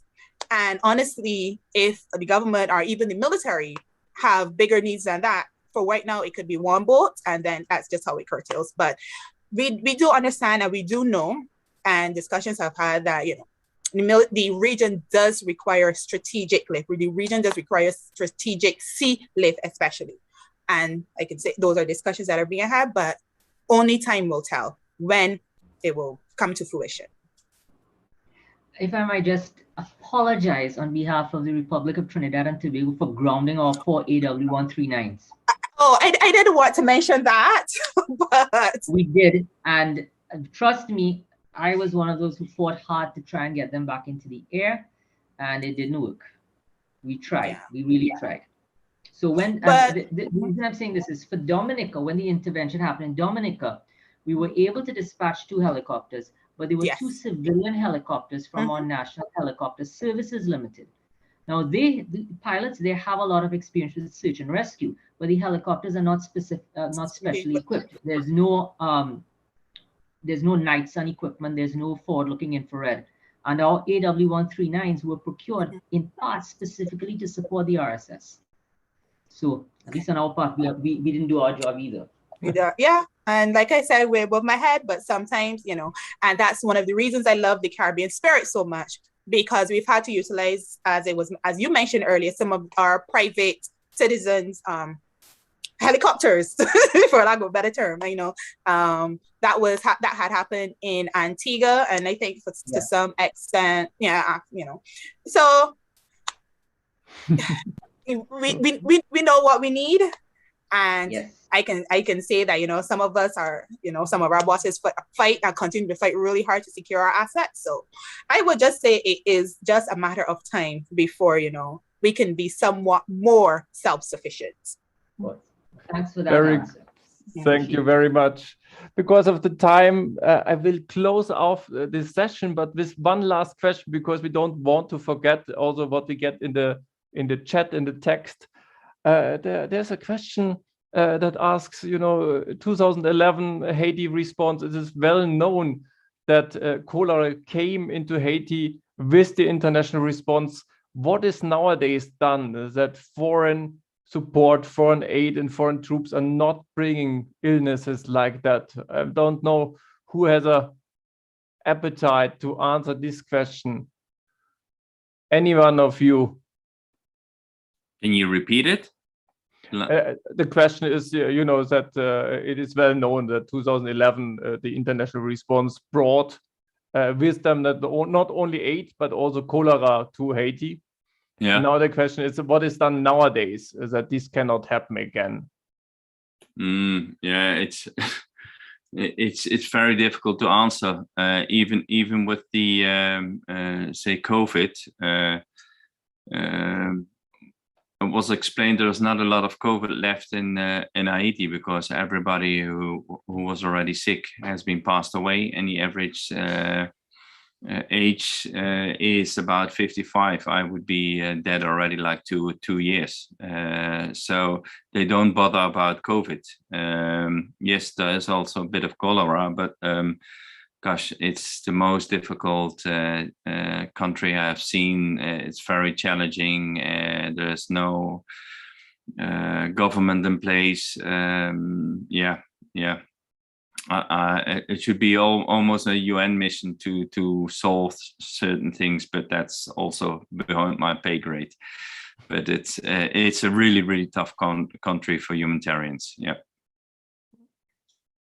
That's the only thing I can say. Too much problems. No. Yeah.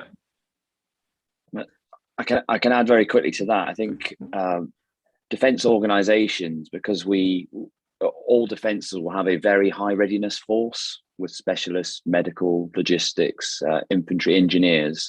But to be a very high readiness organization, we go through a lot of force preparedness, and that means, you know, vaccinations, minimizing risk, and then in our principles for any operation, not just disaster relief, there is a force protection of our people, making sure that we can protect ourselves, and that's taken very seriously. And there's also a do no harm principle, so that if there is any intervention, there is a need to go in, that we are prepared and we operate in a way that we are self-sufficient and we do no harm. We don't burden the emergency services or the host nation in any way. That's the only reassurance I could give.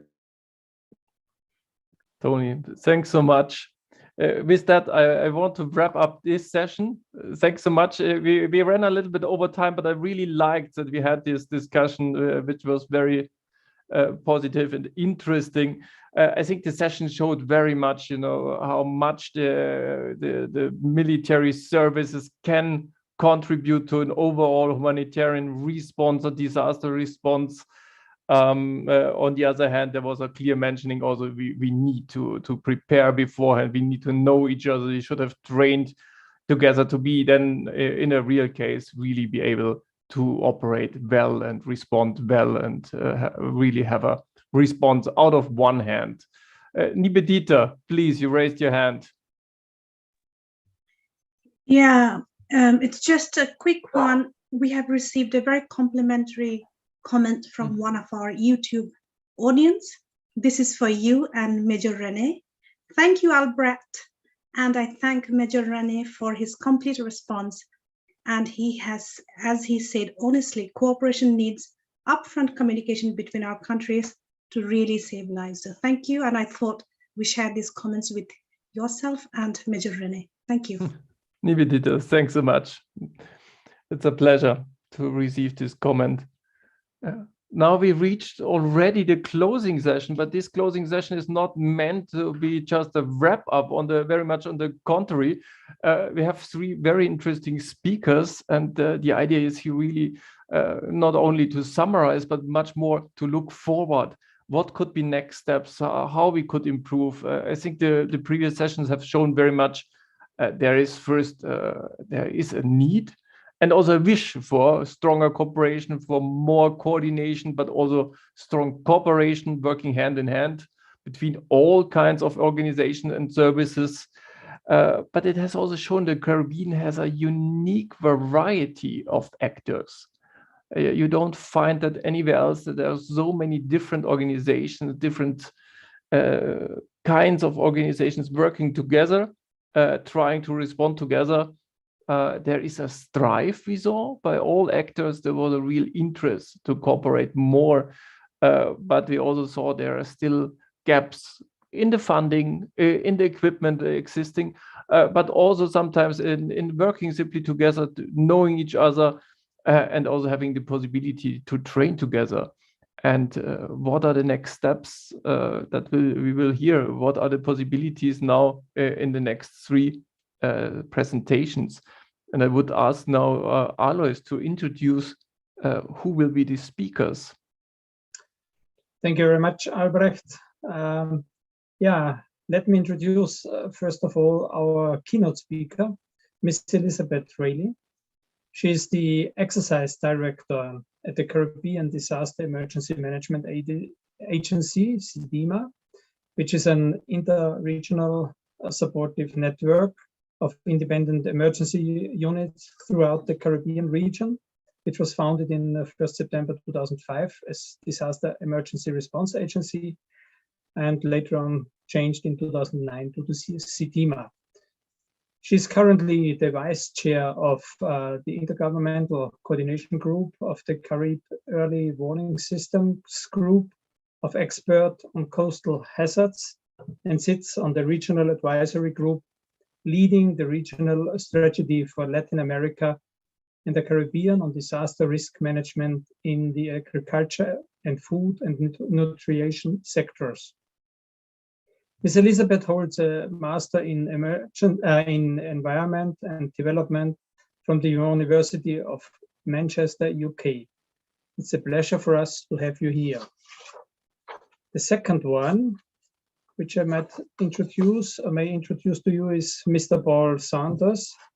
He is the Operations Officer, Environmental Sustainability, in the Environmental Sustainability Unit of the Caribbean Development Bank, CDB. At the bank, he is accountable for mainstreaming environmental sustainability concerns throughout the bank's operations, supervision of institutional and regulatory aspects of environmental sustainability on all assigned projects, including management of CDB's emergency response portfolios. Mr. Sanders is a disaster risk management environmental sustainability professional and holds a Bachelor in Geology and a Master in Natural Resources Management from University of West Indies in Jamaica. Thank you also for being with us in this symposium. And now I hand over to Nivedita to introduce Mr. Roland Jackson. Thank you. Thank you, Aloy. And for our concluding session, our speaker is Mr. Ronald Jackson. Mr. Ronald Jackson is currently the head of Disaster Risk Reduction and Recovery Team for the Building Resilience in the United Nations Development Programme in Geneva. He is a member of Crisis Bureau Senior Management Team and the GPN Management Team. Before joining UNDP, Mr. Jackson was the Executive Director of the Caribbean Disaster Emergency Management Agency, CIDEMA, and Director General of the Office of Disaster Preparedness and Emergency Management in Jamaica.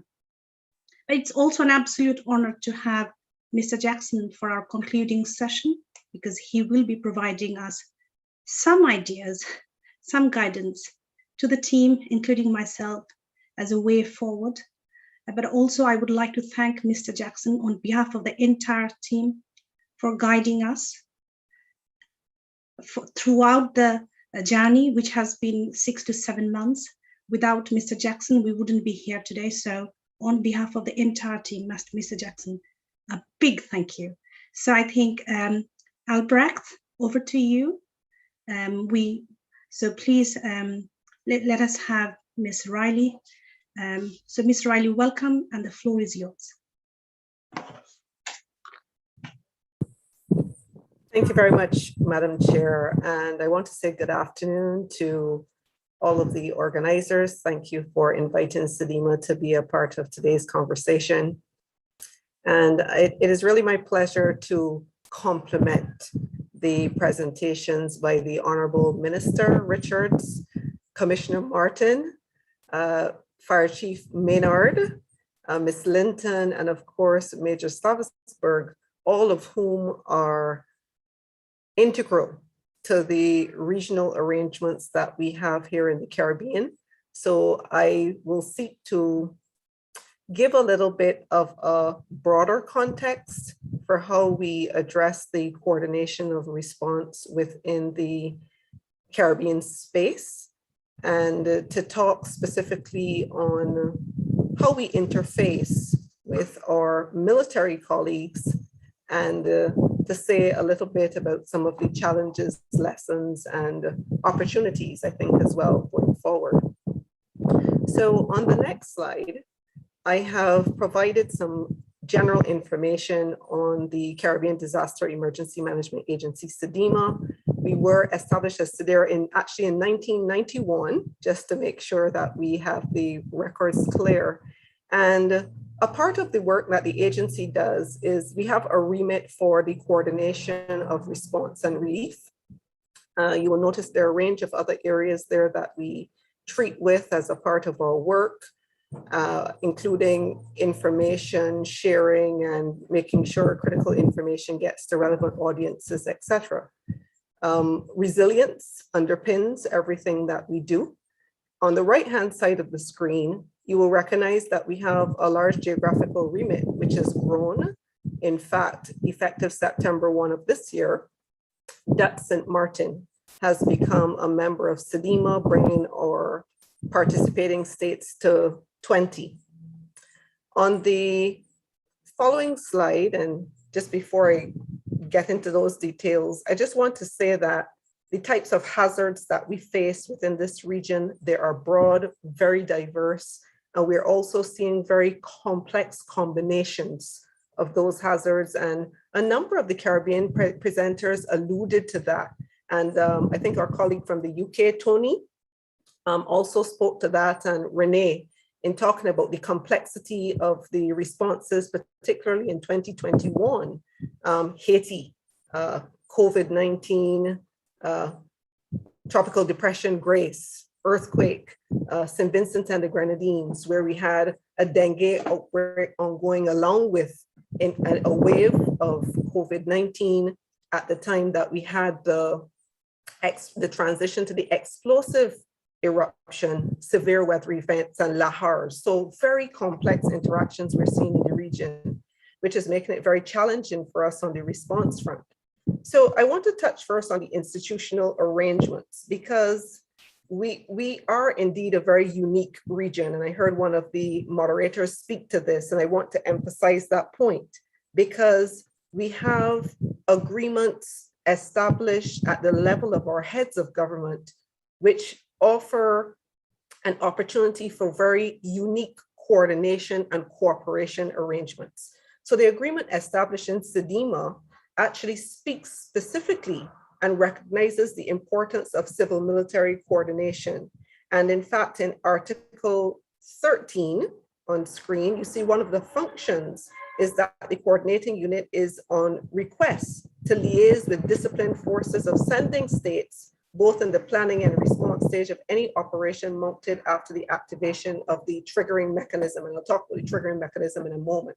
So civil military coordination is explicitly spoken to in our arrangement, and there are certain privileges and immunities which are granted under that arrangement, which make the horizontal cooperation amongst our states that much easier. Ms. Linton spoke about the arrangements governing the RSS and the security forces. So those are there, the Treaty on the Security Assistance, the treaty establishing the regional security system. But I also wanted to mention the agreement establishing the CARICOM Regional Implementation Agency for Crime and Security, because we have an arrangement in the region where we very much recognize the integral relationship between disaster risk issues and security issues. And we have spaces created under CARICOM impacts, which allow us to bring together for conversations the fire chiefs of the region. It allows us to speak also with our commissioners of police. And in fact, we had an interface just last week.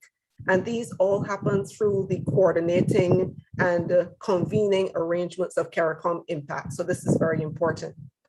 So on the next slide, I want to just explain what happens in our regional response mechanism. And this is an arrangement where we, in essence, support any impacted state on request by drawing on resources through horizontal cooperation from other SEDIMA participating states, but also through partnerships. And those partnerships come both from the international community, UN agencies, other international agencies, non-governmental organizations, and importantly, the private sector as well. So on the left-hand side of the diagram, we explain the governance arrangements which hold this coordination mechanism together. So national disaster plans speak to the regional coordination plans. We have a platform where we coordinate with our development partners and technical agencies called the Caribbean Development Partner Group. And all of these arrangements are held together through memoranda of understanding, standard operating procedures, and various agreements. At the core of the system, we have what is called our Regional Coordination Center, which is located in Barbados. But it's also a virtual space, because in COVID times, we have in fact been coordinating, and even before COVID times, remotely. We have sub-regional focal point countries to assist us with more efficient response geographically. And on the right-hand side, you see we have a suite of surge support arrangements through our regional response teams. Ms. Linton mentioned the CARICOM Disaster Relief Unit, which I'll touch on again a little further down in the presentation. But the point is that we can tap into a diverse set of skill sets across our countries and partner institutions to bring about effective coordination response. So on the next slide, I do want to touch specifically on the MNCCC. And this was spoken to by Rene in his presentation. And this multinational civil military coordination arrangement is a part of the regional response mechanism. And it's the focal point within the regional response mechanism for coordinating our partner nations' military response to any state that's been impacted. Now, you would recognize it's a specialized group. It provides expert advice and support to our regional coordination center in areas of security, logistics, engineering, transport, emergency communications. And in addition, it facilitates the coordination and deconflicting of air, land, and sea assets. There's also support through logistics for relief supply management, and in fact, even through the supply of relief items themselves. And there's a security component that is brought to bear, as well as emergency communications and ops. There's 5 partner nations who participate: the United States of America through US Southern Command. We have the UK military. We have also the Canadian Armed Forces, the military of our Dutch colleagues who Renee was representing today, and of course the French military through the installation in Martinique. And there's a lead coordinating entity which has specific responsibilities as outlined in the standard operating procedures. Right now it's Canada, but that is a rotational arrangement as well. And we have had very positive experiences working with our colleagues from the partner nations, most recently, as you heard, in Haiti, but we've also had tremendous support being brought to bear in a number of the other major responses in the region. So if you look on the next slide, we speak to the slide after that, please. I went through thank you very much. The other thing that we work together with our military on is training, exercises. SEDIMA also plays a role of resource mobilization. So all of those surge deployment teams that are put into theater, we work with our partners, including the Caribbean Development Bank, and Mr. Saunders is here representing the CDB, but also some of our other development partners. Right now we have a substantive arrangement with the UK Foreign and Commonwealth Development Office for providing financial support for our deployment, which, as you know, can be costly.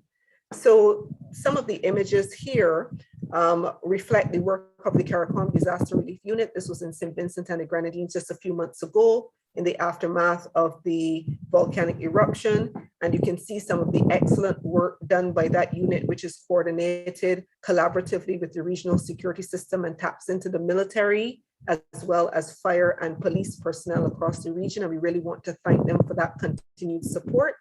And there was a relief hub, logistics hub set up at the Arnasville Airport in St. Vincent, where we were able to alleviate the pressure on the port with respect to the reception of relief items and facilitate and support the government in the distribution of relief items. So if we look on the next slide, I just want to touch now on some of the challenges as well as the opportunities. So I think that it was mentioned earlier, and certainly what we know that all climate parameters are changing in the Caribbean region. This has been confirmed by the State of Caribbean Climate Report of 2020 and reinforced by the chapter which has recently been released this year by the IPCC as a component of the 6th report. And we are seeing this in the Caribbean. And we have a diversity of other hazards, as you know, and the climate change is significant. It is going to continue to be significant from all the signals that we have seen. And what we have very much realized is that security has to be treated as a very critical part of the response efforts in the region because of the intensity of the events we're seeing, also the extent of the damage and losses that we're seeing, the type of social and economic disruption to lives and livelihoods. And Ms. Linton in her presentation spoke to the fact that the social unrest is becoming a common feature of the events in the region. But what is also a very common feature is that the duration of the interventions from the regional system, we're seeing those being extended. In years gone by, we spoke about 2-week or 3-week surge support deployments to participating states. Now we've had instances where we've had to be on the ground for as long as 10 weeks, 12 weeks, providing support because the countries have asked us to stay on. So everything is changing and we do have to change with it. We're also seeing that there are a lot of requests for additional surge support to bolster the existing national level resources. We've seen it with respect to fire services as well as police services in the region. And we work closely with the RSS, including sometimes on the resource mobilization to assist with that. And we've done that for St. Vincent and the Grenadines, work with RSS also in the Bahamas and other places as well. I think another a key issue that we have to keep an eye on is the whole institutionalization of resilience, because resilience is an important conversation for our responders, since there's the expectation that our responders will be available to deliver the services when required at the time that it is needed. And what we have seen in a number of our territories is that we are having, for example, infrastructure related to critical entities like police, fire, being significantly impacted in the aftermath of events. And this, of course, is a concern. Psychosocial components, Ms. Linton spoke to that, and I really want to congratulate the RSS on the brilliant work that they have done to integrate those considerations. So let's talk about some of the opportunities on the right in the green, which is where I think we really want to focus. We are seeing significant investment by our regional militaries on HADR capacity.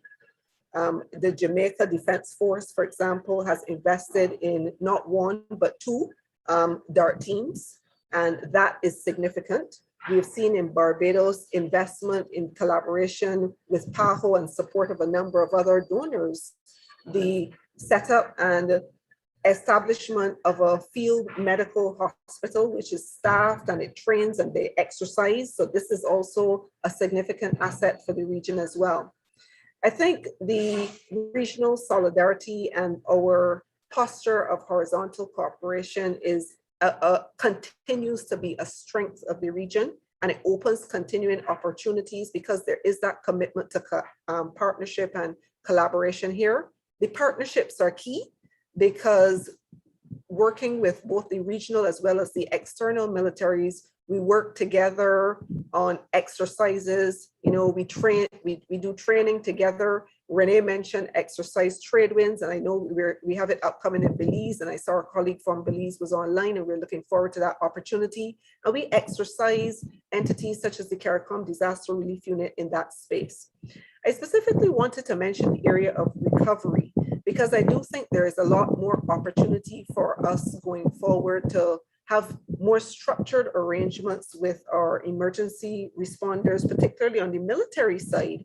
In fact, just this week on Tuesday morning, we launched the Caribbean Resilient Recovery Facility, and there's going to be surge support arrangements built into that to support countries that have been impacted. And the military, I think, has a critical role to play. We've worked with them before on recovery-related interventions. And just to close off, this is with my final slide, but just to close off, I was also asked to touch on the whole question of whether these Sendai frameworks targets A, which speak to substantially reducing global disaster mortality by 2030, and the target B on substantially reducing the number of affected people by 2030 would be met by 2030. And I think it's a good question to which I don't think I have a very comprehensive answer. And part of the reason is because of realities on data availability, to specifically speak to the numbers that we're seeing. A lot of the monitoring and tracking that is done is usually aggregated at the level of the Latin America, Caribbean level. And notwithstanding that, I can make a few general inferences to close off. So based on the data from MDAT, we had a look at that, and it suggests that with respect to target A on mortality, that we do see a decreasing trend if we look across the period 2005 to 2021. We realized that 2010 was an anomaly as a result of the Haiti earthquake, but if you look across, there's a general downward trend. With respect to the persons affected by disasters, what we are picking up is that there seems to be a general trend upwards on this. And just to close, to say that we are very much working towards meeting these targets, and the Sendai framework results are integrally entwined with the results of our comprehensive disaster management strategy, including alignment of indicators, and the work that we do along with our participating states and partners in building resilience are intended to meet these targets. So thanks very much, and I'm happy to take any questions during the Q&A. Over.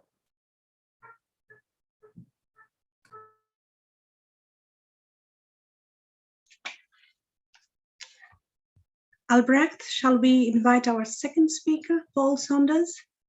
Paul, are you there? Yes, Thank I you am. very much. Thank you very much, Ms. Riley.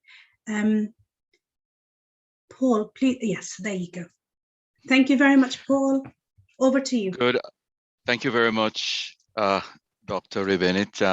It's certainly a pleasure for me to be here, and let me say on behalf of the Caribbean Development Bank, thank you very much for the introduction. Seems like I'm one of the few people who was not a student of yours, but there's still time for us to correct that, certainly. And let me say again, Chair, it's certainly a distinct pleasure to be in the company of the esteemed Ms. Elizabeth Riley and Mr. Ronald Jackson, and also Ms. Keisha Linton, colleagues who we have worked very closely with. And so I'm in very, very good company. As we traverse the course of our daily lives, we are vulnerable to a wide variety of situations that can severely impact us and even lead to a loss of our lives. These situations may include emergencies, natural hazard impacts, and other human activities, which can escalate to disasters. Some of the impacts of these events on persons and members of the public can be significantly reduced if governments have established adequate emergency services with well-trained first responders to provide timely assistance when events occur. The timeliness and effectiveness of emergency responses are critical to avoid and to reduce deaths. The Symposium concept note and other speakers so far today have spoken to the highly hazardous prone region that we are living in.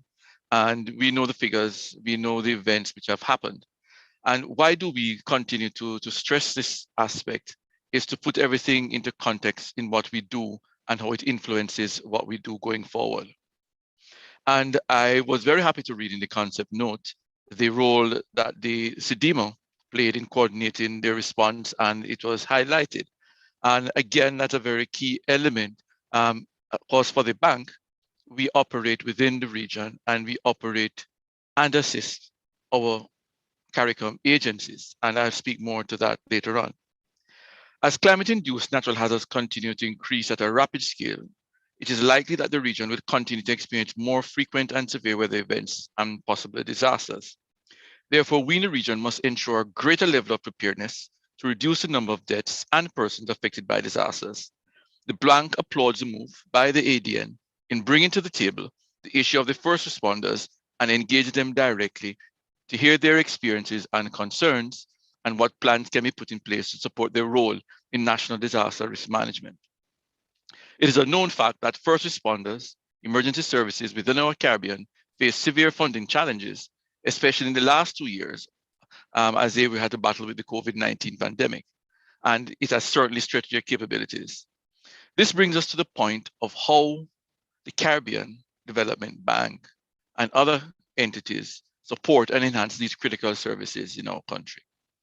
Now, before I go into what we do exactly at the CDB, to put in perspective how the bank assists, let me provide some background information, as I'm not sure everybody on the call would have had familiarity with the bank.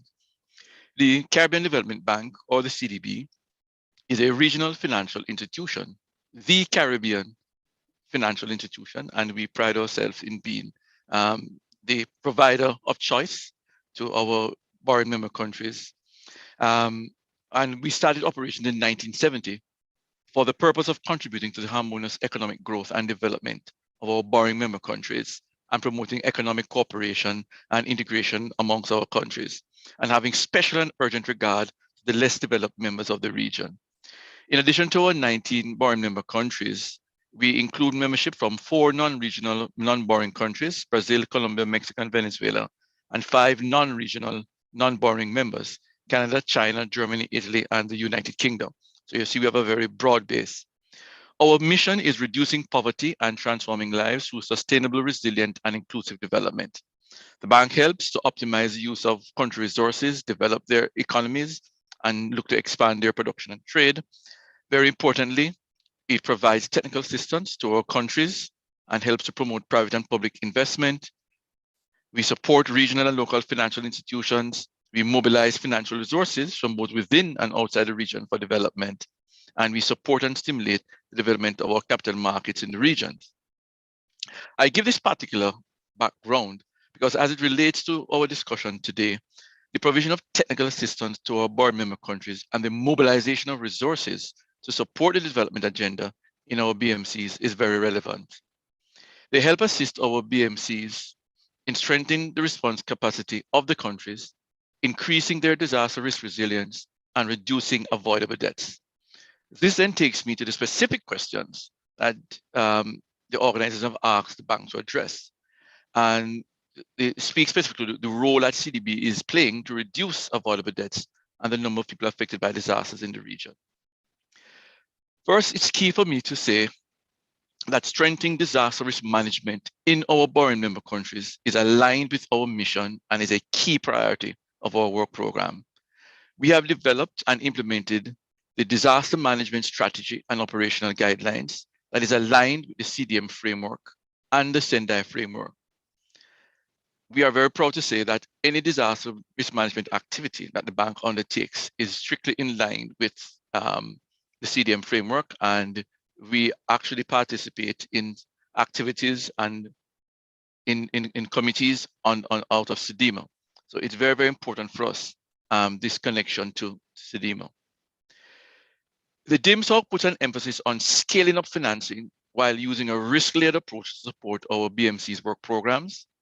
The bank is seeking to ensure that disaster risk management and climate change adaptation is incorporated into all economic, social, and environmental sectors in our countries.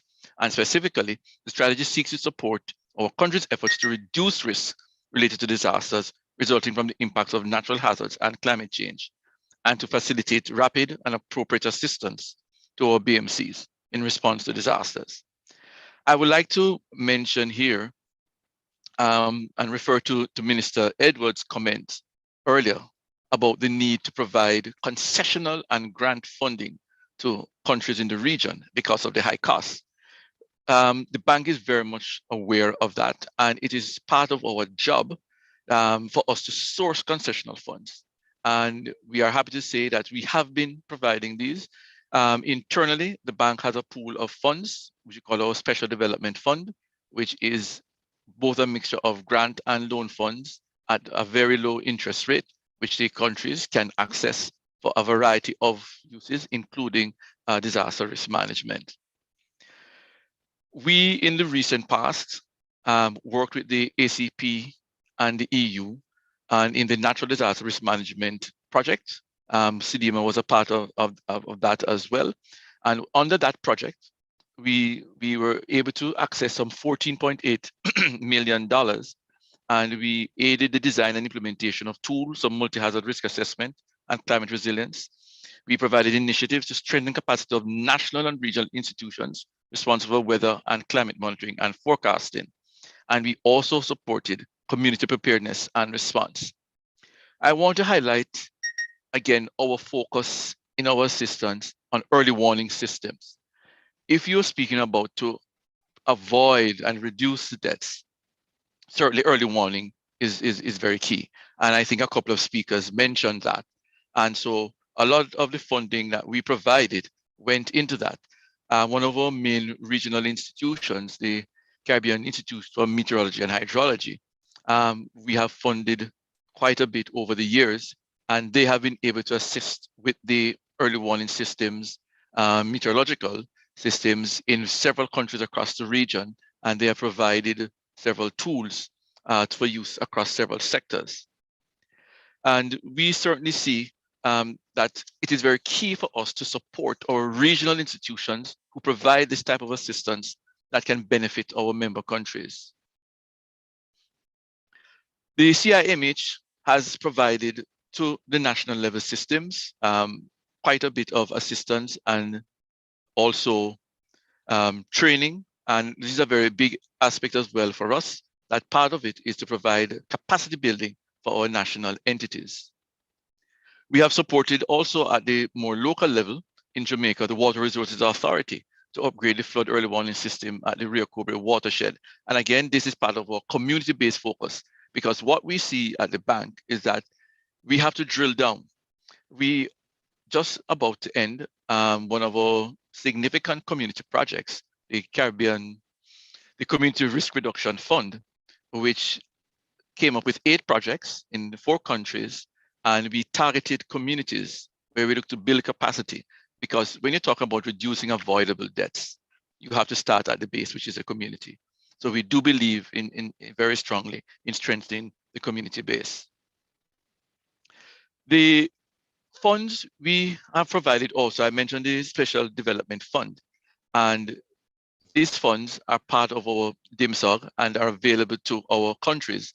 And these funds have been targeted on a proactive basis as well as a responsive basis. We are pushing very heavily to our countries the proactive element of building capacity to reduce the losses at the end of the day. We work very closely with SEDIMA in helping countries to develop their country work program. At the bank, no country can access disaster-related funds unless they have an active country work program. And what we call our internal country engagement strategy speaks to disaster risk management. And so that is a major activity we have going forward. So when we look more specifically now at how CDB supports disaster responders, we do this in an indirect fashion. As the funding that we provide to both the regional and national level is intended to support the team that works in disaster management. So while we don't directly have a fund that goes to, countries can utilize the funds to work with the responders. And for example, specifically now at the regional level, we work with SEDIMA and also the RSS. They have been funded by us on various projects. And we have provided SEDIMA with assistance that they have utilized for the response. The mention is made of the CDRU and such, and under our new DIMSOG, we have provided additional specific funding that can be accessed to support the regional response mechanism, which it will include your first responders. We recognize over the years the inconsistency of funding for the response program, and the bank has made a concerted effort this time around to provide a specific pool of funds to benefit SEDIMA.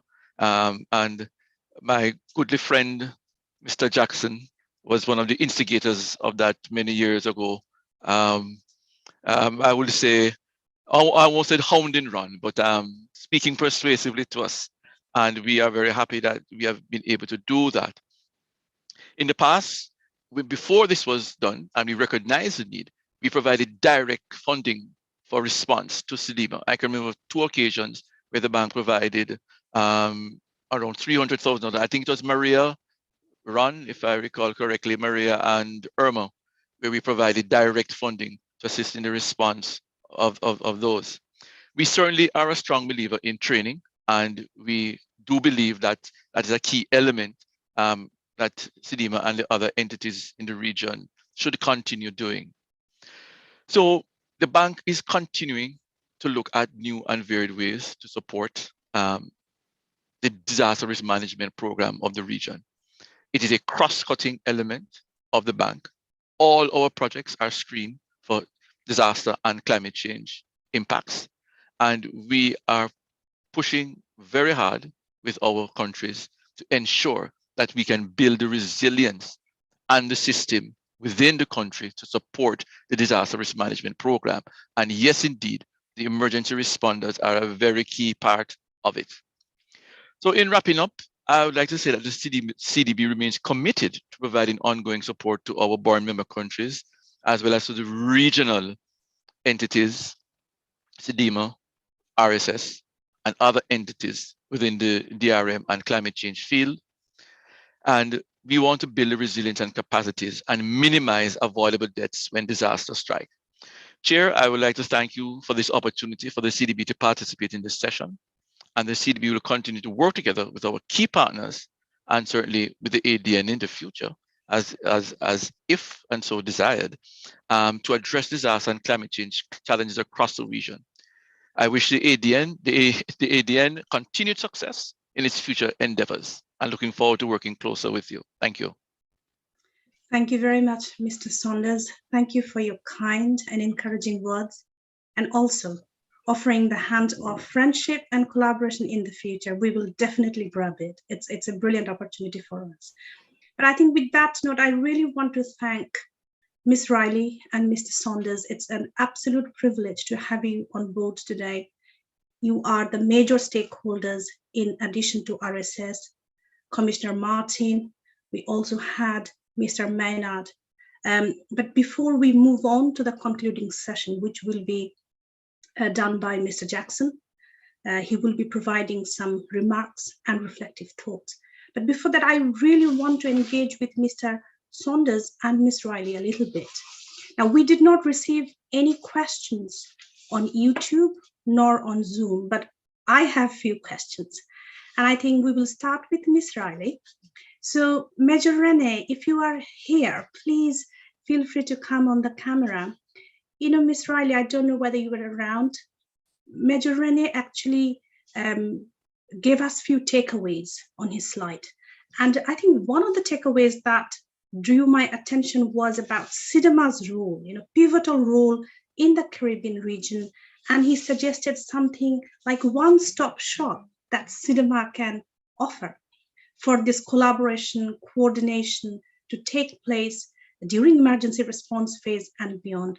So I don't know if we can have that slide put up, or maybe Major Rene, if I have not able to sum up what you tried to explain or express, may I request you to unmute and probably help me out with this and maybe directly ask this question to Ms. Riley. It's an absolute honor to have Ms. Riley with us today, so she can give you direct answer.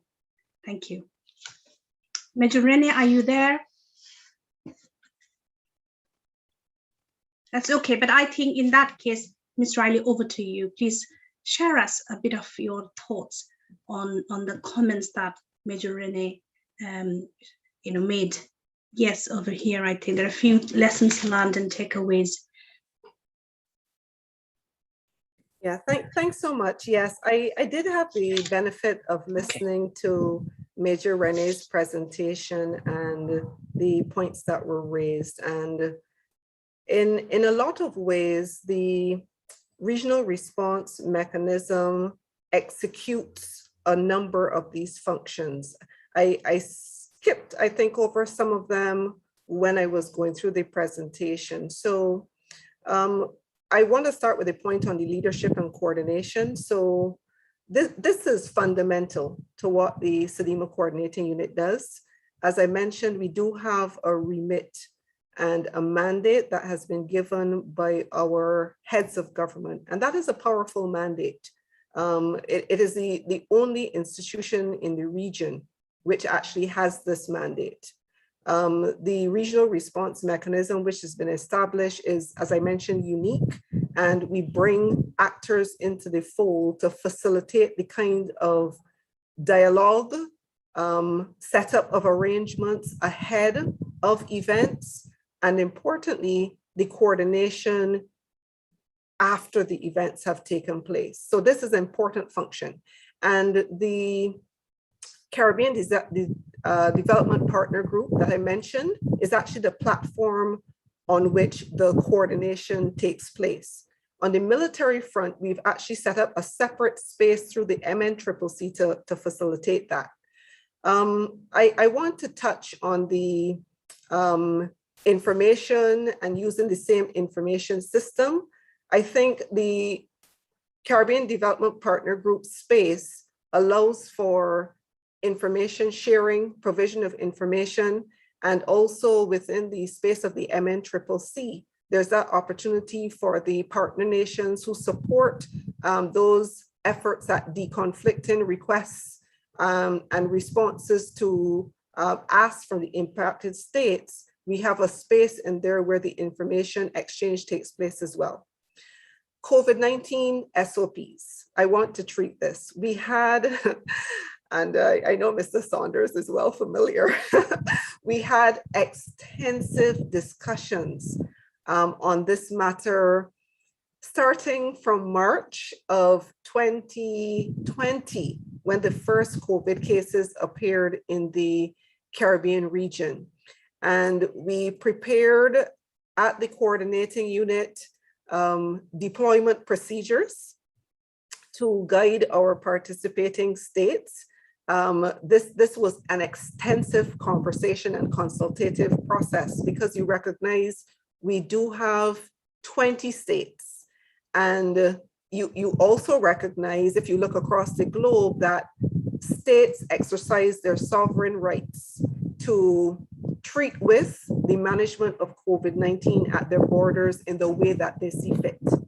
And what we've also recognized is that the COVID-19 pandemic is very dynamic and it will continue to be dynamic.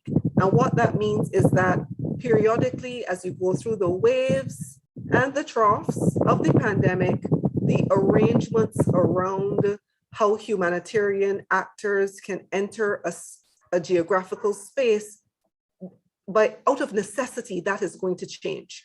So we worked collaboratively on the guidelines. We discussed it up to the highest political level. It was discussed with the heads of government. And whilst there was general agreement with respect to the scope of those deployment guidelines, you would appreciate that we have to be guided by whatsoever border arrangements are in place at the time of a particular event. We did see some very useful models emerging within the Caribbean space. For example, in St. Vincent and the Grenadines, there was an expedited border arrangement made during the time of the volcanic eruption, where we had expedited facilitation of humanitarian workers because it was absolutely essential to do so. This allowed us to work, for example, with the Seismic Research Center, get the scientists in who were doing the monitoring, also the SEDEMA personnel and personnel from other institutions who deployed into St. Vincent and the Grenadines benefited from that. But of course, after the immediate emergency period, we did see, of course, a revert to the usual procedures, including quarantine requirements, et cetera, et cetera. And I think the reality is we're going to continue to see that. But what we have tried to do, and we've used our coordination platform to do this, is to share the information. So SEDEMA's role is to get the understanding from those impacted states on what procedures are applying at this point in time, and we communicate that information. We also facilitated the entry of a number of our humanitarian partners into impacted spaces since the COVID pandemic has started. I very much appreciate Renee's point on the training and the opportunities for training. And we have stepped up on this in the exercise and training program for the coordinating unit. Last year, in fact, we introduced a civil military coordination exercise into the suite of exercises that we're undertaking, which involved both the militaries of the regional SEDEMA participating states, as well as the partner nations. Whether there's more that can be done, I would say absolutely. And I think there are some constraints to this because, of course, there are different types of exercises, of course, that you can have. But when we have the field exercises, they're quite costly. So what we try to do is to utilize the opportunity of existing exercises, such as trade winds, which was mentioned, which is going to happen in Belize. And we've been working quite a bit with Southern Command to integrate the exercising of the MNCCC, as well as the exercising of the various deployment teams under the SEDEMA system in that space. I think Renee's recommendations on the knowing of your stakeholders is critical, it's absolutely critical. And we do have a lot of interactions with the various partners, because in the midst of an event is not the time to try to understand how a partner works and how best to work with them. I heard one of the earlier interventions also, and I'm just going to wrap up now, but one of the earlier interventions I heard was about the procedures that are required to get the permissions for various military entities to enter geographical spaces. And this is a function that SEDEMA undertakes on behalf of our partners. So for example, we work very closely with our Dutch military colleagues to get the permissions for entry into the Bahamas. For example, in the aftermath of Dorian, we were able to work with the Ministry of Foreign Affairs in the Bahamas because we had persons on the ground to facilitate that. We've also talked through with a number of our other partners on ways in which we can fast track the process. There's always going to be a process because you do have to get clearance for entities, any entity to come into a sovereign state. So there will always be a process, but what we have tried to do is ahead of events, talk through with our partners so that we are clear on the process and to take any steps to shorten that process as far as possible so that it moves a bit more smoothly. So, I mean, thanks Renee for the excellent slide and the recommendations, and thanks for the opportunity for being able to respond. Over. Thank you very much, Ms. Riley. Thank you. Aloy, do you want to, you raised your hand. Do you have any question or a comment? Yes, So quickly wrap it up and then we will invite Mr. Just one Jackson. question from YouTube to Ms. Riley. I would like to ask Ms. Riley, how are the cooperative relationship between SEDIMA and Prefecture of Martinique, which is at the head of the French Zone of Defense and Security in the Caribbean area? Over. Yep, thank you so much for the question. So we've been building a very good relationship with the French military and also with the French territories as a whole. We've had for many years, I mean, I've been at SEDIMA for basically 2 decades, and we've always had excellent technical interfacing with the French territories. We have been moving towards the formalization of that arrangement. It's not concluded as yet, but the conversation has started and the agreement has been drafted in terms of how SEDIMA can work with the French territories collaboratively. We have also benefited from the relationship of the OECS Commission with the French territories. In particular, Martinique is now a full member of the OECS Commission. And in some instances where we have had to interface to facilitate certain types of actions in the aftermath of events, I've done a reach to the Director General of the OECS Commission, and he has been very gracious in facilitating that interface because of their established relationship with Martinique. On the military front, I mentioned that the French military installation in Martinique is a committed member of the MNCCC.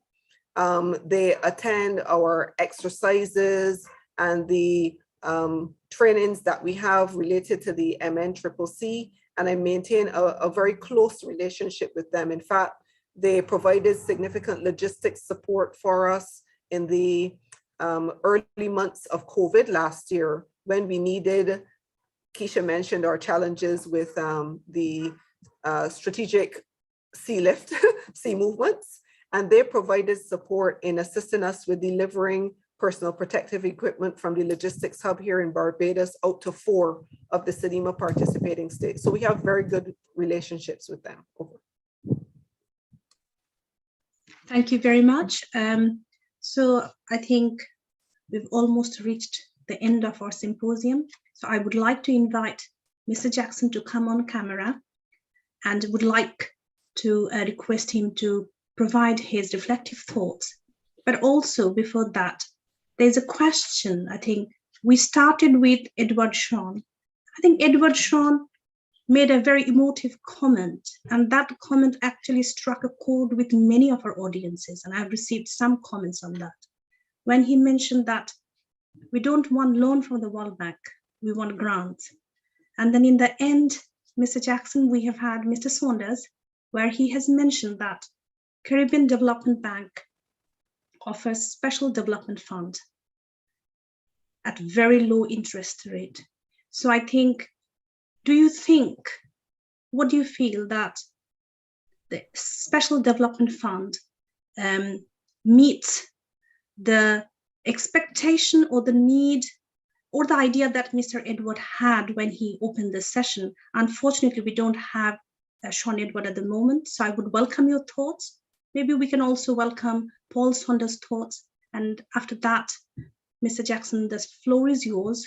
Please help us to conclude this special session and also tell us pathways to move forward for the ADN and also ADN's partners.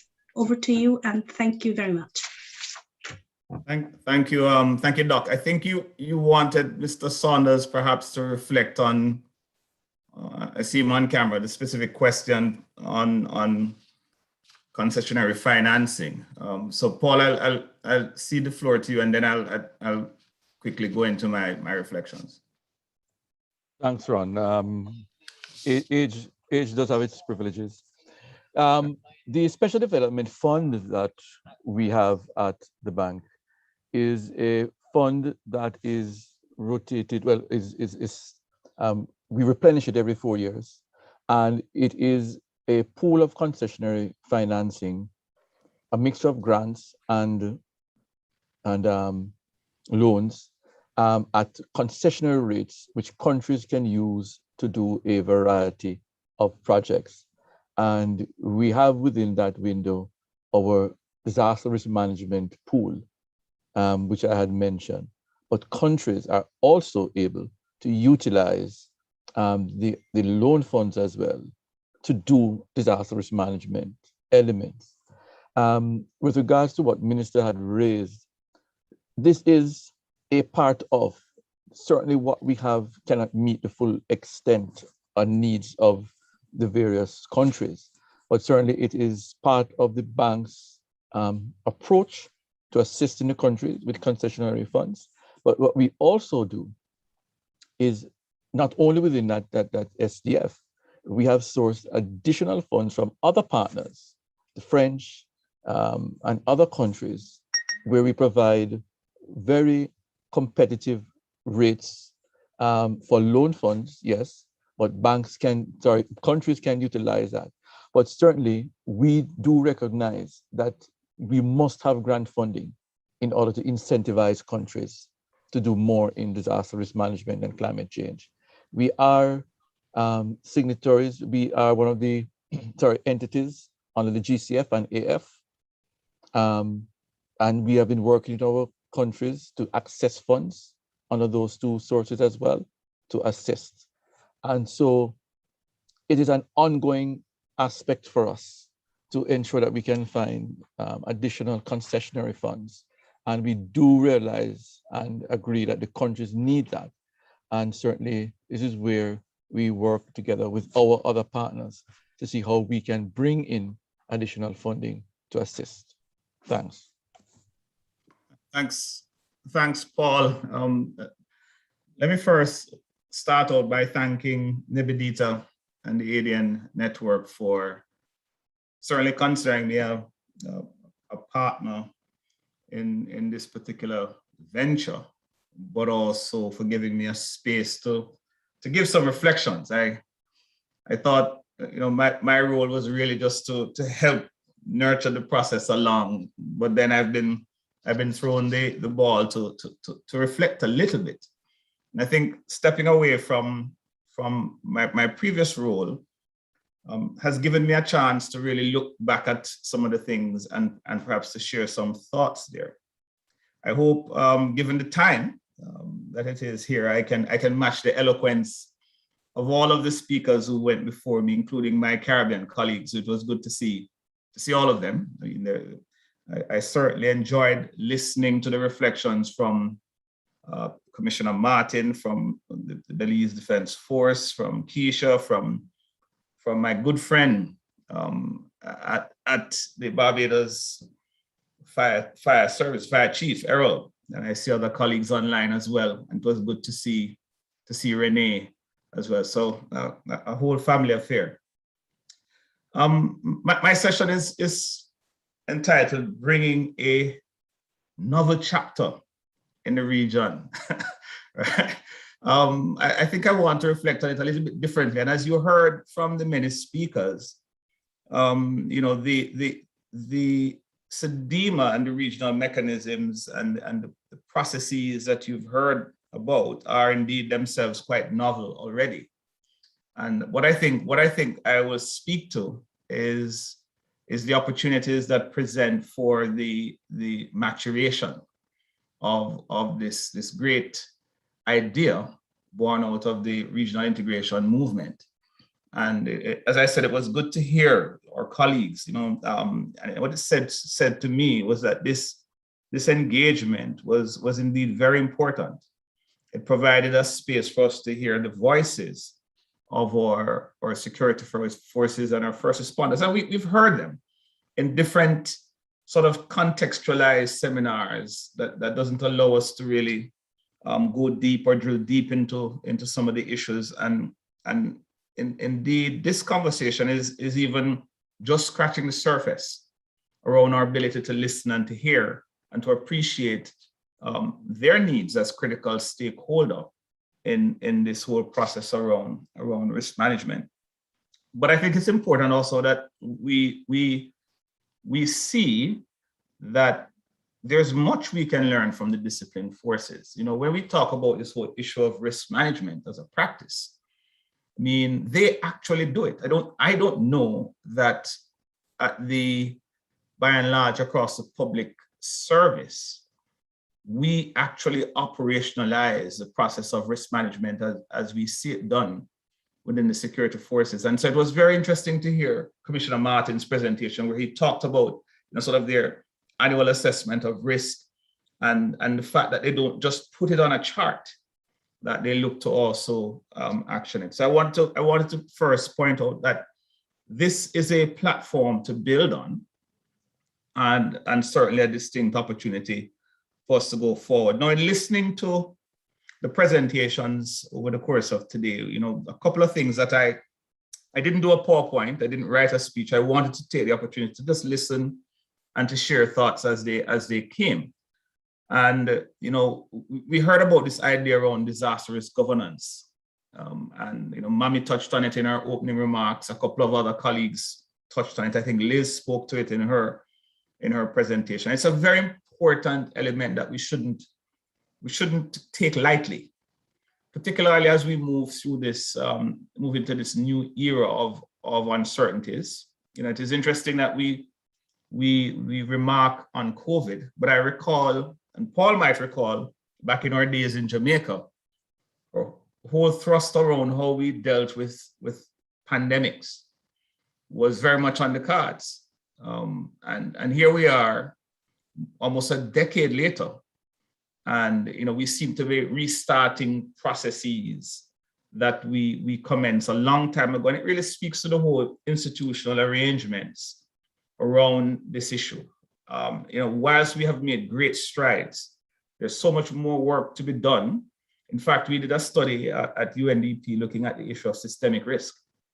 And you know, one of the key findings was that we still haven't been able to manage, you know, what we call normal risk governance well, and yet we're talking about systemic risk. And it reminded me, Doc, that while I was not one of your full-time students, I was your student for at least an hour, looking at this whole issue of systemic risk and systems approach to managing risk. So I think we need to look at that going forward, our roles, the issue of coordination, and Visha's comment I found very interesting, you know, where she was responding to the militaries that were not part of the RSS.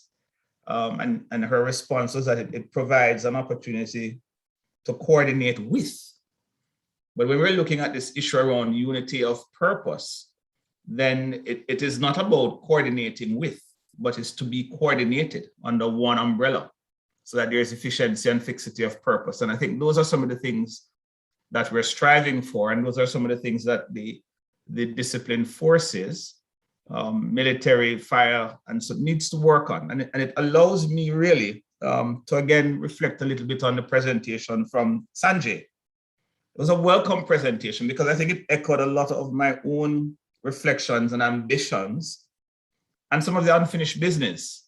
You know, when I left SEDIMA, you know, he brought up quite a number of them. I recall that as we looked at the regional strategy, we had a number of sector committees. You know, we had the health sector committee, we had the, you know, the harmonization council, we had the tourism. But it struck me that as an institution that was promoting integrated or comprehensive approach to the management of risk, not just risk before a crisis or risk in the context of development, but also risk post, that we did not have a committee for the operational cadre amongst the Caribbean. You know, a space where that group, some of the folks we have today, the fire chief, the fire services, the police, the military, would be a distinct group that will be looking at the issues around how they best operationalize, you know, their respective roles, how they coordinate, how they treat with some of these issues that we're grappling with, along with SEDIMA, obviously, because SEDIMA is supposed to be the sort of fulcrum of that process. And I think that's an opportunity. That's an opportunity there as we look forward in the path of SEDIMA and their midterm review. And as they look at the strategy and some of these things that have come forth in the discussion, how might we then bring this group a little bit more closer together, where their voices, their needs, their interests, but their interests in terms of supporting a maturing system can really be identified and supported. Risk knowledge was another thing we heard, and I think this is key. And Paul spoke about the objectives outlined in the concept paper.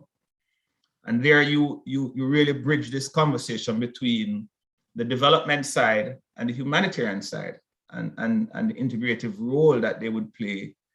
Some talk about this nexus. You know, how do we transition from a humanitarian process into a development process? And the security forces, who are often some of the first actors on the ground, you know, will have to provide that pathway, whether it is opening up secure channels for development investments to take place or to take hold in the recovery transition. It means, therefore, that we have to be on a common platform in terms of our risk knowledge or risk understanding.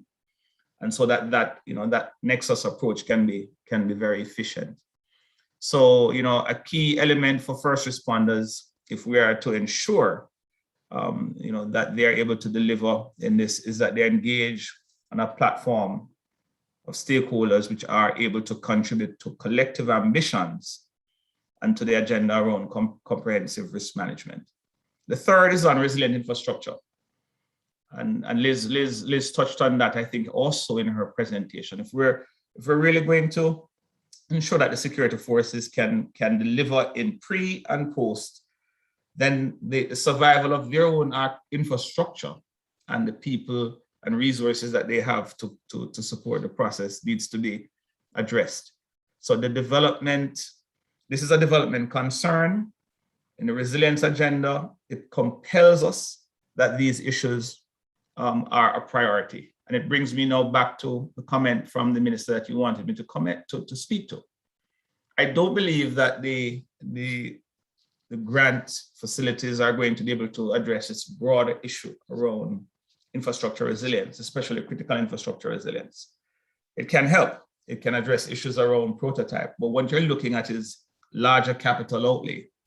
And so we have to begin to leverage other mechanisms, such as the IRIS, which was launched at COP, the Infrastructure Resilience for SIDS program, among others, that we can see how we might invest in some of these critical infrastructure to make them resilient, so that the infrastructure, what is contained therein, and the people can deliver on the needs in terms of crisis and crisis response.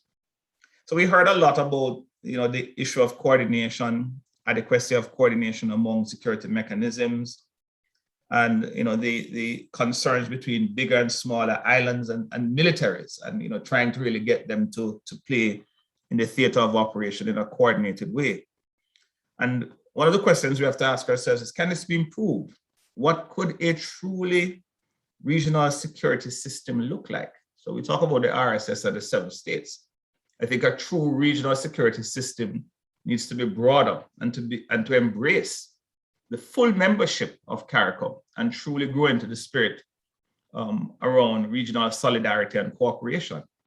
And some of the concerns that Sanjay spoke to would be captured within that context. You know, how are we financing this apparatus if we understand the full remit or the new definition of security beyond simply crime fighting and border control, but leveraging the capacities across the region to be deployed to address the key challenges that are facing the region today.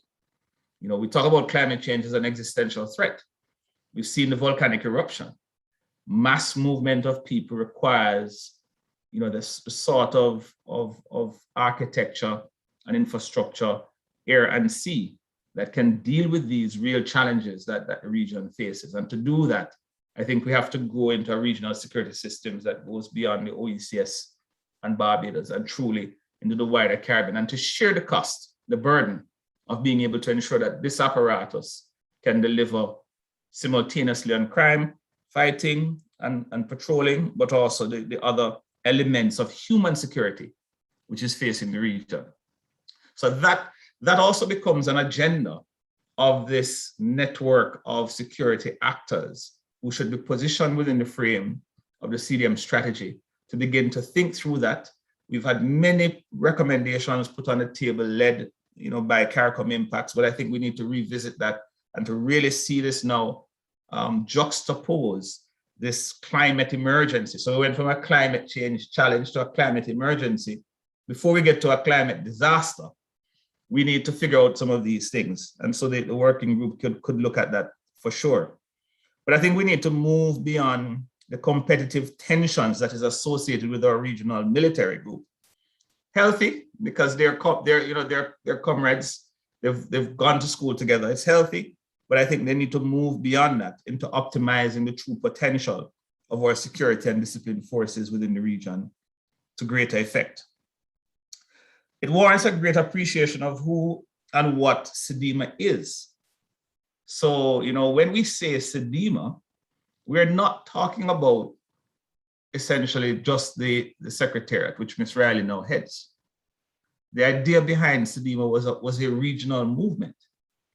And I don't know that that is as embraced as it should be politically amongst the population across the region and in the diaspora. And so one of the things we need to begin to do is to really understand the notion of regional solidarity and cooperation and see the concept of SEDIMA as two. One, operationalized by the Caribbean, what I would call the Caribbean Disaster Management Network or mechanism. So it's a network of Caribbean community at home and abroad that can be leveraged within this framework around regional solidarity to address some of these resources and capacity gaps. And the second being the coordinating unit, which Ms. Riley heads, which then operationalizes the tremendous capacity and potential that's available within the context of this network. So within my comments, and as I look at opportunities, I've listed a few of them there. I leave three key messages here. Are the strategies, and I frame them in the form of a question from the point of view of trying to take an appreciative inquiry. Are the strategies and tactics currently deployed achieving the desired objectives at scale? So as we look to the new chapter in this era of uncertainty, can we do more? And what are the enablers that will allow us to do more? So we've heard things such as warning. I've listed a few. What opportunities does digitalization provide for us as an enabler in trying to reaching more people, accessing and leveraging the security forces, disseminating warning to activate our security forces. Innovation, can we be even more innovative in terms of how we are able to harness and capture the capacities? Capacity development and you heard from Renee, and incidentally his slide, SEDIMA was created as the Secretariat is a one-stop shop. It is a one-stop shop. What we have to do is continue to help it to grow into the vision that was set for it when it was created as SEDERA, and to do some of the other things that we need to build on. So the vision around exercise synergy, which was supposed to be a regional operation exercise for our security forces and actors, we need to continue to grow in that. How do we then build capacity through exercising, through other elements, or we have to listen now to our network of security operators, of fire chiefs, around what needs, what gaps they have, and to bring investments and financing to support that. The second is, have we institutionalized the learning systematically in our operational systems? How is this driving the enhancement of the existing architecture? So, how are we applying tools like real-time monitoring and evaluation? What are the metrics we have in place to assess the growth and effectiveness of the system? Again, an operational network of our regional security systems need to look at that. How are they going to measure themselves? So we talk about this regional response mechanism that is growing. Important here is its credibility, its trust, and that is going to be built on setting clear targets and growing into those targets and sort of reporting to the wider Caribbean community that we're building those capabilities to be able to match the demands and the needs that are there. My third, does the existing platforms of engagement allow for the framing of common risk language and the appropriate consideration of risk in response, in humanitarian action, as well as in how humanitarian teams prepare the space for effective rehabilitation and recovery efforts? And I touched on that a little bit going forward. So again, we need to see our security forces as not only the first line of, or let's say second line of response, since we say the community is the first, but in this case, the first line of response, but also the first line of development processes. The rehabilitation process can begin with them, and that sets the foundation for development. And so they need to share a common risk language with the development arm of the risk reduction mechanism. So I leave that there. I think there's an opportunity, the beginning of a next chapter of maturation, and probably this regional operating network, of which we currently have some elements, can be matured further to be able to meet some of the challenges that we see people like Renee putting on the table, the expectations of the people of the Caribbean, and to really address this issue around the political economy of how decisions are being made, because that political economy is keeping one eye on the belief, and whether there is belief in the capacity will determine how well they invest and how much they look outside for the types of support that they need. So I'll stop there.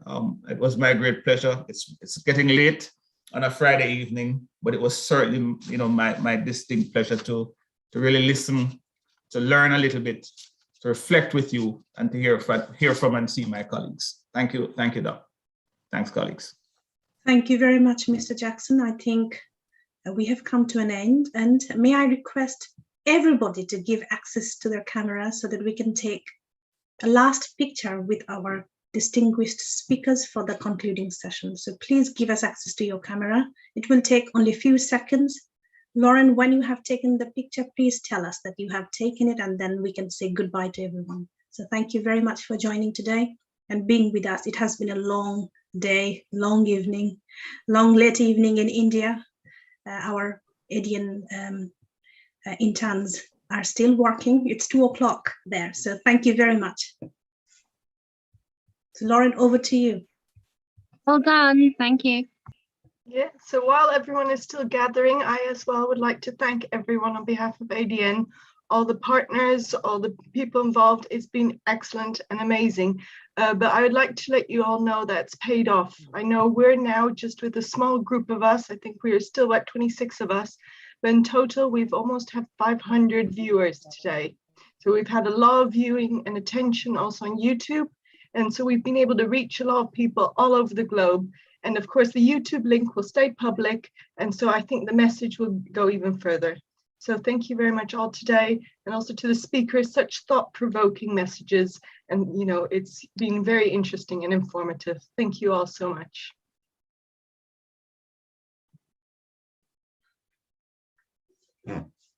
Lauren, are you okay? It'd be great if you come on the screen as well, Lauren. You've done a lot of work for this. Yes, Lauren, we need you.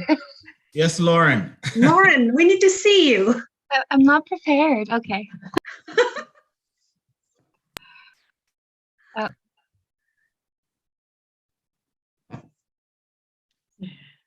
Thank you, Lauren. Okay. Shall we say goodbye? Done? Yeah. Thank you, everybody. Thank you so much, everyone. Take care. Bye. Bye-bye. Enjoy the Thank you weekend. very Have a much. good weekend. Bye-bye. Yeah. Have a good weekend. Bye.